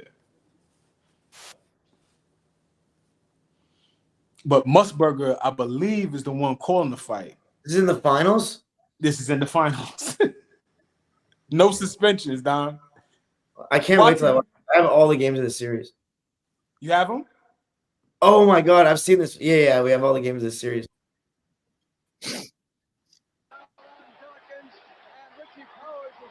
Oh. Oh! They swear they backed out of the way. The refs got out of the way. That shit's hilarious. But Musburger is the one, doing Yeah. the play-by-play with what's going on right now.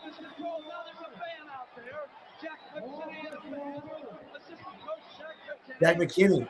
Yep. Damn, this is bad, bro. No finals, man. No wonder the NBA in the 70s they had a fighting problem. In the finals. Pull out. Former was Muhammad Ali on an NBA court. That's what it did look like that.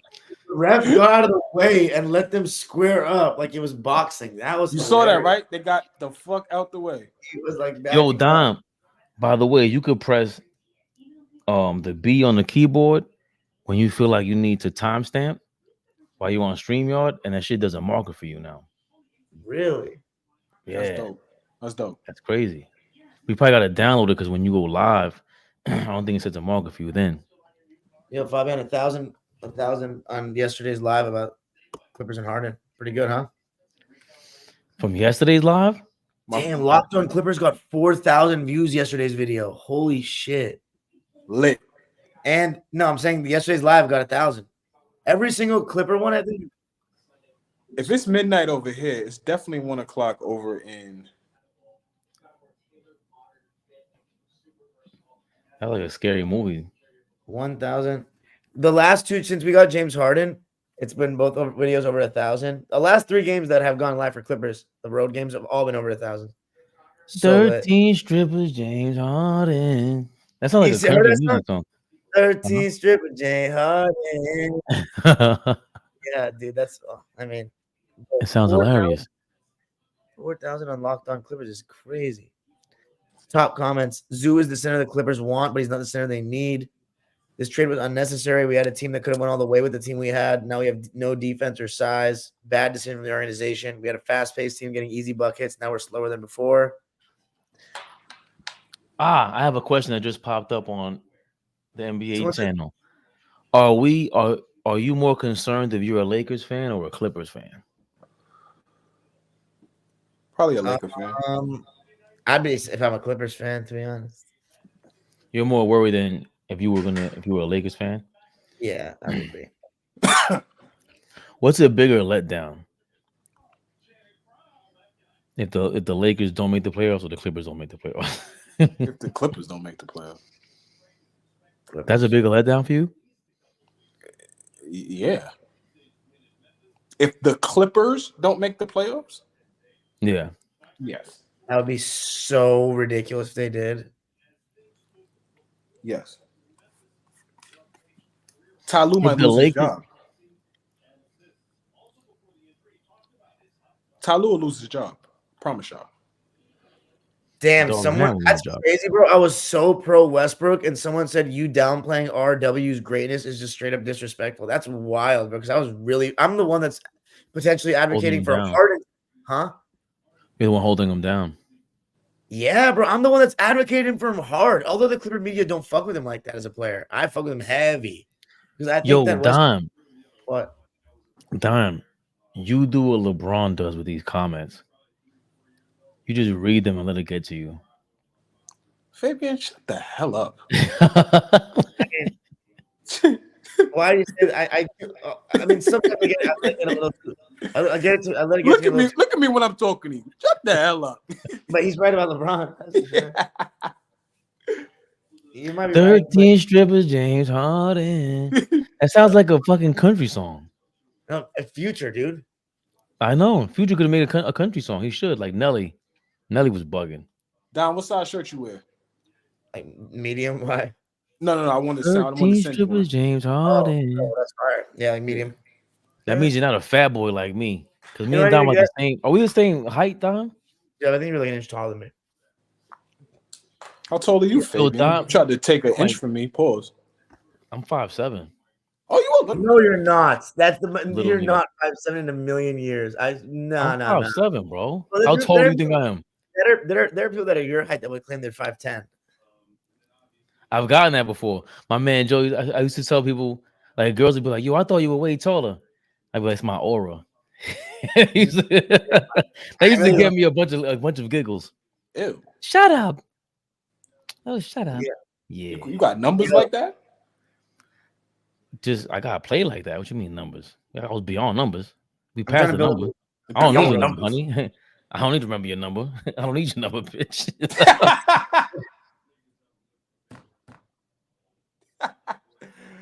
He got in his bag real quick. He forgot where he was at. I did. Oh my God. I Raymond have a Fabian kid. forgot where he was at. I love it. I'm 41. All right. I'm sorry, guys. Don, if you could have any point guard in the league right now to lead this Clipper team, who would it be?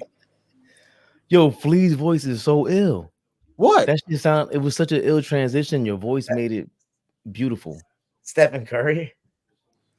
Oh, okay. I thought I didn't expect you to go there, but okay. Every day, Stephen Curry. 13 James Oh, it's- Harden. You would take Steph Curry right now to lead this team?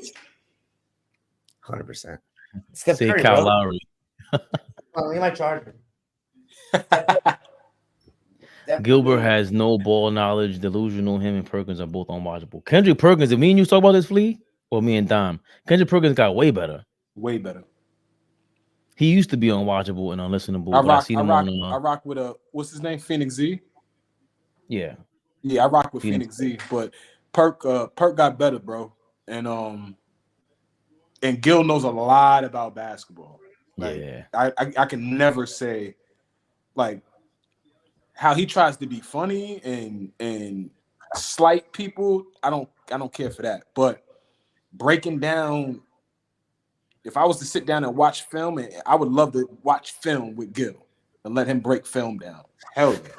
You know who's really good on the call, man? I was watching the other day when I was watching Milwaukee, Miami. Was Marcus Johnson is really so good on the call. He's like got such a perfect knowledge of every era. I haven't heard him. Who did Milwaukee. It's Milwaukee, right? He's the okay.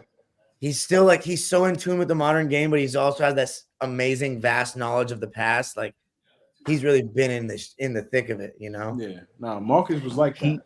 He sounds like He's got a good he voice. sounds like his voice is ill and he like sounds like Yeah. he makes up what? I say it sounds made for TV. Oh yeah. Oh my God. I'm actually happy Phoenix Gen Z said that. Toronto, I wish they had a better team because their broadcast team is fucking hilarious. So Matty D has a great voice, and he just like I love the way he says Scotty B, and then he has his color commentator. It's Jack Armstrong, dude. He has this like voice crack thing he does. That's hilarious. He'll be like, This is Toronto. Yes, they're ridiculous. Please, if you have League Pass, you have to watch a game on their network. It's ridiculous. Do y'all But watch? it's so Have y'all comedy. caught a Charlotte Hornets? Oh yeah, Eric Collins. You know what's funny? I met Aaron Collins' daughter last year at a Clipper game. She was walking out. No, she was like underage. Fabian, let's not do that. Oh, okay. Come on, man. Be clear with that shit, bro. Come on, Well, I'm just saying I met his actual family at a game.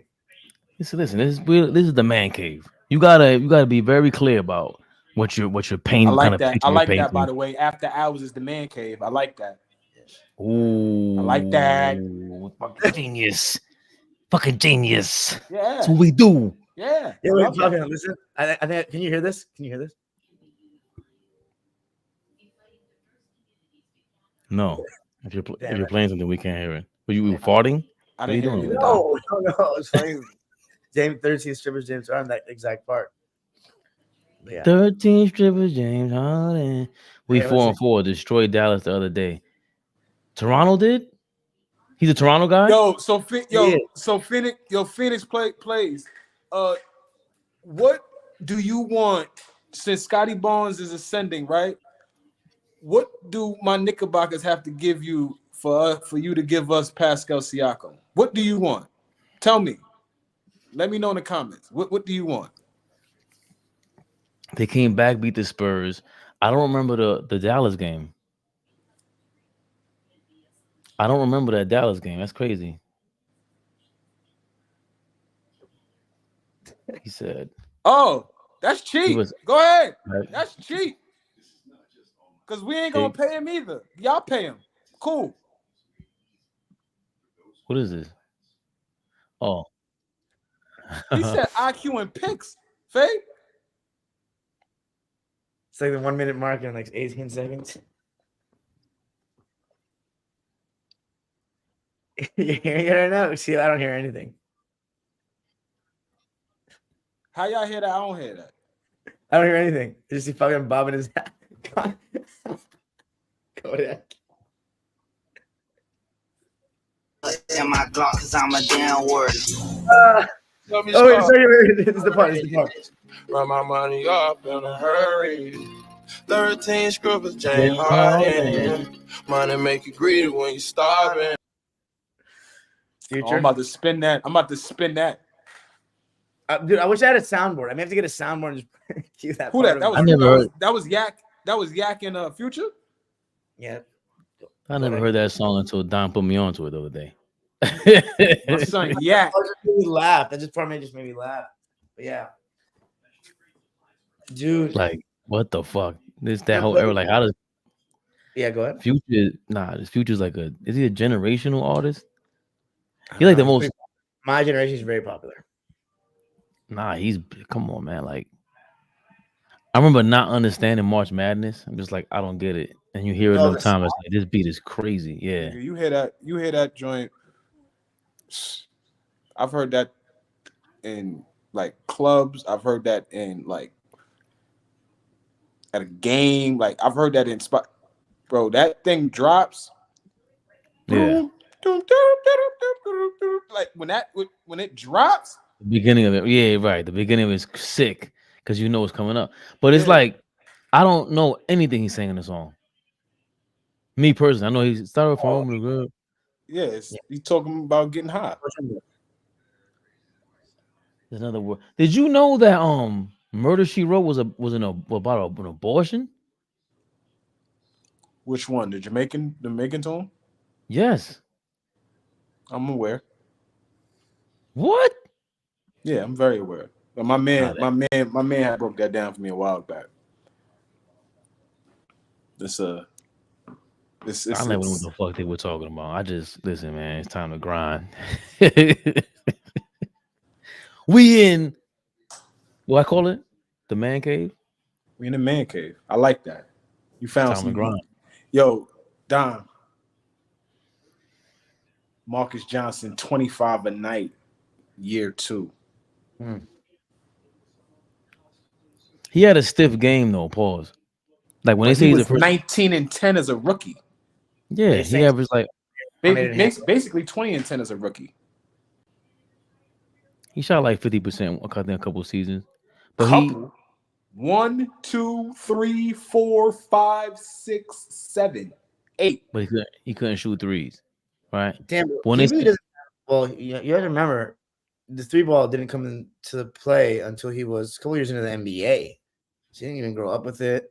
Dude, it's crazy. I'm looking at Marcus Johnson on YouTube, and he has like the longest highlight reel he has is 2 minutes and 24 seconds. Do you know what that means, Fabian? Right. That means so. Let's do it. 13 stripper James Harden. So no, You know what that means? So Phoenix, can we do a sign and trade this summer? Go put that comment up back up again for me, Fabian, real quick. So Phoenix, talk to me. Can we do a sign and trade? Because IQ is going to be protected. I mean, IQ is going to be restricted. So how you want to act? What you want to do? Julius Randle. I'm definitely giving him Grimes in any trade right now. He's pissing me off. I don't believe How him is he anymore. pissing you off? He's playing well. He's playing. Let's look at his stats. Let's look at his stats. Because yesterday we killed everybody. But because you're not about to spin me tonight. I got the lab tizzy in front of me today. I never spin you guys. Like the way this guy claimed I was spinning him earlier. You don't ever call me this guy. Not you. Oh no, I was he's calling shooting. to this guy. What was I gonna say? It's Quentin Grimes. Yes. Is shooting what? 42% from the field. 41.5. And from three, shooting 36.4. Yes. Fuck out of here. Fuck out of here, Quentin Grimes. You supposed to be shooting 45%. Chet Holmgren is shooting 55% from the field. He's killing. You know Steph Curry is shooting 50, 45, and 90. I mean, wow. And he makes like 6 threes a game. The next closest is like 4. I forgot who was. Why couldn't Steph be MVP this year? Listen, man. Dom, serious question, Dom. Dom, what were you doing, Dom? You all right? Dom zooted. Me? Yes, you motherfucker. Yes, Darian. What are you asking? Chet and Steph both shooting 72% true shooting. Ridiculous. Yeah, it's insane. He was shooting. The Steph Curry had a better effective field goal percentage than somebody. Yo, Did I have Toronto? I thought I had Toronto over Chicago. On the East. Oh, yeah, let's go back and revisit. Yo, we got to do that. No, Phoenix. I had you guys 11th. I had Chicago 12. We should do it. We should do it by 10. We should do it by 10 games or by 20. 20 games is a quarter, so we could do it every week. Like this. Yo. No, I'm not waving. No. I'm not waving. Chicago 12. No, trade. We should do every quarter. So every 20 games. No, we should do it every week. Or just talk about how everyone's doing. No, yeah. I mean realign it on a fast break. Yeah, realign it. Because my Lakers number one seed look nasty right now. Because it was nasty. I know. No, it wasn't that nasty. No, it was that shit was awful. I know, but I was jumping outside because I'm thinking these niggas about to rock and roll. I thought AD was about to come back and go crazy on everybody. On Twitter, you predicted Chicago. No, that wasn't my. I asked that question, Phoenix, but I didn't. That wasn't my ranking of it. I was literally just that order that I put those in was just random. I wanted to just hear you guys' opinions, and Indiana overwhelmingly was the majority from the Twitter people. I hate to talk about Gilbert Arenas this much, but that's where he really wins, and I can't have any say so, and maybe you can, Flea, because the way he breaks down like Anthony Davis is crazy. He'll confirm what we suspect. He's like, he doesn't want it. If he really wanted to play, trust me, he won't look like that. That's fucking crazy. And they're very passionate about that. Like, and they have their sources. They're still connected. KG said something the other day when he was he'd be sitting and rocking with Paul Pierce. And he said something the other day. And I had commented on it, and it got a lot of engagement on his page. Because I was just basically saying, like, Kevin compared somebody playing and overturning what a doctor was saying to him playing with a heart murmur his entire career. Now,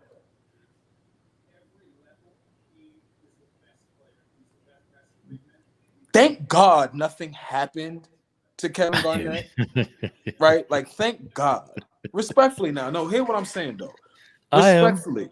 Thank God. Nothing happened to him.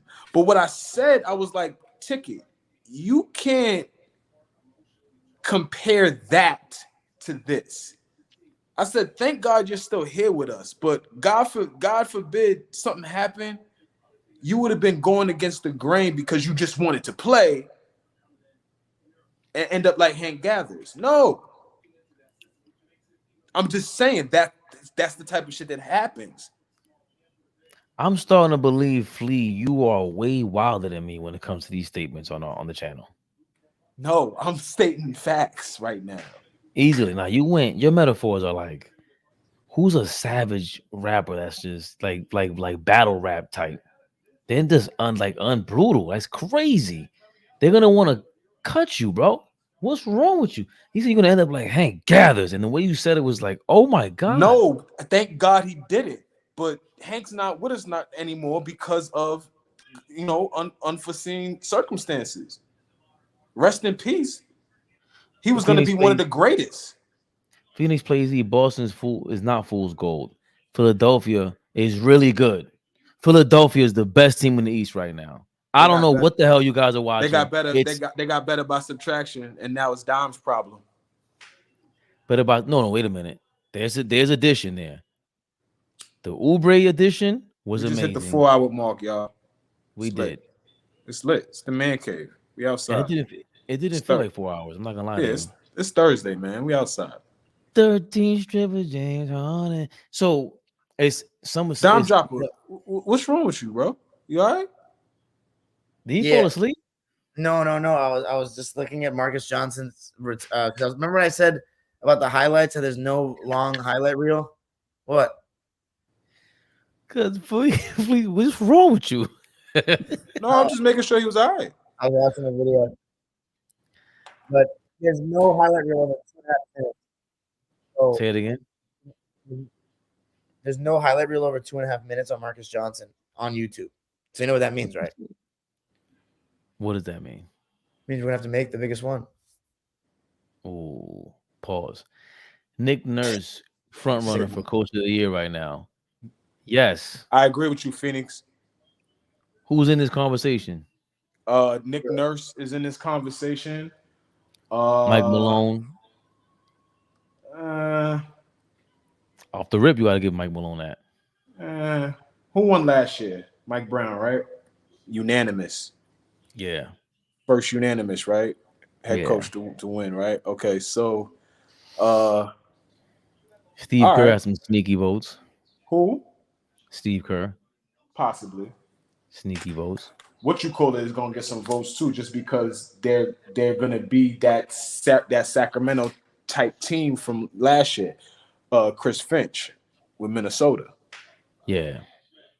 Minnesota. I have to watch a full Minnesota game. Please do, bro. I want you to see how hard Anthony Edwards plays on the defensive end. I don't even want you to even be invested in watching him on the offensive end, bro. For real. I don't even want you to even look at what he's doing on offense because he's incredible there. But Faith, look at this kid when he's defending, bro. He took it upon himself to end the game the other night, guarding Jason Tatum, and said, nope, you not ending the game tonight. Jaylen Brown, go ahead. You do it. Because Tatum, you ain't getting nothing tonight. I was watching the game. You saw how he strapped Tatum up? Yeah. Him and McDaniels was taking turns. I thought violating him. The more it's the same story with him on offense. Just the more he shoots, steps away from the mid range. Because as soon as he hit a mid range shot in overtime, he shoots it, he hits it, then he comes down, his 2 threes in a row. Yeah, that's how you get your rhythm, bro. Who, Tatum? Get close to it. No, Anthony Edwards. Tatum has the same problem. Yeah, but again, me and Dom always talk about this. Tatum doesn't have that motor. Doesn't have that motor. Let me hear from Dom with that, because you tried to say that to me yesterday. I didn't understand that. Dom doesn't agree with me. Dom thinks I'm a lunatic. You think Jason Tatum doesn't have a good motor? No, I think Jason Tatum's great. That's why he's my 5th best player in the NBA. Oh, okay. That's Fabian's bullshit that he be on. Who has a higher motor, Jason Tatum or Luka Doncic? Not even close, Tatum. Wow. Well, it Fucking depends. pissed. On Fucking both ends of the pissed. floor, Oh, dude. Tatum, but I think they both equally have the same amount of confidence. Luka might have a little more confidence, honestly. Confidence, Yeah. confidence and motor are not the same. Who works harder? Jason. Who Tatum. is the? I think a motor is like unapologetically just going. Certain people like Terry Rozier has a motor. Like we don't want to play you though. Like you have no business having a motor like that, right? I think Nigga said Scary Terry. I thought it just meant someone that plays hard. Nigga That's said right. Scary Terry. I think Luke on the offensive end plays hard, and it's tough to tell because he's slow as fuck. Yeah, no, but he's relentless though, Luka. Offensively, he is. Through 7 games. OG Anunoby made Luka Doncic look human the other day. He's about to do that to Tatum on Saturday as well. But OG's one of the elite defenders in the league. So Wolves are the best defense in the NBA. Rudy Gobert has been so good and took a huge leap on D. Jaden McDaniels is still all defense caliber. What did I say before Phoenix even said all of this? Love what he's saying right now. What did I say a while ago? Well, and I want you to watch these dudes are locked in defensively, bro. They gotta get rid of Cat. Oh, he's not who? What? Is he even playing? He's a weak link. Gotta go. They can, who do they trade him for? Because you can't trade him for Siakam straight up. Because that's the trade that, oh my god, like listen, there's 2 teams that Siakam goes to. Siakam go to Minnesota. Siakam go to Minnesota. I like that. You know who the other team is for me? Who, Siakam? Yeah. Who, the Bucks? You know what? No. You know I'm gonna say Dime. You know I'm gonna say. You should know. You don't know me well enough, Dime. That's crazy. Sacramento. Yes. Dime no fucking knows me. Dime knows me. They could. That'd be pretty good. Slide. That'd be insane. Yeah, you could get HB out of there now. Yeah, I was gonna say you can get yeah. You get HB out of there. They will be insane. The Minnesota Timberwolves. The conference finals. I would put them in the conversation and potentially. I would like them a lot. And then I would like not for nothing. You said, huh? You're gonna say Denver? No, I was going to say Memphis, actually. Who they trade? I don't know, but having Siakam I don't know. See, Memphis is a fucking shit show, bro. It's a shit show right now. Yeah. But we know why. No, we don't know why. Yeah, absolutely. They don't have Steven Adams. Obviously, they're missing their best player. I think Brandon Clark is still hurt. They're not playing well. They got how much Tyus Jones helped them get regular season wins last year, man. Boom. That's one thing. Honestly, maybe Dylan Brooks was more of a loss than we thought. That's another thing. You know what I'm saying? That team is completely different. Houston's playing well, man. I'm low-key looking right about them. They might be decent. Yo, Dylan Brooks is shooting like 60% from the field, 60% from 3. Oh, right. He's another guy's top 5 3-point shooter right now. No, he wilding right now. He was awful last year shooting. Going back to Memphis. Yeah, you were right. We do know why they suck. Like I said, bro. We know why they bad right now. Don't front. Yeah. But so you got rid of not got rid of, but the core is depleted. And even if John Moran comes back, I don't expect him to do shit. Dylan Brooks is shooting 57% from the field, 54% from 3, and 94% from the line, averaging 15 and 5.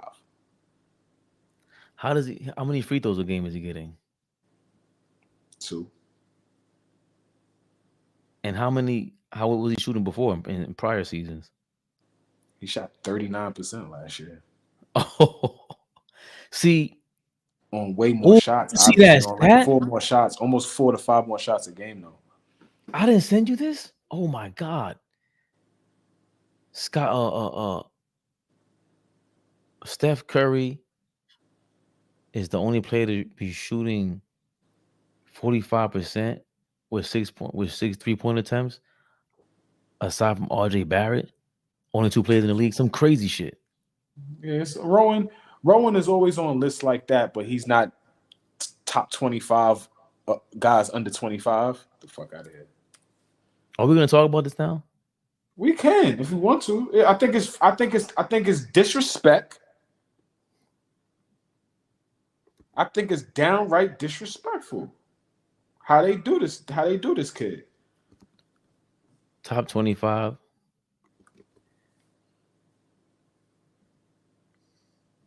I'll look that Top up 25, under 25.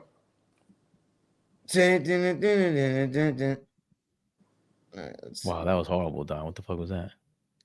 Complete list of all players. Yo, it's the shooting. man cave, man. It's after hours. Dom zooted. He is. Yeah, but I have to do Locked On Clippers at some point of the night. Oh shit. Players shooting above 47% from 3-point range and above 85% from the free throw line while averaging 5 3-point attempts and 5 free throw attempts per game this season. Steph Curry and RJ Barrett. 13 strippers.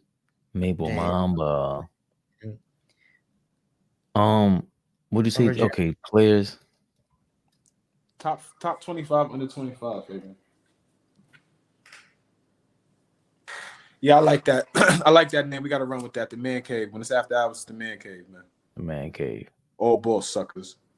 Is this on ESPN? You talking about top 25 under 25? I don't know. Just find a list. RJ ain't gonna be on it. And that's dog shit. It's not even close. What's not even close? I don't know. I forgot what Felice says that I say that he hates, and he caught me.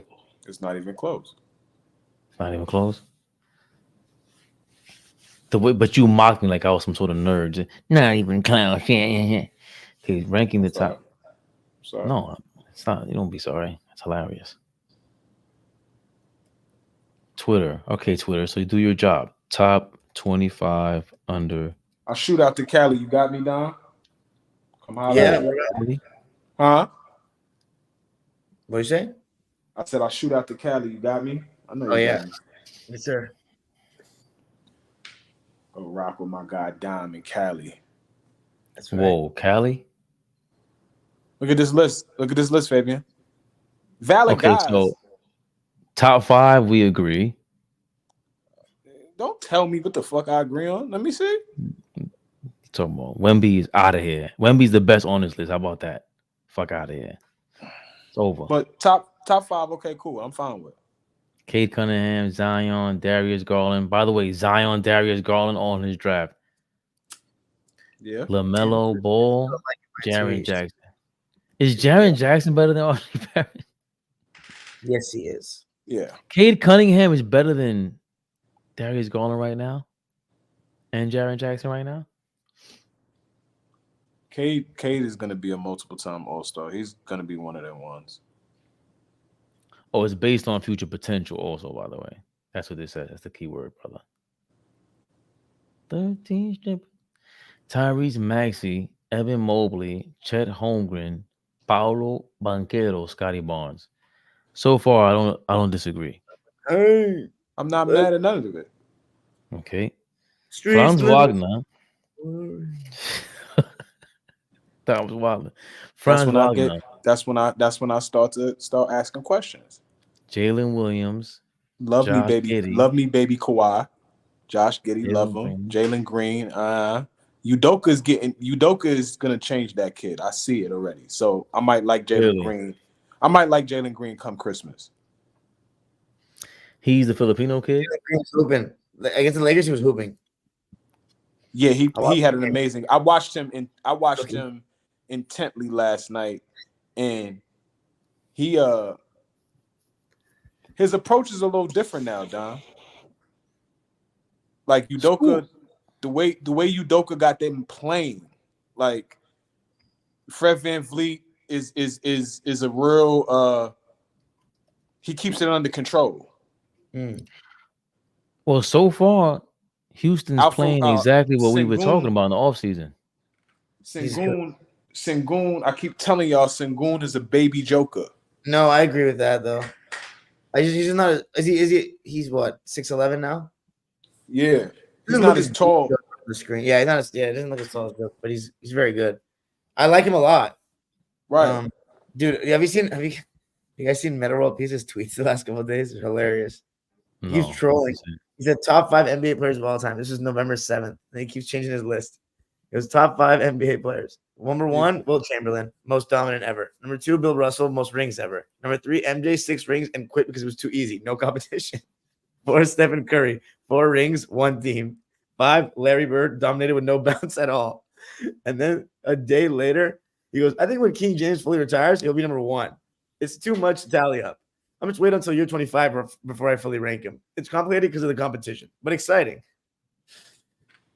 And then he keeps going. And he goes, and then 23 hours ago, my new top 5 ever: 1, Kobe; 2, King James; 4, Wilt; 5, Shaq. And then 5 hours later, my new top 5 ever: 1, Wilt; 2, MJ; 3, Kobe; 4, King James; 5, Magic. And then 7 hours later, my new top 5: 1, Steph Curry; 2, MJ; 3, Bron; 4, Wilt; 5, Kobe. And then he just goes, once King James retires, I think I'm cementing with the number 1 player of all time. His body of work is like Mozart. And then his last tweet 2 hours ago, new list. The greatest NBA player of all time is Tim Duncan. Make an argument, why not? He's troll. 13th Triple James. So out of the bottom 5, Jalen Duren, Tyler Hero, Scoot Henderson, Keegan Murray, Alperen Sengun. The Jalen Duren is obviously a recency bias from the first 5 games of this fucking year. Rowan Barrett belongs on that list, bro.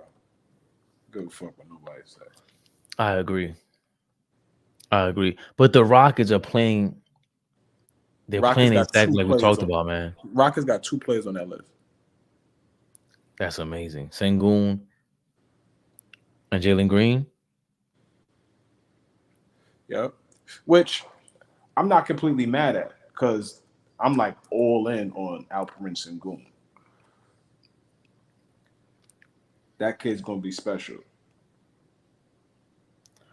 Well, Scoot Henderson shooting 85% from the field. Bro, Sengun, 18, 8, and 6 dimes. Damn near shooting 60% from the field.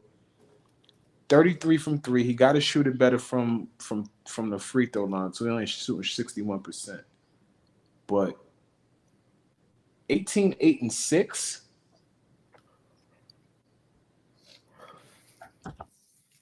Like this kid, bro. They're running the offense through him, right? Who? Through Sengun? That's what Ime said. He wanted to do that. Yeah, but a lot of their action starts with Van Vliet initiating the offense. I will say this, they don't get Jalen Green in a lot of isolation situations. So he doesn't get a lot of his buckets just on isolating on the island and getting groovy. But right, exactly. So like I was saying, it's definitely ran through Van Vliet. But that team I've been watching, I'm down here, so I'm watching that team. That they're a good young team. They're gonna be all right. This dude Jim Parker's a lunatic, Fabian. He said Steve Kerr got on radio tonight and called Jokic the best player in the world. Man, I'm so sick of this guy and his disloyalty to Steph. What head coach with a superstar on his team calls another player on another team the best player in the world? What a fucking weirdo. Yeah. What a weirdo, dude. You can't admit that Jokic's the best player in the world right now, then you're just tripping. These people aren't real, man. Like when they're on Twitter is like crazy. Like that shit is crazy. It's, I guess that's what, if you're a celebrity, you have people who get to vocalize this shit, and then, like, who the fuck is this Jim? Like, why do I even know who he is? He got over 500 likes on it, dude. It's funny. At Ricky G, the other day, I remember Jim Park was saying some shit about Curry. He's like, "This, I have irrefutable evidence about Steve Kerr being a fraud or something like that." And Ricky G's like, "Make sure you don't." Hold on, let me read what he said. It was so funny, dude. Those two are just hilarious. The way they talk. Because one has an agenda, one doesn't. So, but let me see. I don't even like. So Jim Park is like he represents the Golden State Warriors fans that think Steve Kerr is overrated, right? What? He thinks Steve Kerr is overrated. You know, he thinks he's like he doesn't think he's overrated. He thinks he's a bad coach that knows nothing, a charlatan, he calls him, that sabotaged Steph Curry's career from being more successful. He's like a fake person. He's from New York, bro. And he's this much of a Curry fanboy. Anyway, he goes, save Steph Curry's life. He goes, might finally be time to do a video to expose the criminality of Kerr's coaching. This is a long time coming. And Ricky G comments, be careful. You might run into a buzzsaw and get questions you can't answer. Fist bump. He's referring to that last time where he asked him, can you name me different ways to guard the pick and roll? And he just froze. And he just goes, no worries. My logic is indisputable. You can never properly argue against my logic, no matter how much you want to attack me personally. Was that a personal attack? Be careful. Yo, one of these dudes. What did he say?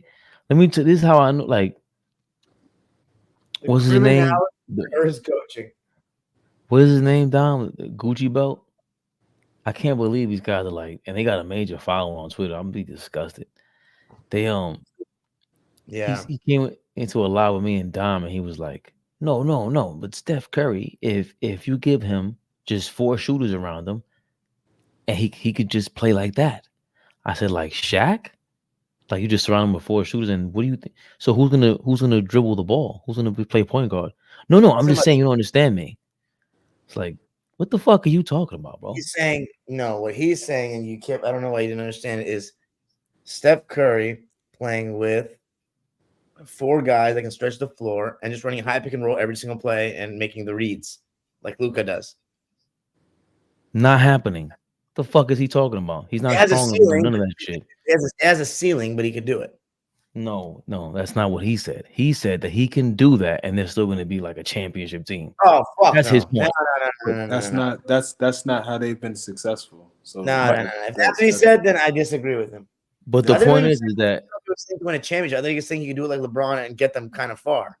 Right, but why would you even think? Because LeBron is going to finish, he's going to put you in foul trouble. Like that's why I say like Shaq, Akeem Olajuwon, Dwight Howard, like that fits them because it suits them. They need space and they can put you in foul trouble one-on-one. I always say that was a perfect marriage, having the ability to play with Kevin Durant, like one of the most efficient players, if not the most efficient player ever, and one of the best scorers of all time.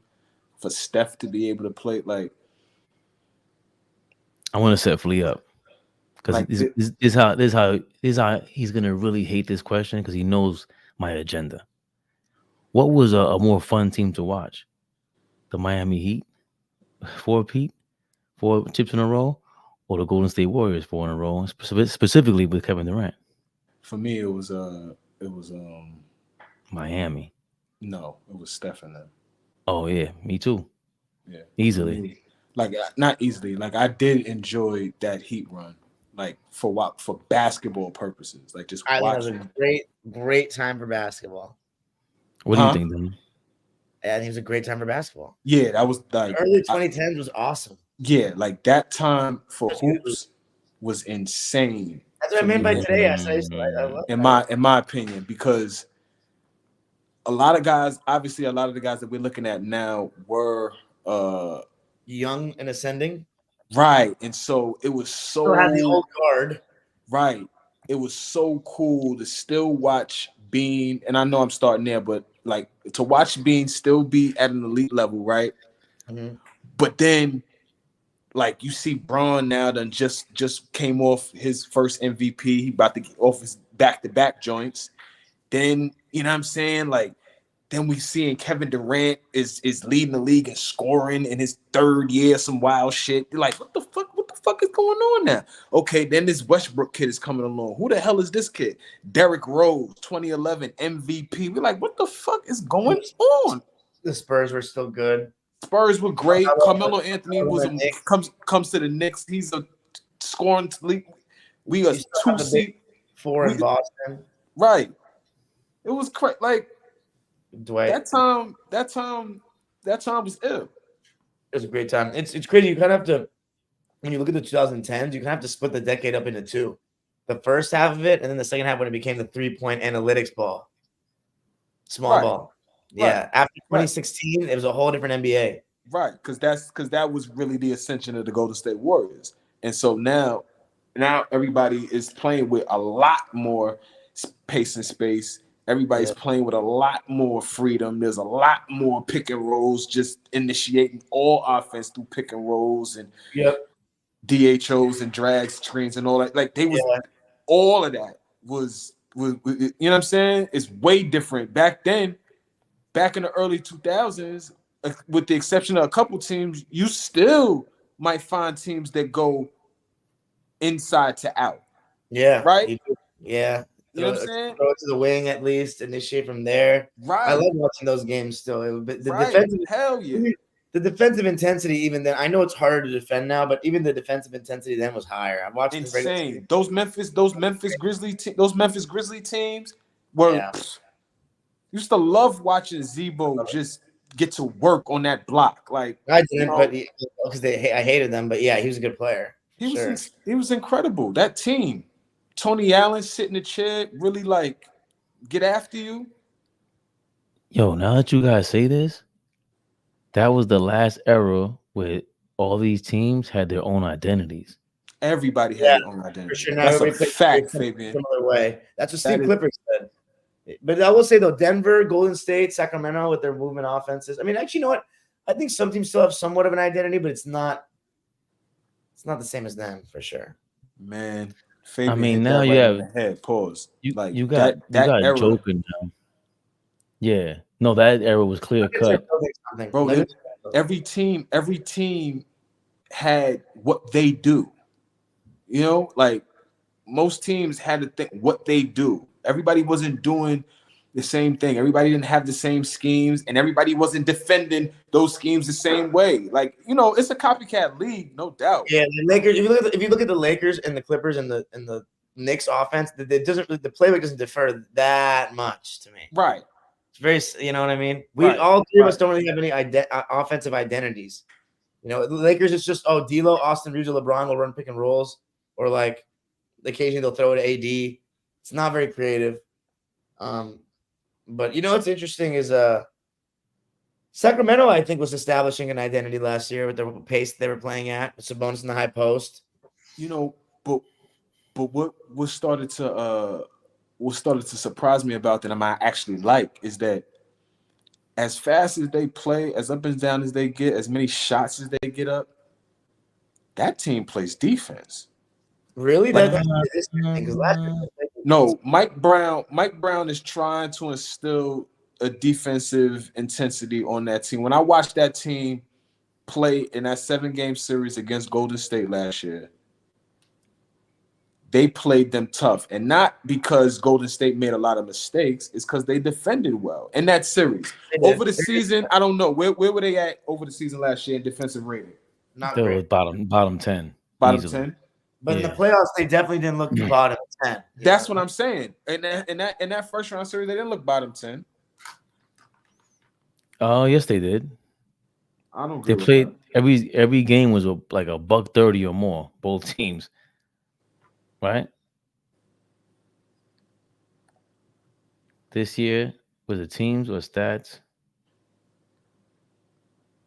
See player stats. How come we just go to team stats like I wanted you to? NBA.com. Stats, teams, points per game. Damn it. Advanced, right? Offensive rating, defensive rating. Oh, Minnesota's still number 1 at 100. That's crazy. They're about to go to 90 under 100. Their net rating is 10. Wow. Boston's number 1. Philly's number 2. Yo, Philly's tough, bro. Denver Nuggets number 3, and the Timberwolves are number 4 net rating. But Sacramento Kings, they're 18th in the league in defensive rating this year, so they're middle of the pack. Right now, no, I'm trying to look at what they was last year. Nah, they was bottom 10 last year. Yeah, easily. They just what's the difference between them this year and last year? Just effort. They know their scheme better. They were the best offensive rated team in the league last year. Well, Fox is hurt. That's number one. And that improves them defensively? I would think so. Just him on the floor. Well, that's what I like about this. You could put the last 4 games, their defensive rating, right? Oh, last 4 games, Minnesota is 96%. 96 defensive rating. I'm sorry? They're playing in Mexico? Yeah. Last 3 games, Sacramento is 21st in the league. They stayed home there. Before Fox got hurt, he was 31-6. What is his stats? Yeah. Last 3 games, the Rockets and Timberwolves have a below 100 defensive rating. The Rockets played Sacramento back to back. I think they beat them back to back games.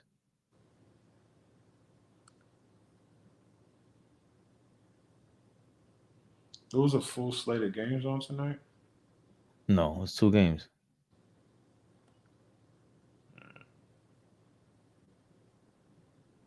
Trey had 40. Trey had 40.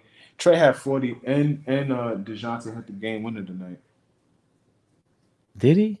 How did I miss that?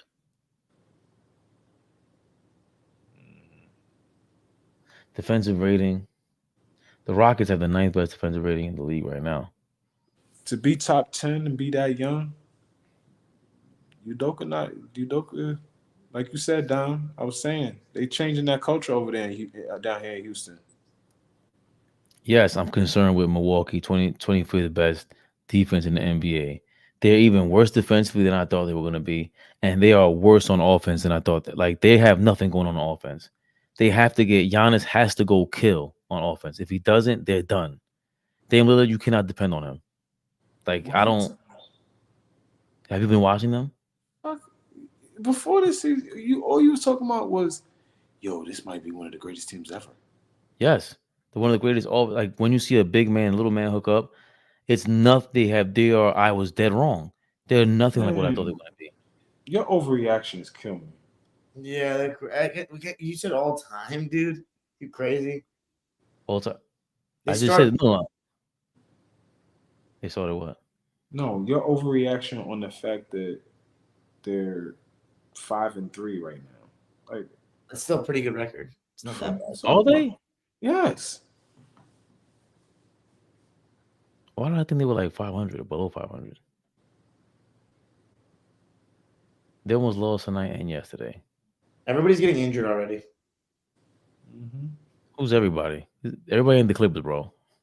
No, we're actually not that hurt yet. Funny enough. Jamal Murray. Yep. Yeah, he's out. Okay, it's either everybody's getting injured or there's a lot of load management going on. Cam Thomas just turned his ankle. He's out for a little while. Tyler Hero is out now. Yeah, Mason Plumlee. 2 months. Plumlee. Is Cam Thomas the best? You said Kobe's the best bad shot maker of all time. Is Cam Thomas the best bad shot maker of this era, this year, this time period? He's not the best anything of anything. He's a good player. Just moving on. I like that dude. I think he's an excellent player. Who makes better bad shots than Cam Thomas? I don't know. I think Cam Thomas does his thing. Who's the best tough shot maker in today's game? Stephen Curry? Jason Tatum. Is he make tougher shots than Steph Curry though? Because he can still see over everybody. He can still see over everybody, but I'm throwing a slight at Jason Tatum because he puts himself in a position to take tough shots. True. Like Luka Doncic might be in this conversation. Luka is another one, actually. Luka might go over the shots. Cam Thomas is the worst 40-point scorer of all time. I'll give you that. He plays a disgusting brand of basketball. I wouldn't say all that, but I think he's pretty fun to watch. I think so too. Like, that was funny though, but Is Phoenix play? Is he like the brain from Pinky and the Brain, just talking mad shit from a computer? Yo, like that was funny mad though. evil? That was funny, Phoenix. Cam Thomas is the worst 40-point scorer of all time. That one. He averaging 27 a game right now. He's killing. They were killing the Clippers. He was killing the Clippers before he went down. Anyways, They killed the Clippers. Yo, Dom, if you turn out to be right about this, Dom, like, I didn't watch. right, Go ahead, bro. They didn't have Ben Simmons. They didn't have Cam Johnson. They didn't have Nick Claxton, and then Cam Thomas got hurt, and we still lost. they got their bro. ass. I didn't watch your live yet on the channel yet. Strippers, James Harden. What if we lose it, my bad. Go ahead, please. No, I was just asking. You know, I usually watch your lives after. Why are you frozen? I don't know. Keeps happening to me tonight. Okay, well, if you could hear me good then. But hate it. You know, I usually watch your lives after your games, after you post it the next day or something. But I ain't watched the most recent video from the other night. What was you saying about this trip to New York? Y'all got your ass handed to y'all with that trip to New York. Like, what's the word? It was the exact same kind of performance that we had against you guys. It was like our defense looked pretty good in the first quarter, and we were up 21-13 after the first. But in this game, it was Paul George instead of, you know how Westbrook was really aggressive against you guys in the first quarter? Yeah. This game, it was Paul George. Harden only shot one time in the first, just like against you guys. He didn't even shoot in the first. And in the second quarter, there was to end the quarter. This was so weird. To end the quarter for a minute and a half, Ty Lue took all four of the big four out at once. But it didn't prove to be costly. But isn't that who was in the lineup? Zubats, PJ Tucker, Bones Highland, Norman Powell, and What's up with StreamYard is doing it with a fucking Terrence, wants man. to do? StreamYard goes crazy. What happened? He just kicked them off. Nah, but his thing was freezing. Yeah, but he also got kicked off. Oh. StreamYard, go ahead, Al. Terrence Mann averages 8 points a game. I don't want to hear about him anymore. You guys keep bringing him up like he's a fucking big dog. How many minutes does he play? I'm going to guess 22. Let's see. Terrence Mann stats. 19. He hasn't. What the hell? He hasn't played in that long?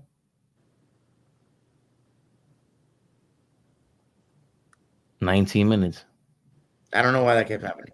He's only played one game. He's probably. I don't even know. It's not my Wi-Fi. It's my StreamYard today. I don't know why.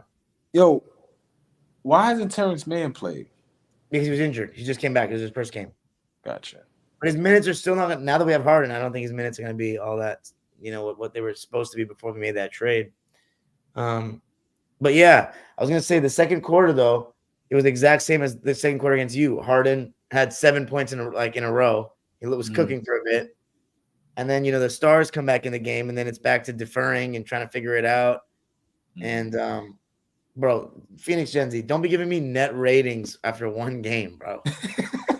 -5. Get out of here. But Nah, those net ratings were nasty. No. But this is one game Terrence Mann, he's saying. Oh. Like, dude, he's played one game. But, and as the game went on, bro, our defense dropped. Our rebounding dropped, just like against you guys. Like the point of attack defense just fell off. Every time Zubats had to contest, nobody is helping the helper on the rebound. They were getting a bunch of offensive rebounds. And our offense just never gets going because everyone's deferring. And like it's just so many minutes between each shot for certain guys. It's just so weird. And like Ty's calling out sets on each play to like now it's a set for Russ to get a shot. Now it's a set for Harden to get a shot. And it just doesn't feel like anybody can get hot, It's like it's Paul George, for example. He shot 14 shots in the first half, had 17 points. He shot one time in the third because Kawhi only had 7 shots. So then it was his turn to take heavy shots. It's just it's just too many cooks in the kitchen, bro. It's the perfect example. And all of these guys are grossly inefficient at the present moment. Kawhi was 8 for 16 against you guys, 7 for 16 against the Nets, so not too bad. But he only had 35 points in 2 games combined. Right. Which is definitely whack. And then Westbrook is playing more off the ball. So when he catches the ball, it's like he thinks he's back in Houston. He just attacks, looks to shoot threes. It's no good. And then Harden is reluctant to take catch and shoot threes. And he looks good on the ball. I told you I was eating a fucking banana. They threw the ball corner. He was wide open. He just needed to pull up and shoot the shit. I threw the fucking peel at that shit. Get this. Are you kidding me? Harden, take the shot. All ball voice, man. And all ball, 2 straight days, making posts, blaming 2 of the big 4, and not blaming Harden. Or not, it's not. You know what? It's not even Harden's fault. He's just this trade just to start all of them and make this trade. It doesn't make sense.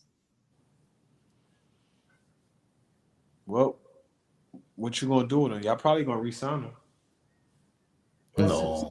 He crashes and burns or works, and then we'll go from there. Where's he gonna go, Fabian? This summer? The fucking Belgium. You said Belgium? Belgium. Get James Harden the fuck out of here, bro. Man cave after hours. Man cave after hours, y'all. Where does he get the balls to do some shit like that? Like, we could complain about LeBron all we want to, Kevin Durant. Right. Kyrie Irving is another guy, by the way. You got some nerve thinking that you are LeBron. Kevin Durant, Kawhi, LeBron, even James Harden. He has an MVP. He's an MVP caliber guy. He had his run, but the way you went about it was nasty. Nasty. This is fucking disgusting, James Harden. And then you were at the strip club again or some club last night, whatever it was. I don't want to get business. That was fake. Wait, he was at the spot last night? No, that was fake. It said it's fake. Nah, Dom. Oh, that's a troll account, bro. That's a troll Twitter account. Okay, so let's. But either way, Dom, he was outside. He might have been, but not now. Video was out from last night. what the fuck is he? I just seen a clip where he just caught a shot in the corner and just pump faked it instead of shooting it. That's the one that police talking about. He did it 3 times in the game. But I called that out before we got him. I said he's not. I said he's a 41% 3-point shooter, catch and shoot last year, but he's not always willing to take them. Just like Chris Paul. We were talking about Chris Paul not being willing to take him a lot. Takes that rhythm dribble. He does the same shit. He plays it's 1 o'clock. It's 1 o'clock, fellas. Yeah, I gotta do Locked On Clippers too. All right, Fabian. Right. Good night, my brothers. You saying it like that was disrespectful. Man Cave apparently came up with a new name. Fabian Perspective, so accepted. Live and direct. Down dropper. Oh, we live? Oh, shit. Not anymore. Flee. My dad. Peace out, man. Peace out. Locked on, baby. Thanks, baby. Locked on, baby.